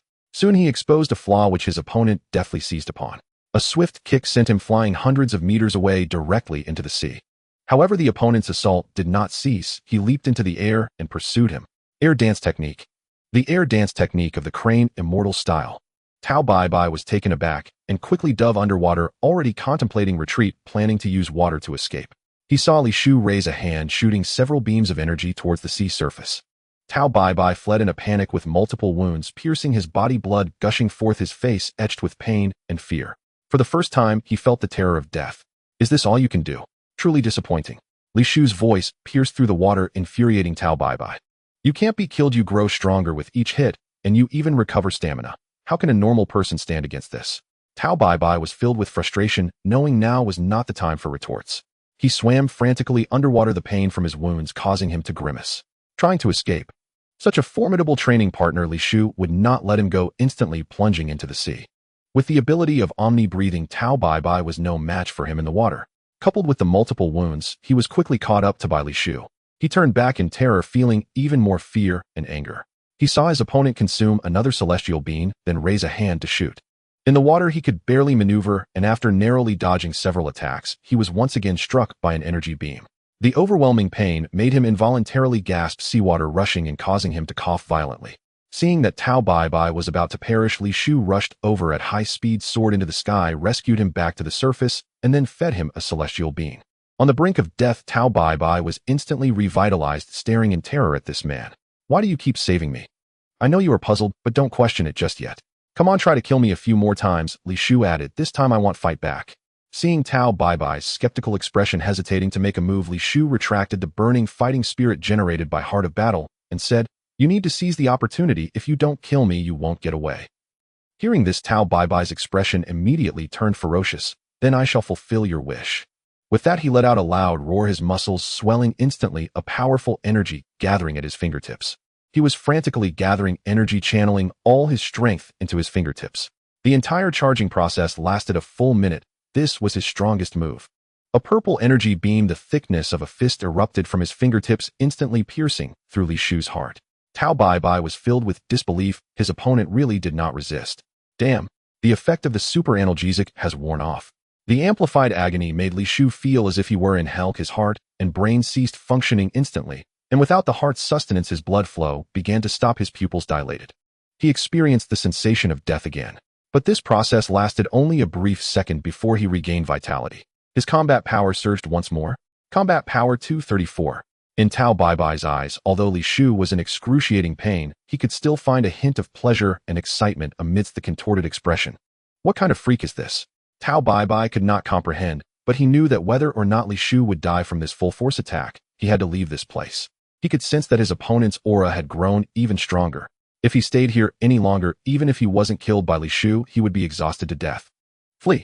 Tao Bai did not hesitate at all, pulling out a stone pillar embedded in the ground and hurling it fiercely into the sky, then leaping atop it. Though it hurts, it feels incredibly exhilarating. After regaining his composure, Li Shu prepared to exploit a few more bugs, only to see Tao Bai fleeing. This cannot be. Meanwhile, a voice that left him dumbfounded echoed in his mind. Ding! System bug detected. Repairing. Repairing the active self-destruct bug still increases combat power. Li Shu. Damn, I only exploited it 3 times. Does the system have to be so merciless? But Li Shu still had no intention of giving up. Having endured a sliver of 100-fold pain, he was unwilling to settle for just 3 bug exploits. He decided to try once more. He wanted to see how far this bug repair had progressed. Li Shu soared into the sky, catching up to Tao Bai, seizing him as if he were a chick despite Tao Bai's terrified expression. I told you can't leave without killing me. Tao Bai felt despair. He thought this man before him was simply a demon. After consuming another celestial beam, Tao Bai's state returned to peak condition, but he felt no joy, only deep fear and despair. Unable to kill, unable to fight back, unable to escape. In his 20 years of experience, he had never felt such despair as today. This time you first injure me severely, then use that last move to kill me, understood? Oi. Got it. Tao Bai had completely lost the demeanor of the world's #1 assassin, numbly nodding. Wait. Li Shu swatted Tao Bai, who was rushing over, away, and said, Let me take some medicine first. All right, we can start now. Tao Bai was very angry, but quickly deflated like a punctured ball. He resigned himself. Hey, take it seriously. You are the world's #1 assassin. Your attacks are too weak. Use your full strength. Got it. Are you hungry? Do you want a snack first? Li Shu said with dissatisfaction.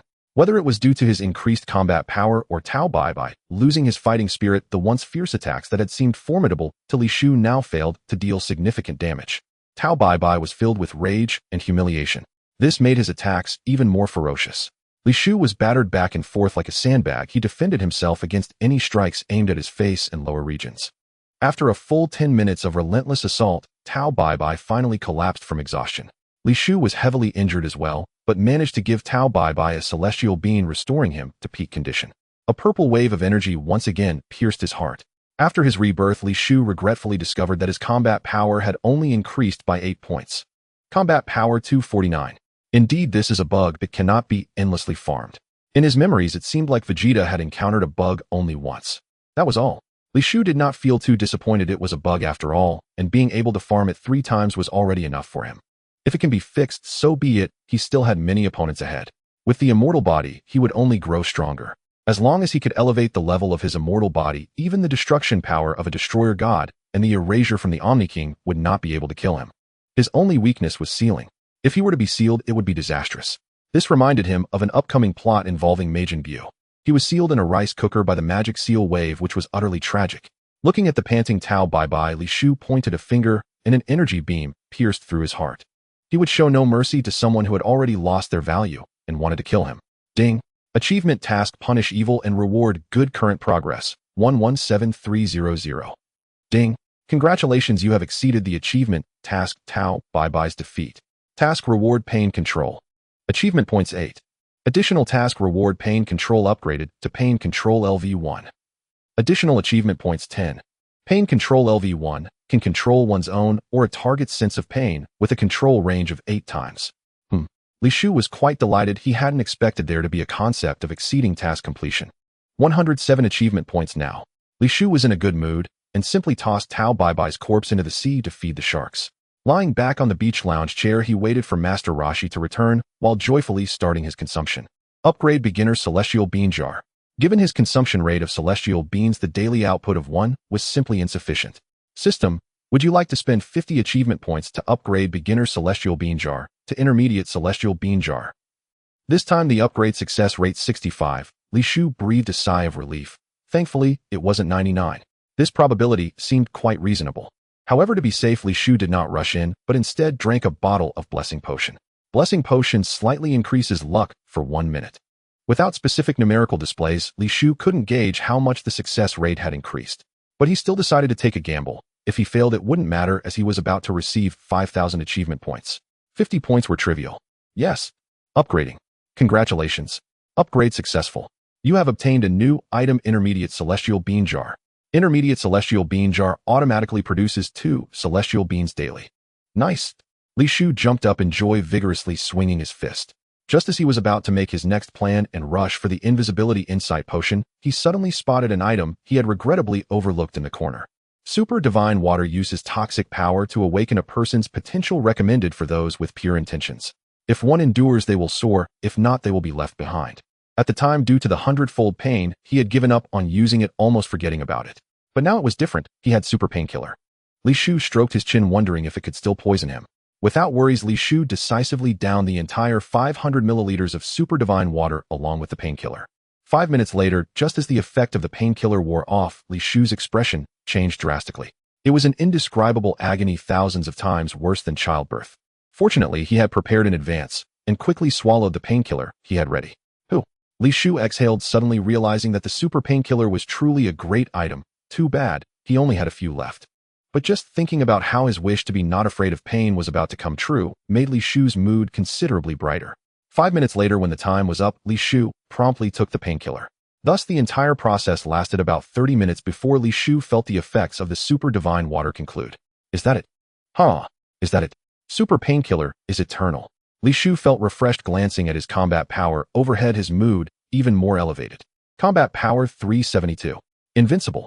I just don't know how much potential has increased, and where it will manifest. Li Shu couldn't be bothered to think. He would naturally find out later. There was still one thing he hadn't done. Upgrade invisibility insight potion. Upgrade successful. Congratulations, you have obtained a new item: invisibility insight potion 30. Continue upgrading. Congratulations, you have obtained a new item: invisibility insight potion 50. Continue upgrading. Insufficient achievement points. Upgrade failed. Looking at the remaining 7 points, Li Shu felt a sense of unfulfilled desire. After saving for so long, he had only enjoyed a few moments that was far from enough. A 50 chance of insight success, should I gamble? Li Shu fell into contemplation, but quickly rejected the idea, feeling that 100 was more reliable. To be honest, he was merely curious about the invisibility technique, wanting to experience what it was like to be invisible. It wasn't an urgent need. Absolutely no other strange thoughts. With nothing to do, Li Shu felt a bit bored, flipping through the collectible cool magazines he had gathered from the Purple Ninja, ensuring their quality for Master Roshi. As he looked, Li Shu fell asleep. Headquarters of the Red Ribbon Army.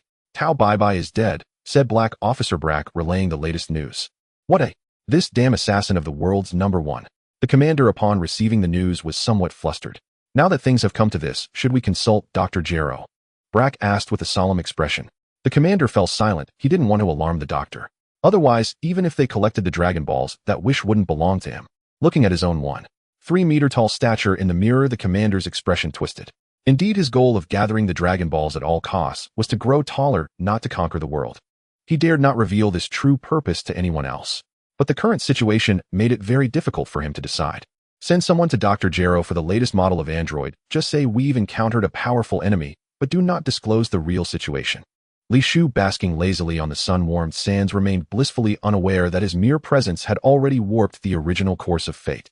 Li Shu, how did you get here? Krillin's astonished voice jolted Li Shu awake from his drowse. Night had already fallen.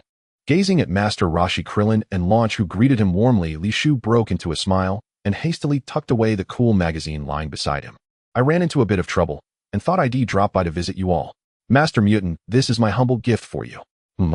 Master Rose's eyes widened in disbelief. Where on earth did you find these? These are Longatov print treasures. Hey, he picked them up. Where's Goku? Krillin asked, noticing Li Shu standing alone. Li Shu then recounted the events at Muscle Tower in brief. Upon learning that Goku had ascended Karen Tower for training, Krillin's heart stirred with eagerness, and he resolved to depart the next morning. The fortune teller Baba. Master Roshi regarded Li Shu with mild surprise, then said, You've asked the right person. She's my elder sister. We'll take you to her tomorrow. The following dawn, Krillin bid farewell to Master Roshi, Launch, and Li Shu before setting off toward Karen Tower. Shall we be on our way as well? Master Roshi leapt onto the back of a giant turtle, intending to swim across the strait and later catch a flight. Master Mutant, do you know the flight technique? Li Shu soared forward, gently halting Master Roshi midair. The proposed journey was simply too slow. The flight technique. Master Roshi stared startled. Did you run into that old Cranebill himself? I happened upon a three-eyed oddity and an old man flying through the air, so I discreetly observed and mimicked the technique. Quite convenient, really. Li Shu improvised casually. A three-eyed oddity. Must be that old man's disciple. Never imagined you'd steal his flight technique. Li Shu replied calmly. I also killed his younger brother. You killed his younger brother. What did you say? Master Roshi recoiled sharply, his gaze locking onto Li Shu in stunned disbelief. You killed Tao Pai. Right there. Yesterday, just before you returned, I tossed his corpse into the sea to feed the sharks. The Red Ribbon Army had hired him to assassinate me. You? Master Roshi furrowed his brow, concern etching deep lines across his face. That old Cranebill holds grudges fiercely, and his heart is twisted. Once he learns of this, vengeance will surely follow. Li Shu smiled, faintly untroubled by the threat. With a battle power of 372, he stood unrivaled on Earth, until Radit's arrival. As for King Piccolo, Li Shu estimated his current strength at no more than 300, while 372 represented only his baseline combat capability. Then, Master Mutant, would you like to learn the flight technique? Li Shu asked with a light smile, sensing the surreal irony of instructing his own master. Ahem. Master Roshi cleared his throat, then rose effortlessly into the air, floating serenely. I am Mutant Roshi, the god of martial arts. A mere flight technique. I need only glance once to master it. It's nothing more than refined control over ki. If I could pioneer the Kamehameha wave, how could such a trivial art possibly confound me? Still, after all these years, I've grown rather tolerant. Li Shu stared dumbfounded. Appearance indeed proved profoundly deceptive. This lecherous old sage had hidden depths indeed. Battle power 100. Gazing at the unchanging figure hovering above Master Roshi's head, Li Shu couldn't help but wonder whether the old man concealed far greater strength. Then again, how else could one live centuries unless mastery over chi ran bone deep? Wasn't it Master Roshi, after all, who first taught Goku and others to sense and wield ki with effortless precision? In an instant, the two shot skyward, soaring toward Fortune Teller Baba's palace. Ding! Side quest completed. Fortune Teller Baba's palace. Reward acquired. Super Earthling bloodline. The system's chime rang out the moment they arrived. Simultaneously, Li Shu sensed, deep within his being, a subtle and ineffable shift. Battle power 372, he checked his strength, unchanged. So what precisely were the traits of the Super Earthling bloodline? Li Shu paused, then let the question drift. Its nature would reveal itself in due time. Before him loomed a grand, imposing palace. Li Shu struggled to fathom just how vast Fortune Teller Baba's fortune truly was. Li Shu, I must warn you, Fortune Teller Baba is notoriously greedy. Even as her younger brother, I receive no discounts whatsoever. Hearing this, a memory flickered in Li Shu's mind. He recalled that now Grandpa's son Gohan would appear in this very arc. Beyond divination, Fortune Teller Baba possessed the rare ability to traverse the boundary between life and death, summoning the departed from the netherworld for a full 24 hours. Her palace rose solitary from a vast desert, but pilgrims seeking her counsel formed endless queues stretching across the dunes. Even Master Roshi, her own brother, waited patiently in line. Though long, the queue moved swiftly, and within an hour Li Shu stood at the threshold. You, long time no see, sister. My penniless little brother, you know my rules well. So I suppose you lack the fee for a reading. Li Shu asked curiously, how much is required? 10 million. Fortune Teller Baba cackled. 10 million. Li Shu froze, stunned. He could afford it, but the price felt absurdly steep. No coin. No matter. Aside from wealth, I delight in spectacle. Defeat my 5 elite warriors, and your reading shall be free. Just as Li Shu reached for his wallet, to prove he was no pauper, his resolve shifted. He remembered Son Gohan was one of those 5 warriors.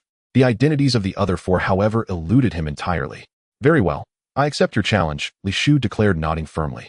Fortune Teller Baba's face lit with glee. Another thrilling show awaited. My penniless little brother, will you step into the ring too? She asked, glancing at Master Roshi. Master Roshi bristled. Is that how you speak to your brother? Indeed, my penniless little brother. So will you fight? I'll handle this alone, Li Shu interjected smoothly. Master Roshi is my teacher, and subduing your 5 warriors requires no aid from him. You intend to best all 5, by yourself? Fortune Teller Baba chuckled darkly. Such boundless confidence. These young ones truly astound me. Then please, follow me. Congratulations. You've triggered the achievement task 1 hand against 5, defeating the 5 warriors of the Fortune Teller with 1 hand. Reward Lucky Aura. This is quite a good thing, equivalent to a permanent effect of Blessing Potion. If all goes well, the Lucky Aura skill can continue to be enhanced. I just wonder how high it can be upgraded to rival the effect of Super Blessing Potion. Li Shu felt it necessary to invest all 5,000 achievement points he was about to acquire into it. Luck is a resource that is immensely useful. No one would complain about having too much luck. Li Shu was no exception. Fortune Teller, hurry and call your first warrior to the stage. Li Shu was very eager for the Lucky Aura skill and urged impatiently. The Fortune Teller chuckled. Vampire, you may come out now. A vampire? Does this exist in Dragon Ball? Li Shu couldn't recall anything, and soon after a purple bat flew out with a flutter of its wings. Transforming, it became a green-faced, fanged vampire glaring at Li Shu with a fierce expression, saliva dripping as it began to dance without a care. Combat power 65.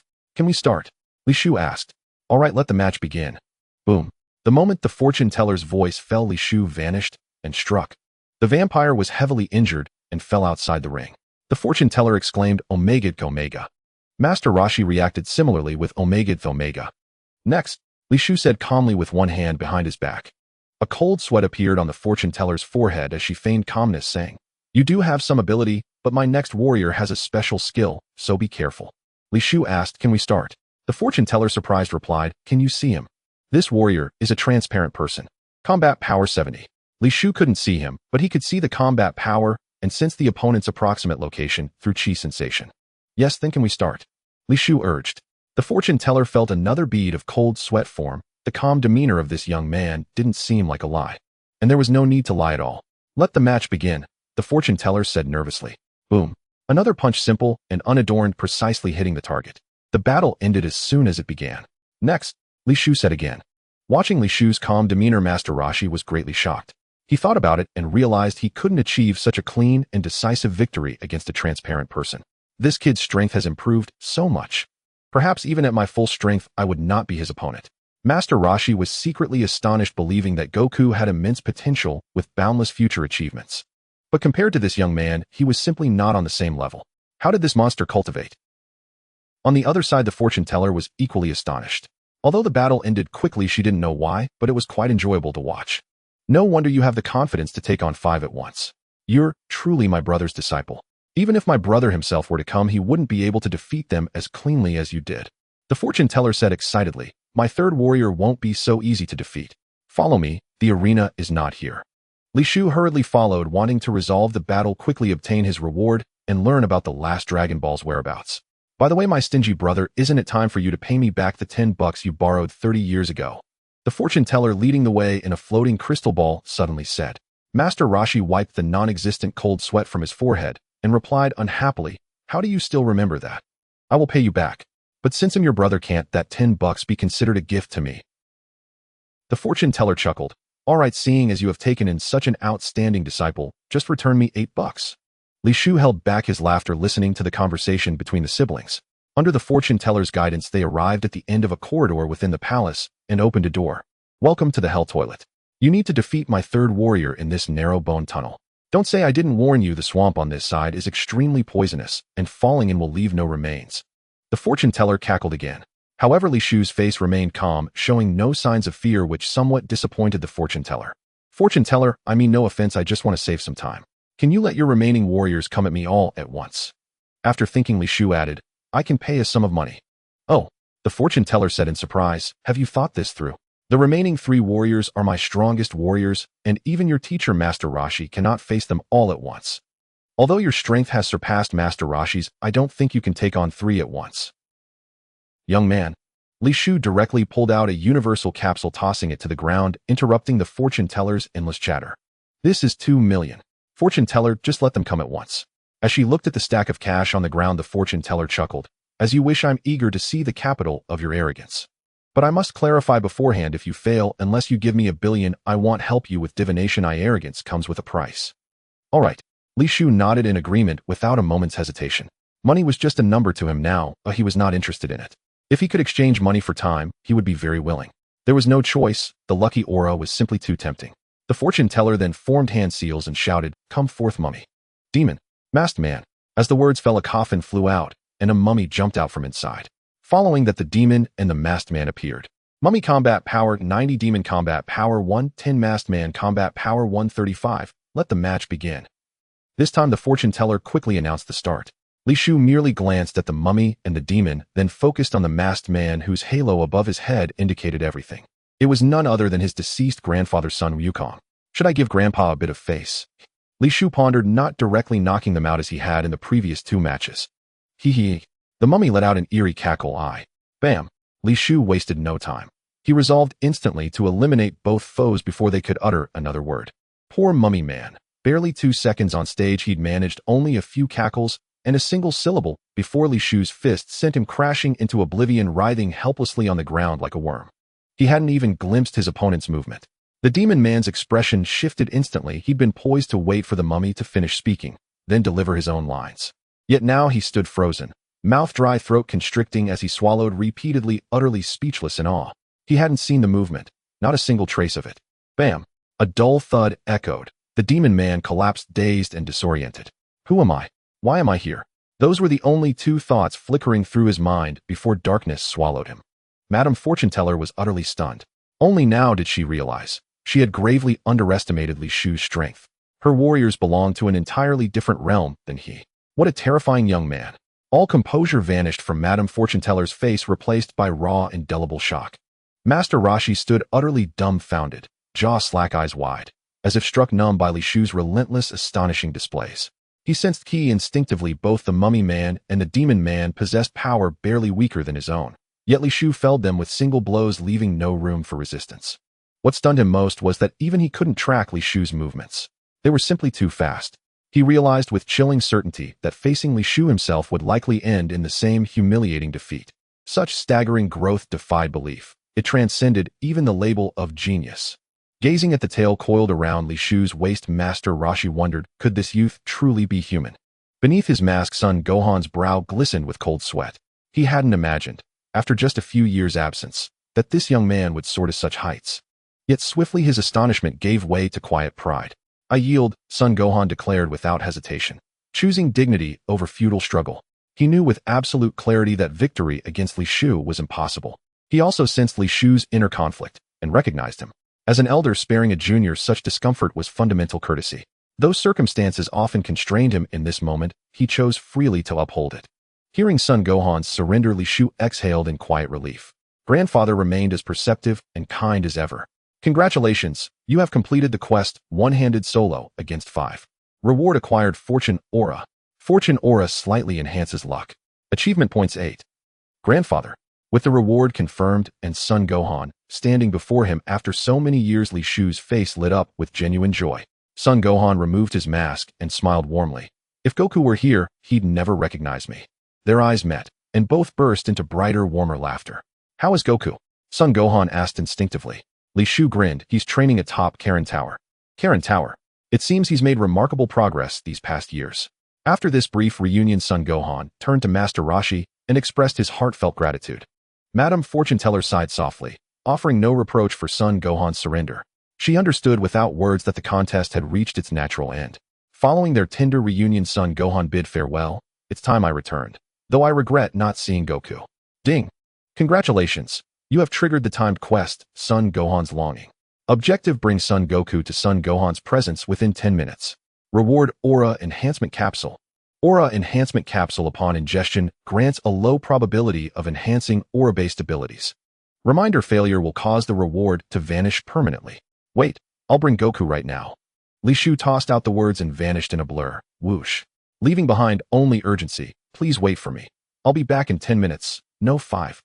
This child has changed greatly. He used to love slacking off. Son Gohan chuckled fondly. Fortunately, Madame Fortune Teller's palace lay not far from Karin Tower. Amplified by the flight buff, Li Shu soared at breathtaking speed. Enhanced flight buff. Yet for safety's sake, he decided to test whether his achievement points sufficed for an upgrade.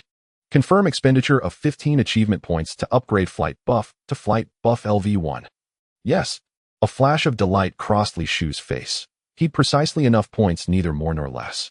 And unlike chance-based enhancements, skill upgrade succeeded with absolute certainty. No risk of wasted effort. Upgrade successful.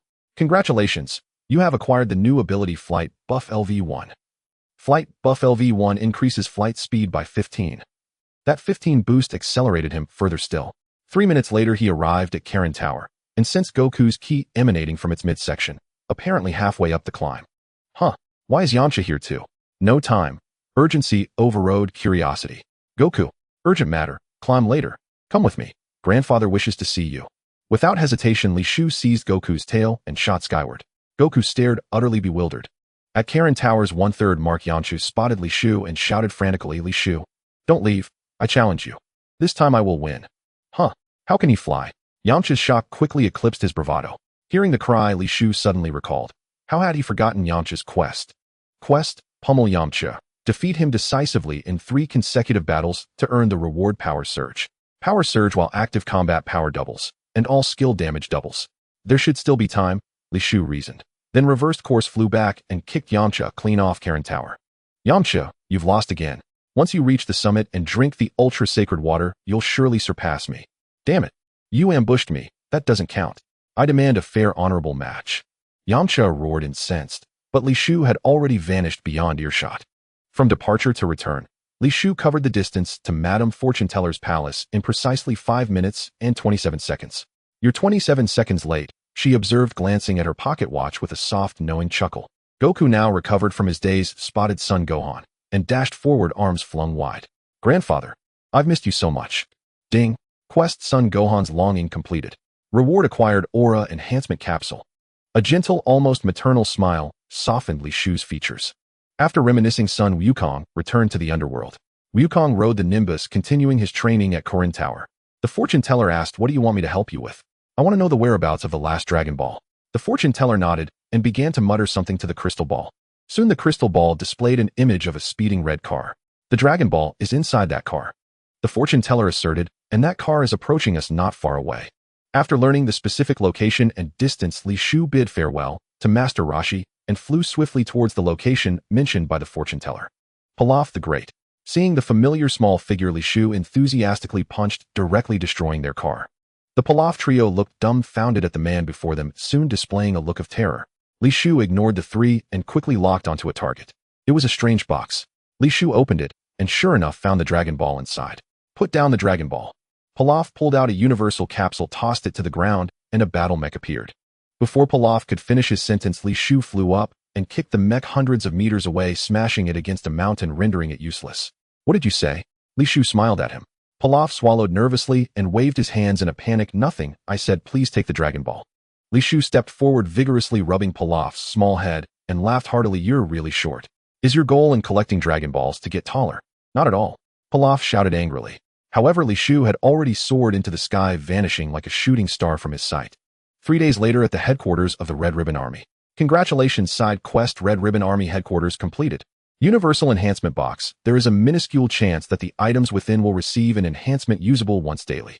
Gazing at the magnificent buildings, Li Shu felt he was about to get rich again. Unfortunately, he was currently uninterested in money, having more than he could spend. Li Shu felt a bit dissatisfied, but soon became excited. The wish to not fear pain was finally about to be fulfilled. With his current combat power, he could easily overwhelm the entire Red Ribbon Army headquarters. As soon as Li Shu appeared, the Red Ribbon Army headquarters sounded a piercing alarm. Dozens of fighter jets flew out and countless soldiers on the ground were fully armed. Clearly, the Red Ribbon Army, equipped with a Dragon Ball radar, was well prepared for battle. Although the opponent was just one person after suffering several painful defeats earlier, they dared not underestimate the man before them. Fire! The commander in the control room issued the order. In an instant, countless beams of light shot towards Li Shu. Li Shu calmly responded, raising his hand as a full moon rose in the sky, though he intended to resolve this quickly. His body instantly swelled as Li Shu transformed into a giant ape. His combat power reached a terrifying 4464. What kind of monster is this? The firepower is completely ineffective against him. The rocket artillery hit him and didn't even remove a hair. Roar! Li Shu let out an angry roar at the crowd, activating the lion's roar technique. Under the powerful sonic attack, all electronic devices malfunctioned and fighter jets began to crash. The densely packed soldiers under this furious roar suffered from nosebleeds and fainted. The soldiers fell one by one, and the scene looked incredibly relieving. In just a breath, the Red Ribbon Army was annihilated. All this was accomplished by just a single roar from the giant ape. The commander in the control center turned pale, horrified by the scene on the monitors, unable to speak for a long time. This was a power he could not comprehend. Even the latest androids created by the doctor did not possess such terrifying strength. The giant ape's crimson gaze turned towards the most magnificent building in the center, leaping right in front. Its massive body towered above the building, and the terrifyingly violent aura made the remaining personnel inside tremble. Combat power 233. The giant ape's eyes flickered with confusion. Oh, how could such an existence be within the building? This was absolutely impossible. Otherwise, in the original story, Wukong would not have been able to single-handedly defeat the entire Red Ribbon Army. So there is only one possibility: the plot has begun to change. However, this was no longer important to Li Shu. He directly uprooted the entire building and shook it violently. At that moment, a white light flew out from the building. It was a completely unfamiliar face with a large 9 on its chest. Android no. 9. Kill him quickly. Otherwise we will all die. The commander gripped the window tightly, nearly being thrown out, shouting loudly. Android no. 9. The giant ape frowned. Couldn't he see the combat power of the androids? Why could he see it now? Was it because Android no. 9 was more advanced than Android no. 8, closer to a human? He saw Android no. 9 bravely attacking, and it could even fly. However, Li Shu simply slapped Android no. 9, splitting it into pieces. The normal battle ended in less than 3 minutes. The commander watched in disbelief, unable to calm his emotions. Only when the giant ape grabbed him in his hand did he panic, pleading in terror, "Let me go. Don't kill me. Otherwise you will never obtain the remaining Dragon Balls." The giant ape's eyes flashed with disdain as he extended a finger, poking open the door to the Red Ribbon Army's treasure vault, collecting all the Dragon Balls and treasures within. Then Li Shu returned to his true form, looking at the commander with a mocking expression. "Now I need you to enumerate the crimes you have committed." The commander was dumbfounded. He suspected there was an undercover agent within his ranks. Otherwise, how could the opponent know so clearly where his treasure room was? Besides himself, only his adjutant knew. Could it be that I betrayed myself? How is that possible? Then there is only one truth. Adjutant Black, it's you. You're the undercover agent. The commander angrily glared at the pale-faced black adjutant. Stop talking nonsense, quickly list your crimes. And you too, Li Shu turned to the bewildered adjutant. Don't even think about escaping. That will only lead to your own demise. Then Li Shu flew into the air using the lion's roar technique. Now you just need to list your crimes, and it'll spare your lives. Since that task can be completed beyond expectations, can the punish evil and promote good task also be done? Looking around, there are only a few thousand people. Yes, it's me again. Yes, it's the headquarters of the Red Satin Brigade. Please send someone over quickly. Yes, the entire army has been wiped out with over 1,000 people. You must send more personnel, preferably the entire force. Yes, no need to confirm again. Hurry up, we are not working together for the first time. Li Shu hung up the phone feeling refreshed. Not only was the wish to gather the Dragon Balls about to be realized, but the task of punishing evil and rewarding good was also about to be exceeded. What a delightful day it was. The waiting process was tedious. With nothing to do, Li Shu took out the Universal Enhancement Box and pondered what to enhance first. The Universal Enhancement Box looked like a black box about the size of a suitcase with 2 buttons on it, a switch and a start button. The system is being too lazy. This is just a suitcase. Upon opening the box, he found that the internal structure was no different from the suitcase he had used before. After scrutinizing it carefully, Li Shu found nothing magical about it. The chance is minuscule. Could it be a scam just to amuse itself? Li Shu had no choice but to speculate maliciously about the system. However, upon reflection, he realized he hadn't lost anything, so it didn't matter. I wonder if there's a way for the Universal Enhancement Box to enhance itself. Li Shu stroked his chin deep in thought. Alright, maybe I'm being too fanciful. Let's try putting in a dinosaur leg. Soon Li Shu was puzzled. The dinosaur leg was over 2 meters long while the box was only about 1.6 meters tall, making it impossible to fit inside. Never mind, perhaps the box has its own method. Sure enough, the moment the dinosaur leg touched the inside of the box, a mysterious force surged forth, shrinking the leg and drawing it into the box, which then closed automatically. Li Shu immediately pressed the start button. System enhancing. System, congratulations. Enhancement successful. You have obtained a new item, Endless Dinosaur Leg LV5. Omega to Omega. Li Shu was stunned. Did it really succeed? A minuscule probability. What a joke. He had failed 3 times at a 99 success rate. Li Shu found it hard to believe. Was the minuscule chance referring to the likelihood of failure? Impossible, it must be because I'm lucky. Li Shu quickly dismissed this guess, and the system's voice sounded again. Ding. Congratulations. You have achieved the accomplishment 1 success. You actually succeeded once under the minuscule probability. This truly astonishes this system. Achievement reward title Lucky Star. Achievement points 10. Lucky Star permanently increases success rate by 10. Awesome. Li Shu was thrilled and took the dinosaur leg out of the box. Endless Dinosaur Leg LV5 type regenerative edible spiritual item ability 1 can attach to the leg ability 2. Can emit an enticing meat aroma ability 3, spiritual ability 4, flight ability 5, increases combat power by 6 when equipped. Li Shu glanced at his combat power, which increased to 3. 5. Combat power 375. 5. Although a 1 increase doesn't seem like much at his growth potential. As long as he maintains his luck. At this rate, in just 3 months his combat power could double. Great, the system finally didn't scam me again. Li Shu happily took a bite of the dinosaur leg. After waiting a few more minutes, the police finally arrived. They even dispatched 5 helicopters and dozens of large police cars. Jing Yuya walked over quickly. Looking at the soldiers crawling on the ground behind, Li Shu, fully armed, her inner shock was beyond measure. She couldn't imagine that someone could single-handedly annihilate the entire Red Satin Brigade. The man before her seemed like a god descending to the mortal realm. Can I buy you a drink tonight? Jing Yuya was filled with curiosity about the man before her and wanted to learn more. Li Shu looked at Jing Yuya. To be honest, she looked quite beautiful. Although her light makeup wasn't exquisite, her beauty was no less than that of Wushang Yuya. If she were to dress up carefully, even some celebrities would be overshadowed. There was no reason to refuse a Bowtai's invitation, so Li Shu gladly agreed. I know a yakitori place that tastes quite good. It's run by a friend of mine. We can go there tonight. Okay, I'll contact you after work. Is 888888888 your number? Yes, that's right. Isn't it easy to remember? I spent a lot of money to acquire it. The police worked quickly. The two chatted for about 10 minutes before wrapping up. Then, see you tonight, my hero. Jing Yuya smiled, brightly waved her hand, and left with the police team. Ding. Achievement task ring punishing evil and rewarding good, current progress 2687300. Congratulations. Achievement task ring punishing evil and rewarding good has been exceeded. Reward obtained title hero. Achievement points reward 5,000. Additional reward title hero upgraded to bronze hero. Additional achievement points reward 5,000. Bronze hero combat power increased by 60. Combat power 587. 54. Awesome. So exhilarating. Under such generous rewards, Li Shu's face flushed, his excitement and joy were unparalleled. This made him unable to resist wanting to sing a tune. The vast horizon is my love. Under the endless green mountains the flowers bloom. What kind of rhythm is this? It's the best sway. What kind of singing is the most joyful? Soon Li Shu entered a state of singing and dancing rap, gradually calming his excited emotions. Awesome 10000 achievement points. How should I use them? I have no experience at all.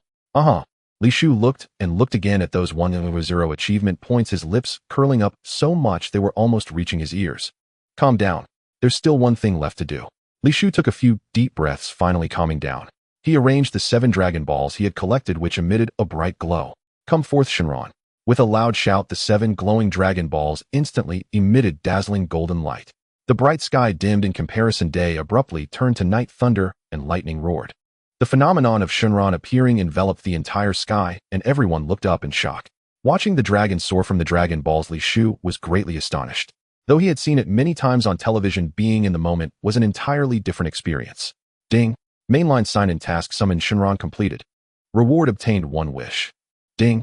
The next sign-in location is the 22nd Martial Arts Tournament. Task reward warm reminder once.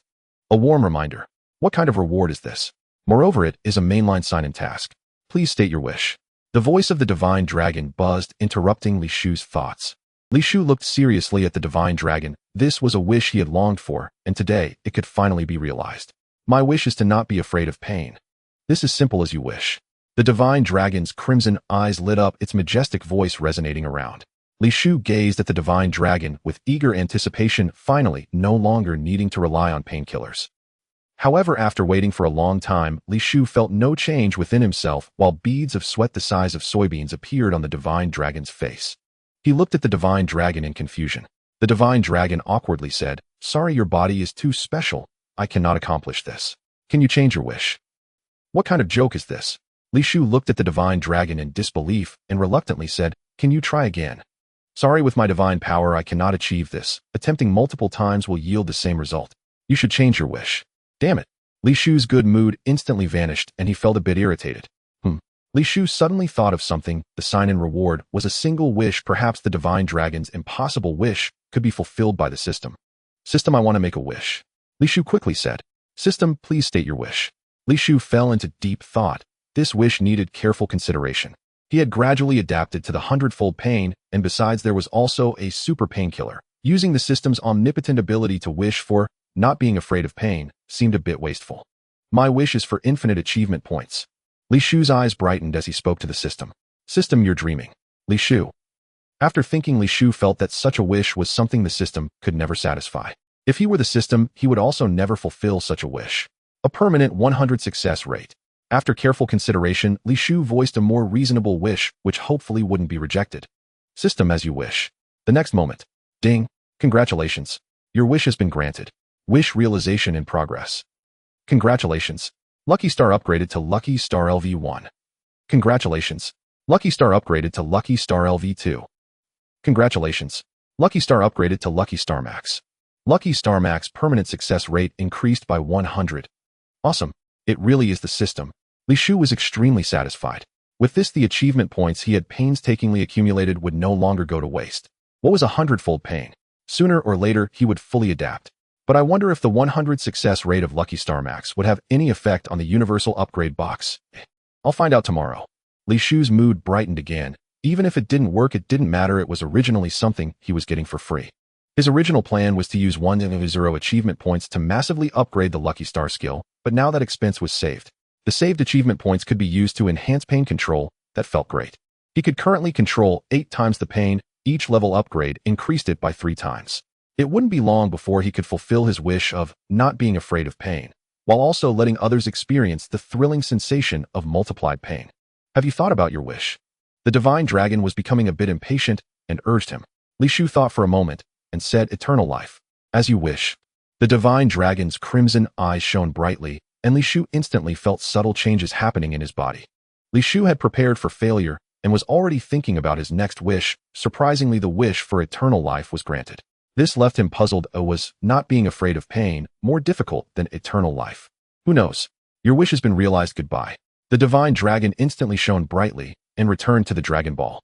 The 7 Dragon Balls soared into the sky, about to scatter across the world. Looking at the shimmering Dragon Balls, Li Shu had a bold idea. Since Sun Wukong could catch the 4-star ball, why couldn't he catch them all at once? With that thought, Li Shu soared into the sky, pulling out the universal upgrade box. In the instant he opened the box, he collected all the Dragon Balls that were about to scatter. It really works. Li Shu laughed heartily. The universal upgrade box was on cooldown, merely losing its upgrade ability, but could still be used as an ordinary suitcase. After a few minutes, Li Shu reopened the black box. Inside lay 7 petrified Dragon Balls quietly resting. Nice, 1 wish each year, and it saves time collecting them.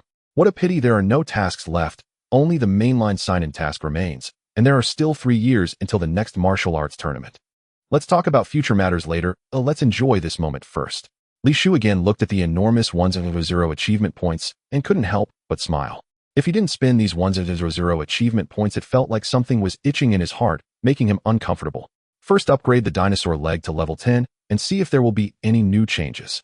With the thought, the success sounds of upgrades rang out 4 times in a row. A 100 success rate is indeed satisfying. From LV5 to LV10, it cost around 500 achievement points in total. Dinosaur leg LV10. Type regenerable consumable spirit tool. Ability 1 can attach to legs. Ability 2 can emit an enticing meat fragrance. Ability 3 spirituality. Ability 4 flight. Ability 5 good fortune. Ability 6 increases combat power by 15 when equipped. Good fortune. Seeing the additional abilities, Li Shu tried it out. It indeed could change length and size, just like Yukong's Rui Jingu Bang. Not only that, but it could also change thickness. It could be said to be as large or small as one wishes. The rules for combat power enhancement have also changed from level 9 to level 10. It's no longer a 1 increase per level, but a 5 increase per level. Shall I continue upgrading? Glancing at the cost of upgrading from level 10 to level 11, which required 512 achievement points, Li Shu decided to first upgrade Immortal Body and use the remaining points to enhance pain control. It would be best to max it out directly. If there are any surplus points, he could upgrade the dinosaur leg later. Combat power 618. With his current combat power, he was already invincible on Earth before Raditz's arrival. A few percentage points more didn't matter much. Upgrade Immortal Body. Ding. Congratulations, you've acquired a new skill, Super Immortal Body. Consult for detailed information on Super Immortal Body. Super Immortal Body. Ability 1, instantly recover from fatal injuries. Ability 2, regenerate severed limbs. Ability 3, revive from blood loss. Ability 4, regenerate from destruction. Ability 5, pain sensitivity increased by 20000. The pain sensation has increased 100-fold. Li Shu felt somewhat speechless, but it was not unacceptable. He could adapt to 100 times the pain, so what about 200? After enduring a few more beatings, he would get used to it. What does destruction rebirth mean? Is it the destructive power of the god of destruction? Li Shu suddenly realized that his immortal body might not be invincible. If he remembered correctly, the Omni King also possessed an erasure technique. Enhance Super Immortal Body. Without any hesitation, Li Shu decisively chose to enhance it again. The immortal body was his greatest trump card. It couldn't possibly be erased by the Omni King. Insufficient achievement points enhancement failed. I still have 7,310 achievement points. Li Shu was shocked. He glanced at the records and saw that enhancing Immortal Body to Super Immortal Body cost 2,000 achievement points. Does the next enhancement require 20,000 achievement points? Li Shu promptly paid a hefty consultation fee and received a response from the system. Enhancing Super Immortal Body requires 100,000 achievement points. 100,000. Hearing this astronomical number, Li Shu felt the weight of his task ahead. In the future, when encountering the Omni King, he should be more cautious. Enhance pain control until the achievement points are insufficient. Li Shu issued another command. Enhancing continuously. Congratulations, you have acquired a new skill, Pain Control LV6. Pain Control LV6 can control one's own or a target's pain perception with a control range of 28 times LV5 to LV6, control range increased by 8. Hiss, that's really expensive. Li Shu gasped. The leveling up from LV1 to LV6 cost him 6,200 achievement points. Enhancing the Saiyan bloodline only costs 20 achievement points. Li Shu calculated that each level up doubled the cost. Thus, the cost to enhance the Saiyan bloodline from LV1 to LV2 should be 40 points. In contrast, enhancing pain control from LV1 to LV2 costs 200 points. There was a 5-fold difference. He initially thought 1,000 achievement points was a lot, but it seemed he was too naive. After enjoying a few enhancements, deducting the consultation fees left him with only 998 achievement points. At that moment, he realized that the consultation fee was determined by the content of the inquiry. After 2 consultations, he had lost several hundred points. If you calculate it this way, Lucky Star Max is a fantastic deal. At least it saved him several tens of thousands of achievement points. Even though the system did not display the cost of enhancing Lucky Star, considering such an amazing skill, it likely wouldn't be much lower than pain control. Thinking this way, Li Shu felt much more balanced, and his mood lightened. With 998 points left, what should I enhance? Li Shu thought for a moment and decided to save it for emergencies. He had to admit the feeling of spending wildly was indeed exhilarating. He was a bit reluctant to stop. He decided to treat himself to a shopping spree to extend this exhilarating feeling, as he currently had more money than he could spend. He was determined to experience the luxurious life he couldn't in his past life. Coincidentally, he had a date with Jing Yuya that evening, so he needed to prepare a nice outfit. He might as well see if he could trigger another achievement ring task. Wukong is training at Karen Tower, and it will take at least 3 to 5 days. They'll find him later. In the West City, the most bustling shopping mall. Sir, this outfit perfectly matches your temperament. I'll take it, wrap it up. Sir, these pants match that shirt perfectly. I'll take it, wrap it up. Sir, these socks. I'll take it, wrap it up. Sir, I'll take it, wrap it up. Is this what it feels like to have money to spare? Under the adoring gaze of the female sales associate, Li Shu spoke with authority. No matter what she promoted, he simply said 4 words, I'll take it, wrap it up. Li Shu used to think being wealthy was enjoyable, but when you actually have more money than you can spend, you realize it's not just enjoyable, it's exhilarating. Sir, I'll take it, wrap it up. Li Shu instinctively replied.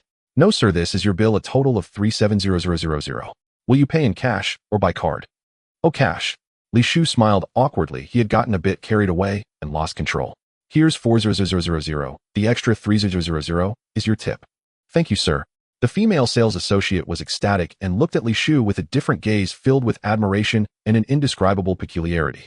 Just as Li Shu finished paying, the system chimed. Ding! Congratulations. You've triggered the limited time achievement task shopping frenzy. Task description: please spend a total of 1 billion within the same day. Task reward: Royal Saiyan bloodline. Current progress 370000. Indeed, such achievements exist. Li Shu was not spending mindlessly. Aside from wanting to experience the lifestyle of the wealthy, he was also testing to see if he could trigger achievement tasks. However, before he could feel joy, the system chimed again. Ding! Congratulations. You've triggered the achievement ring task, passing through a field of flowers, not touching a single petal. Task description: gain the admiration of 300 women, but without any physical contact. Task reward: title of Love Saint. Achievement point reward 5,000. Current progress 0300. Love Saint combat power increased by 30. Hiss. This task is a bit challenging. After 2 achievement tasks, 1 limited time, and 1 ring task, Li Shu was initially pleased, but became somewhat disheartened after reading the task description. The difficulty of these 2 tasks was increasing. As Li Shu exited the men's clothing store, he suddenly turned back and declared in front of the respectful female sales associate, "He'll buy everything in the store." The female sales associate's face flushed with excitement, unable to contain herself as she looked at the man before her, suddenly wanting to offer herself. Hey, race 100 million, is this enough? Li Shu tossed out a universal capsule, instantly stacking a mountain of cash. Wrap everything up for me. Ooh, I'll come back in an hour. Is that all right? Li Shu added. If the money isn't enough, he'll come back to make up the difference. That's enough. Sir, don't worry. The female sales associate's legs went weak, and she swayed as if to fall into Li Shu's arms. Li Shu quickly dodged and said sternly, "Ma'am, please maintain your professionalism. This is not the time to faint. Please pack my items quickly." The female sales associate awkwardly fell to the ground, but quickly got up and started to busy herself. Ding! Achievement ring task: passing through a field of flowers, not touching a single petal. Current progress 1300. A smile crept onto Li Shu's face that seemed that this task wasn't as difficult as he had imagined. Meanwhile, Li Shu's lavish spending attracted the attention of all the sales associates in the other stores, especially the female sales associates, who looked at him with eager eyes. Amidst the crowd, a combat power value caught Li Shu's attention. 294. How is that possible? Moreover, I can't feel his aura at all. If it weren't for the existence of the Eye of War, he would have completely ignored the other party's presence. Could it be a synthetic human? This reminded Li Shu of the synthetic human No. 9 he encountered when destroying the headquarters of the Red Ribbon Army. That was a character that shouldn't have appeared. Now he encountered another one. Unable to detect any aura, yet possessing such formidable combat power, Li Shu could think of no other possibility than a synthetic human. This discovery weighed heavily on Li Shu's heart. It seemed that due to his appearance and a series of actions, the plot had already undergone subtle changes. This was something that was bound to happen. Li Shu did not feel too surprised. Fortunately, everything was still under his control. With his combat power of 618, this unexpected turn was not a threat, merely a surprise. As Li Shu noticed the synthetic human also looked at him, a cold smile etched across its indifferent face. Found you. At the moment the synthetic human saw Li Shu, it raised its hand directly at him, gathering a terrifying amount of energy, completely indifferent to the fact that this was in a crowded shopping mall. Clearly its target was him. This was a method of revenge from Dr. Garo. Li Shu's complexion changed dramatically. If the synthetic human destroyed the mall, wouldn't his mission be in vain? This cannot be allowed. Just as he thought, in the blink of an eye, the energy in the synthetic human's palm had fully charged, and a violent orange energy wave erupted. Boom. The patrons in front of him were examining the products in the stores. By the time they realized danger had arrived, they were already obliterated by that energy wave. Such a brutal method made Li Shu's blood boil, and an overwhelming rage surged within him, nearly exploding from his eyes. Seeing a mother holding a baby under 1 year old about to meet a tragic end, Li Shu rushed over without any hesitation. "Get down." In the instant he rushed out, Li Shu roared with the lion's roar technique. At the same time, his body instantly shielded the terrified mother. Boom. A thunderous sound shattered the glass of the nearby stores, causing the entire mall to shake violently. Customers screamed in panic, and in extreme fear no one followed Li Shu's advice. They instinctively ran out like mad. The scene instantly descended into chaos, and the narrow staircase suddenly became a stampede with cries and screams filling the air. "No! My baby!" A mother in the crowded group was pushed by a panicked man from behind, causing the child in her arms to slip from her grasp. Damn it! The chaotic scene before him filled Li Shu with extraordinary anger. He couldn't watch a child fall to its death. He flew over and caught the child. "Everyone who doesn't want to die, get down." Li Shu couldn't care less. To prevent casualties caused by panic, he had to increase the power of the lion's roar. "Since you all can't do it, I'll help you." With Li Shu's furious roar, everyone clutched their heads in pain and fainted to the ground. The previously chaotic scene instantly calmed down. Although some bumped into each other after fainting, that was unavoidable. At least everyone lay down obediently on the ground, falling into a coma under the protection of their brains. Meanwhile, security personnel and management from other floors rushed over. "Evacuate everyone from other floors. Hurry! There's a terrorist attack here." Looking at the bewildered security and management personnel, Li Shu nearly roared. Just then an ingenious idea suddenly struck him, allowing him to quickly complete the shopping frenzy task. Therefore, he did not immediately kill the hateful synthetic human after saving these ordinary people. At that moment, the synthetic human emitted another energy wave, and Li Shu once again endured it with his body. The pain was 200 times worse, causing him to grimace, but there was also a strange pleasure in it. His clothes had already torn, exposing his robust body to the air. Li Shu felt he was beginning to develop a tendency towards becoming a pervert. At this moment, the security and management personnel also understood the current situation and quickly began evacuating the crowd. Seeing them preparing to carry out the fainted people, Li Shu said helplessly, "I will protect these people. You go evacuate those from other floors." Okay. Li Shu sighed in relief, then activated pain control, reducing his pain perception by 28 times. At the same time, he increased the synthetic human's pain perception by 28 times. I wonder if the synthetic human is afraid of pain. Li Shu didn't think too much. Now that someone was handling the aftermath, his brilliant plan could commence. Just as the synthetic human was about to attack again, Li Shu swiftly dodged and appeared before it, delivering a knife hand strike that severed the synthetic human's arm. Looking at the expressionless face of the synthetic human, Li Shu felt quite envious. Synthetic humans really don't fear pain. He suddenly thought about transforming himself into a synthetic human, but ultimately decided against it. The terrifying power exhibited by Li Shu startled the synthetic human, who gazed incredulously at its severed limb. That was made from an alloy capable of withstanding missile attacks. Yet the opponent had severed it with just a knife hand strike. What terrifying strength! Meanwhile, the synthetic human's combat system issued an extreme danger warning. Without any hesitation, it turned and fled. "Just be a proper tool for me." Li Shu quickly caught up, delivering a kick that sent the synthetic human flying into a nearby shop, destroying countless products and decorations. He didn't exert his full strength. Instead, he controlled the force, or else that kick would have caused the synthetic human's head to explode like a watermelon. Without giving the synthetic human a chance to react, Li Shu knew they all had self-destruct devices inside. He instantly pursued, grabbing the synthetic human's head and swinging it wildly against the ground. He smashed everything to pieces, including the stores. Li Shu acted quickly, and within just a few minutes he had demolished an entire floor of shops, leaving no intact products. This is just one floor's worth of products. I wonder if it will be enough to cover $1 billion when I have to compensate later. Let's smash a bit more, it's a rare opportunity. Li Shu sensed that there were no living presences on the floor below. Thus he slammed the synthetic human hard against the ground, instantly creating a large hole that dropped down to the next floor. The violent noise immediately attracted the crowd, evacuating towards the safety exit below. The crowd screamed continuously. Li Shu smirked and urgently shouted at the crowd, "Run. This terrorist is too strong. But rest assured, even if it costs me my life, I will hold on until all of you are safely gone." Outside the shopping mall, police sirens blared. More than a dozen ambulances had arrived, and more were still on their way. Dozens of fighter jets circled above. On the ground, armed troops were densely packed. They stood at the ready, watching the mall and awaiting orders from their superiors. In the command center, the leader of the armed troops furrowed his brow and inquired, "What's the situation inside the mall?" "A terrorist attack has occurred, according to reports from inside the mall." "A terrorist attack? How many people are involved?" One. Are you joking? What about casualties?" "It's still unclear, but so far it seems there haven't been significant casualties. Most people have evacuated." How many are inside confronting the terrorists? One, just one. What? Is this really a terrorist attack? Can one person cause this much destruction? Just as the leader was pondering how to engage, new information came from the front lines. Report, sir. It's over. Our people are heading in for rescue. What? I was just about to deploy my strategy. Outside the mall, a crowd had gathered, both curious and shocked as they peered inside. Just a moment ago, there had been intense commotion within the mall, resembling a construction site with 100 workers. The roaring sounds were incessant. Such a violent uproar left them unable to imagine the horrific battle unfolding inside. They felt as if the building might collapse.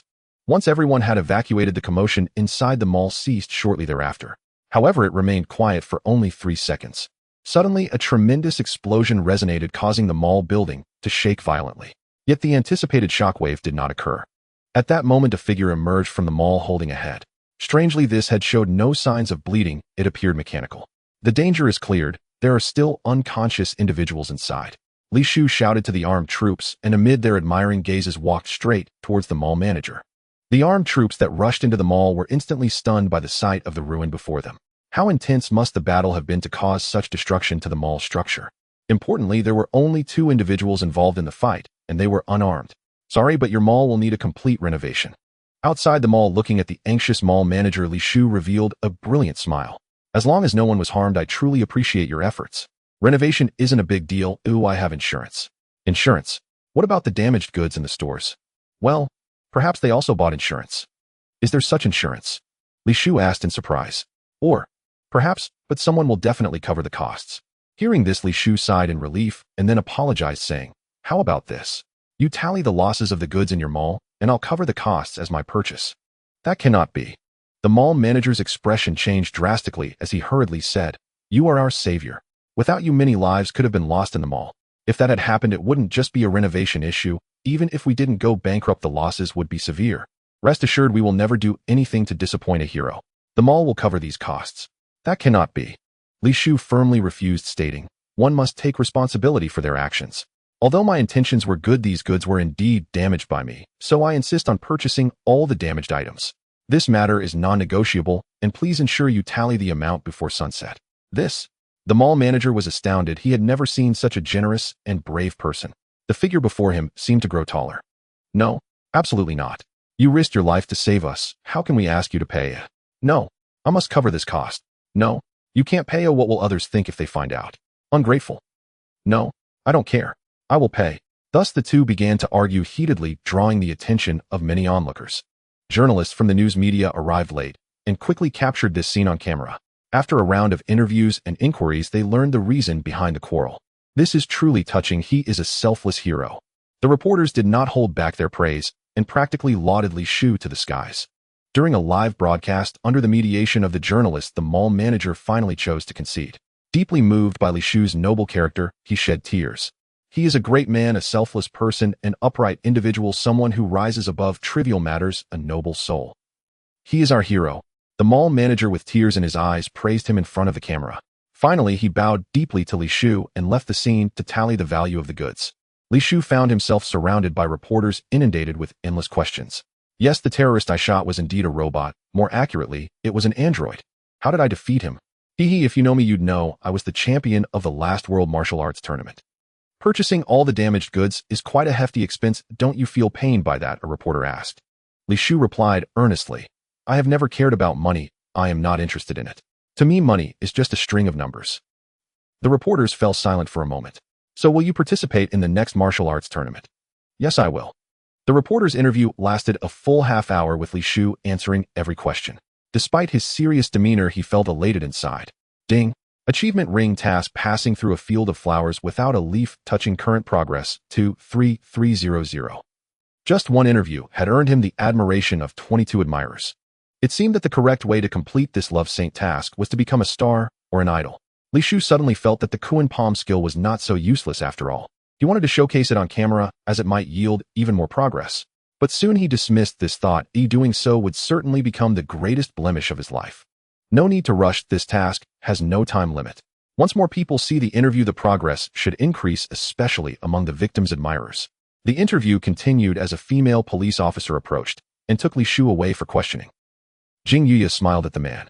Shouldn't you thank me for helping you out? Li Shu, feeling a bit helpless, actually preferred to be interviewed a bit longer, but he thought it was fine. Most people would find those reporters annoying, but you seem a bit different. Perhaps this is fate, Jing Yuya said with a radiant smile. Li Shu chuckled, thoroughly agreeing with this notion. The two chatted for quite a while, and before they knew it, it was time to wrap up. As you can see, I might have to work overtime tonight, so dinner might be a bit delayed. You won't mind, will you? Before leaving, Jing Yuya asked earnestly, how could I? They'll call you when the time comes. See you tonight. See you tonight. At 6 p.m. in the office of the shopping mall manager. Mr. Li Shu, I have compiled the amount. Please have a look. The mall manager presented a list. Li Shu glanced at it and directly focused on the final total. 12.3 billion. We are willing to bear part of it, the mall manager said quickly upon seeing Li Shu's surprised expression. No need, this figure just far exceeds my expectations. In the face of the mall manager's astonished gaze, Li Shu took out 12.3 billion in cash. He had thought Li Shu would use a card, and he had prepared the tools for it, but he didn't expect cash. Who carries 12.3 billion in cash? The mall manager, feeling a chill, quickly suppressed further thoughts and respectfully saw Li Shu off. Ding! Congratulations. The time-limited achievement task Shopping Mania has been exceeded. Reward Royal Saiyan Bloodline. Achievement points 30. Additional reward Bloodline Fusion Potion. Additional achievement points 30. Bloodline Fusion Potion can merge multiple bloodlines within the body into a new bloodline with a success rate of 10. Bloodline Fusion Potion. A success rate of 10. Li Shu grinned as he now possessed a 100 success rate. He had to admit he was quite satisfied with this reward. Saiyan Bloodline has been replaced with Royal Saiyan Bloodline. He didn't plan to pursue other bloodlines. Merging Royal Saiyan Bloodline with Super Earthling Bloodline was quite good. Moreover, it has been proven in the original work that the compatibility between these two bloodlines is very high, so he need not worry about becoming a hybrid of sorts. Most importantly, the mixed bloodline of Saiyans and Earthlings has astonishing potential. The representative figure of this is, of course, Sun Wukong's son Sun Wufan. Li Shu immediately drank the bloodline fusion potion he had just obtained. In an instant, Li Shu felt a wave of heat radiating from his abdomen, quickly spreading throughout his body. Soon a violent pain surged from every pore, every blood vessel, and every cell. Under the amplification of the pain from the super immortal body, this extreme suffering reached a terrifying level. Li Shu could only endure for a moment before hastily swallowing a super painkiller. Meanwhile, a popping sound echoed within his body as blood seeped out from every pore, and in the blink of an eye he became a blood-soaked figure. What the hell? All my blood vessels are bursting. I'm bleeding profusely. Oh no, even my liver has burst. Without any sensation of pain, Li Shu felt like an outsider intently experiencing every change in his body. If it weren't for the painkillers, such suffering would be unbearable for any person. Fortunately, with the super immortal body, those fatal injuries quickly healed. Thus, Li Shu found himself trapped in an endless cycle of bursting blood vessels, bursting liver, bursting kidneys, and other organ explosions. He felt as if he had gone through countless deaths and rebirths. The most intuitive change was that his combat power was skyrocketing. Combat power 893. Combat power 1327. Combat power 1691. Combat power 2133. Combat power 2765. Combat power 2999. 5 minutes later, Li Shu took another super painkiller and wondered, why is my combat power stuck at 2999? What is going on? The internal reconstruction continued. Why has the combat power stopped increasing? Not long after the bloodline fusion was completed. Ding! Congratulations. You have obtained a new bloodline, Earth Emperor Saiyan bloodline.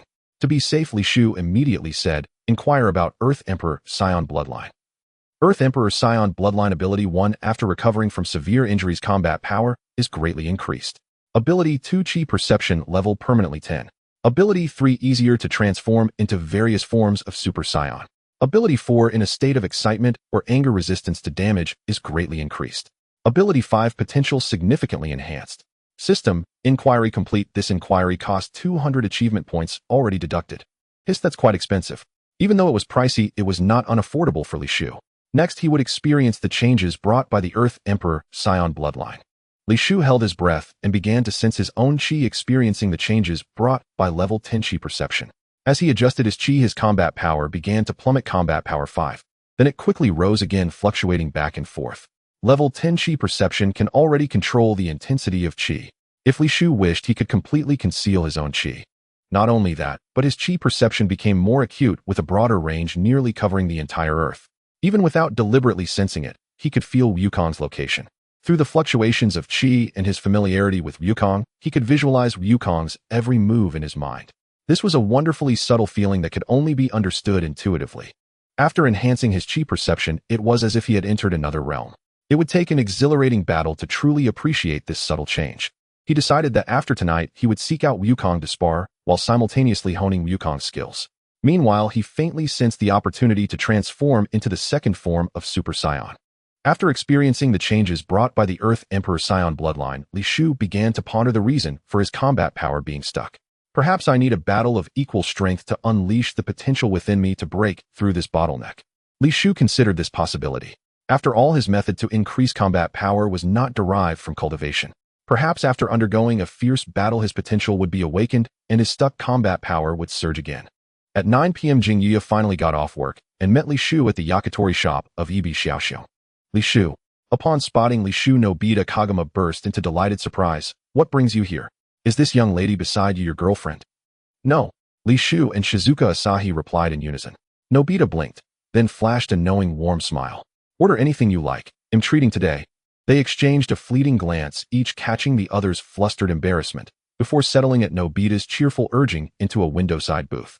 Nobita's cooking was excellent. They ate heartily and chatted freely, until Li Shu stiffened upon hearing Shizuka complain about her husband. What? You're married? Just as Shizuka opened her mouth to reply, Li Shu's expression suddenly contorted. His eyes snapped wide with shock, fixed intently on Karen Tower in the distance. I'm sorry, I must go immediately. My younger brother is in grave danger. Without another word, he vaulted out the window, rocketing skyward like a blazing meteor vanishing beyond the horizon. Shizuka leaned out the window, staring upward in stunned silence. Moments later, she withdrew, her gaze dull, nibbling listlessly at a skewer of grilled chicken, voice soft and wistful. Is being a married woman truly so terrifying? Damn it, why has Goku's aura grown so feeble? And why have Yamcha's and Krillin's energies vanished entirely? What in the world is happening at Karen Tower? Racing through the heavens, Li Shu's face tightened with mounting dread, a cold premonition chilling his thoughts. In Li Shu's perception, Goku's aura waned steadily, now barely clinging to existence, yet pulsing with fierce, searing fury. Continuously upgrade flight buff until achievement points are depleted. Upgrading. Ding. Congratulations. New skill acquired, flight buff level 6. Flight buff level 6, flight speed increased by 50. With a resonant whoosh, Li Shu transformed into a Super Saiyan, his velocity surging anew. It must be the androids. Otherwise, I'd sense their energy without fail. Anxiety gripped his heart. The morning's unexpected encounter had already led him to suspect the peril Goku and the others now faced. Dr. Jero. So he's decided he can't defeat me, Hedon, and has instead turned his cruelty upon those closest to me. That monster. Shit. Li Shu roared in fury. Goku's aura had vanished entirely. Dead. Worse still, the guardian duo of Karen Tower, Bora and UPA, had also ceased to emit any trace of life energy. A flicker of relief crossed Li Shu's face. Goku's aura reappeared stronger than before. He must have consumed a senzu just before death. Hold on, brother. I'm coming. Li Shu exhaled deeply. Revived from near death, Goku's combat prowess would surge dramatically. Even if still outmatched by the android, he'd surely endure long enough for Li Shu's arrival. Pushing his flight to its absolute limit, Li Shu reached Karen Tower within 2 minutes, only to find the scene below crushing his spirit, his pupils contracting sharply. Yamcha, Krillin, Bora, and UPA lay motionless in pools of blood, their eyes open in silent finality. Each bore an identical wound, a fist-sized aperture torn through the chest. Before their bodies, 2 crimson figures clashed fiercely, one clad in Master Roshi's signature red martial arts uniform, Goku. The other, likewise dressed in red, was a stranger. Not a whisper of aura emanated from the stranger, clearly another android. Combat power 188. Combat power 236. The first denoted Goku's strength, the second that of the red-clad android. Goku was being overwhelmed, gashed across limbs and torso, his GI tattered beyond repair, even revealing the pale curve of his buttocks. Big brother. Goku sensed Li Shu's arrival instantly, glancing back just once. That split-second lapse granted the android an opening. A brutal kick slammed into Goku's face, shattering a nearby boulder into dust. Simultaneously, the red-clad android shifted focus the moment Li Shu appeared. Its jaws parted, unleashing a fist-sized beam of raw energy straight toward him. Li Shu flicked his palm outward. The energy beam dissipated instantly, leaving him untouched. Goku, shall I lend a hand? He held back, not yet intervening, as Goku rose once more. To him, this android was no mere foe, but a worthy sparring partner. With Li Shu watching closely, the android stood no chance of killing Goku. And so long as Goku lived, Li Shu, armed with an abundance of senzu beans, could exploit that very margin of survival to catalyze a quantum leap in his brother's power. Brother, I'll avenge Krillin and the others myself. Fury blazing in his eyes, Goku shot forward like a comet. Yet the red-clad android refused engagement. Its gaze locked unwaveringly upon Li Shu. I will slaughter everyone close to you. A cruel smile twisted its lips. Then without hesitation it soared skyward and fled. Li Shu's brow furrowed slightly. Every android carried an internal explosive. Forcing one to remain as Goku's training partner would prove exceedingly troublesome. He abhorred complications, and thus resolved to eliminate the android outright, then assumed the role of Goku's personal trainer himself. Of course, should the android show wisdom, he might be granted a few extra minutes, perhaps even dozens, of reprieve. Reality proved otherwise. The android evaded Goku effortlessly. Li Shu extended a single finger, Kamehameha energy coalescing at its tip in an instant surging forth with cataclysmic force. A thunderous boom echoed across the valley. The android's head detonated hundreds of meters away, its headless body collapsing lifelessly to earth with a heavy hollow thud. Sorry, Goku. You're still too weak to catch him. I had no choice but to act. Li Shu stepped before his brother, voice gentle yet resolute. Don't grieve too deeply. We can revive them with the Dragon Balls. The Dragon Balls? Of course. Goku's face lit up with sudden joy. Look, they're all here. I've gathered all 7 already. Just wait 1 year, and they'll return to life. Li Shu laid the 7 Dragon Balls before Goku. Brother, do you know who these people were? Why did they attack us? They returned to the base of Karin Tower. As Goku spoke, he began digging a grave, preparing to bury Krillin, Yamcha, Bora, and Upa where they fell. It's a long story. I'll explain fully later, Li Shu said, sighing faintly at Goku's earnestness, then added, but buried in soil for a full year their bodies will decay completely. Huh, really? Then what do we do? Goku looked utterly bewildered. Li Shu rubbed his temples thoughtfully. We'll need Bulma's help. She may possess technological means to preserve their remains, and besides, Yamcha, her boyfriend, fell right here. Li Shu went to the western capital and found Bulma skipping class. Li Shu, what brings you here? Are you here to see me? For some reason, Bulma felt that Li Shu seemed a bit different. His demeanor appeared more outstanding, and he looked even more handsome than before. In her adolescence, Bulma, being infatuated, found it hard to resist the charm of handsome boys. Her relationship with Yamcha had already passed the passionate phase, and with Yamcha immersed in cultivation under Li Shu's influence, they had not seen each other for a long time. She didn't even know where Yamcha was at that moment. Love is hard to withstand the test of time, especially when a more outstanding opposite sex appears. However, that was all there was to it. Bulma's feelings for Li Shu were merely a strong admiration, more akin to worship, much like those star-chasing girls. Li Shu looked at her seriously and said in a deep voice, I need to take you somewhere. I hope you can prepare yourself mentally. Yamcha and Krillin. They've run into trouble. Yamcha is in trouble. Bulma's infatuated expression vanished, instantly replaced by a look of tension and even panic. At the top of Karin Tower, Wukong seized the opportunity while Li Shu was looking for Bulma to begin climbing Karin Tower. After the recent battle, he was eager to enhance his power. If he were a bit stronger, that incident would not have occurred. After experiencing a brush with death, Wukong's strength surged, and his speed in climbing Karin Tower increased significantly.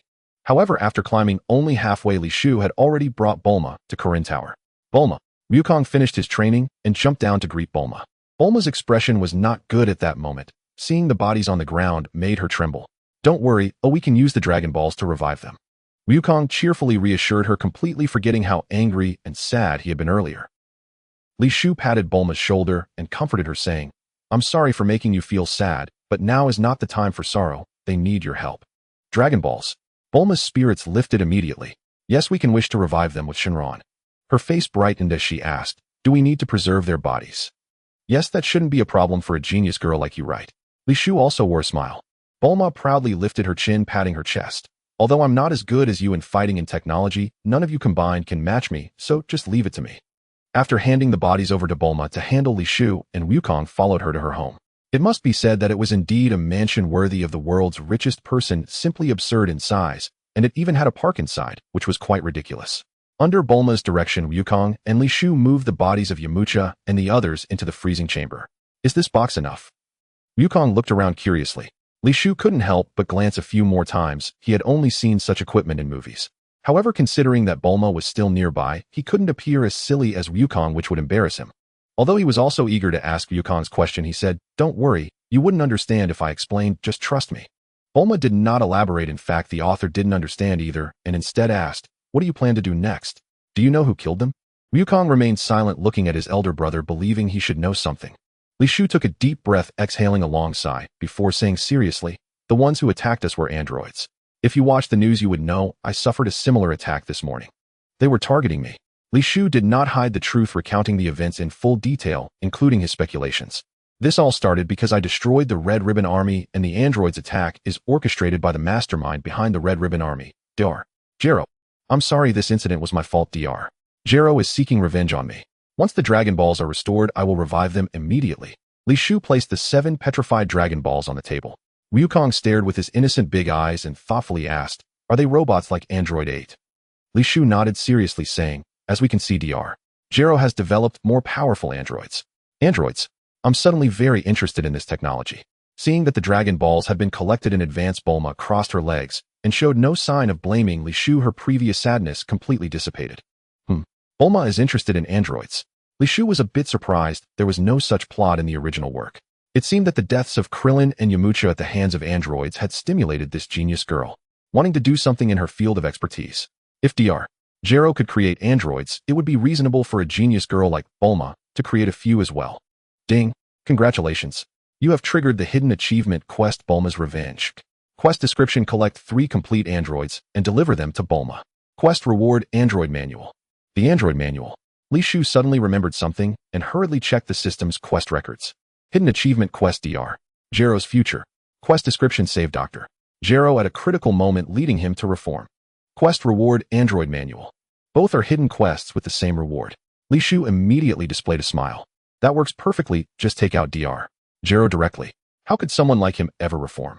Even if he could, it would certainly be troublesome. Since it's troublesome, it's better to just eliminate him. Li Shu instinctively glanced at Bulma's long legs beneath her short skirt, quickly shifting his gaze to her eyes, and said seriously, "Beautiful Miss Bulma, I have a keen interest in you, and I am willing to help you capture 3 wild androids to sponsor your research project." Wild androids. Bulma couldn't help but smile, saying, "Li Shu, I didn't expect you to have such a humorous side." Li Shu politely smiled, then his expression turned serious. "But before that, we might need to live together for a long time until we deal with the trouble of Dr. Jero, ensuring he won't dare to attack us again. This is also for your safety, after all, we are friends. Dr. Jero can't harm me, but will definitely try to harm you. The facts have proven he will do so."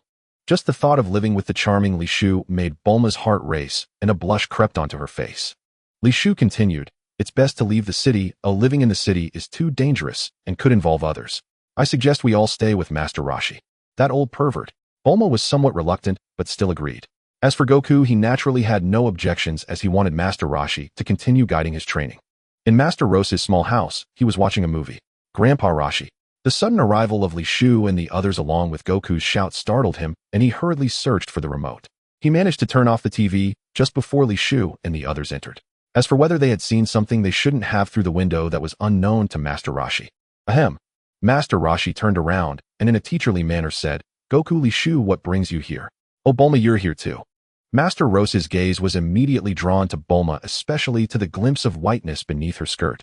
His eyes gradually moved upward, gazing at the peaks, and his bald head unconsciously leaned closer. Bulma's face turned red with anger, and she punched that bald head, shouting, "You perverted old man. What are you trying to do?" "Ow, that hurts. Why is it so painful today?" Master Roshi crouched on the ground, holding his head, nearly in tears from the pain. A smirk appeared at the corner of Li Shu's mouth as he silently increased the pain control by 5 times, bringing it to 15 times the pain.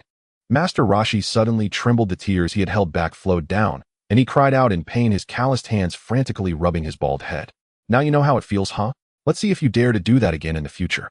Bulma lifted her chin proudly, quite satisfied with Master Rose's current agonized expression. Li Shu cleared his throat, noting that Master Roshi was almost done with the pain and thus ended the pain control. "Huh. Suddenly it doesn't hurt so much anymore. How strange." Master Roshi stood up, looking dazed. "Master Wutian, I have some unfortunate news to tell you." Li Shu's somber tone made Master Roshi serious, his gaze fixed on him as he felt an ominous premonition rising in his heart. "Krillin. He is dead." The first sentence caused Master Rose's face to change drastically. Soon Li Shu recounted the events that had transpired. After Li Shu finished speaking, Bulma took out a cryogenic capsule and tossed it on the ground. With a few loud BOMs, 4 cryogenic chambers appeared before Master Roshi. Upon seeing the state of the 4 people, Master Rose's expression turned grave. All of them died instantly, showing no signs of a struggle. They couldn't even resist. While Master Roshi may not regard Yamcha's strength highly, Krillin was someone he personally trained. Even he would find it difficult to defeat Krillin so cleanly, yet the opponent did so effortlessly. Even Goku almost died. Fortunately, he managed to eat a Senzu bean in time and saved his life. What surprised him was that such a powerful opponent was so easily defeated before Li Shu. Goku's growth had already astonished him. To prevent being quickly surpassed by his disciple, he had begun secretly training. However, Li Shu's growth exceeded his imagination. Grandpa Roshi, can you continue to guide my training? I want to become stronger and personally defeat the androids. I'm already old. This is the era of you young people now. Moreover, I no longer have much to teach you. Your current strength far exceeds mine. Looking at Master Rose's aged face and his emotional demeanor, Li Shu couldn't help but say, Goku, let your elder brother take care of the training from now on. We just need to engage in intense battles to quickly grow stronger. Of course, we will also encounter bottlenecks. Whatever we can improve now, let's improve as much as we can. Master Wutian, do you want to join us? Li Shu suddenly looked at Master Roshi and continued, you don't want to fall too far behind your disciples, do you? If I'm not mistaken, you've been secretly training during this time, right? Battle Power 159. Master Rose's battle power displayed above his head clearly betrayed him, and Li Shu saw right through it. Master Roshi was somewhat taken aback. He hadn't expected his secret thoughts to be seen through. He awkwardly smiled and said, I'm just an old bone, I can't compare to you young people. Li Shu smiled, reaching out to grasp the air, revealing a Senzu bean, and said, I still have a lot of Senzu beans. As long as we have breath, we can train to our heart's content. Did you rob the cat, Master? Master Roshi was quite shocked. Goku had long been eager. Big brother, let's start quickly. Li Shu looked at Master Roshi and asked, so Master Wutian, do you want to join us? Although there's a saying that goes a student surpasses the teacher, there's also one that says an old steed knows the way 1,000 miles. An old steed knows the way 1,000 miles. Master Roshi was stunned. The fire in his heart, which had long been extinguished, was reignited. Ding! Congratulations. You have triggered the hidden achievement task Master Rose's potential. Task description: help Master Roshi awaken the latent powers within the human bloodline, becoming a superhuman. Task reward: bloodline awakening. Bloodline awakening, able to awaken the latent powers within the bloodline. A smile appeared on Li Shu's face. The triggering of the hidden task was within his expectations, and this was also the reason he had said so much to Master Roshi. However, the task reward surprised and delighted Li Shu. Through the task's description and reward, Li Shu gleaned some information. Clearly, Earthlings are not weak. Rather, the power within their bloodline has been hidden for some unknown reason, leading to their prolonged and difficult bottleneck periods. Once he mastered bloodline awakening, all of that would cease to exist, and the true potential of Earthlings would be released. In the future, one powerful Earth warrior after another would emerge. Furthermore, he could use this ability to awaken the bloodlines of other races. Of course, this premise is that the bloodlines of other races also contain latent powers, otherwise his ability would have no effect. However, this task seems a bit challenging. I have no idea how to awaken the latent powers within the bloodline. Is just training to the brink of death enough?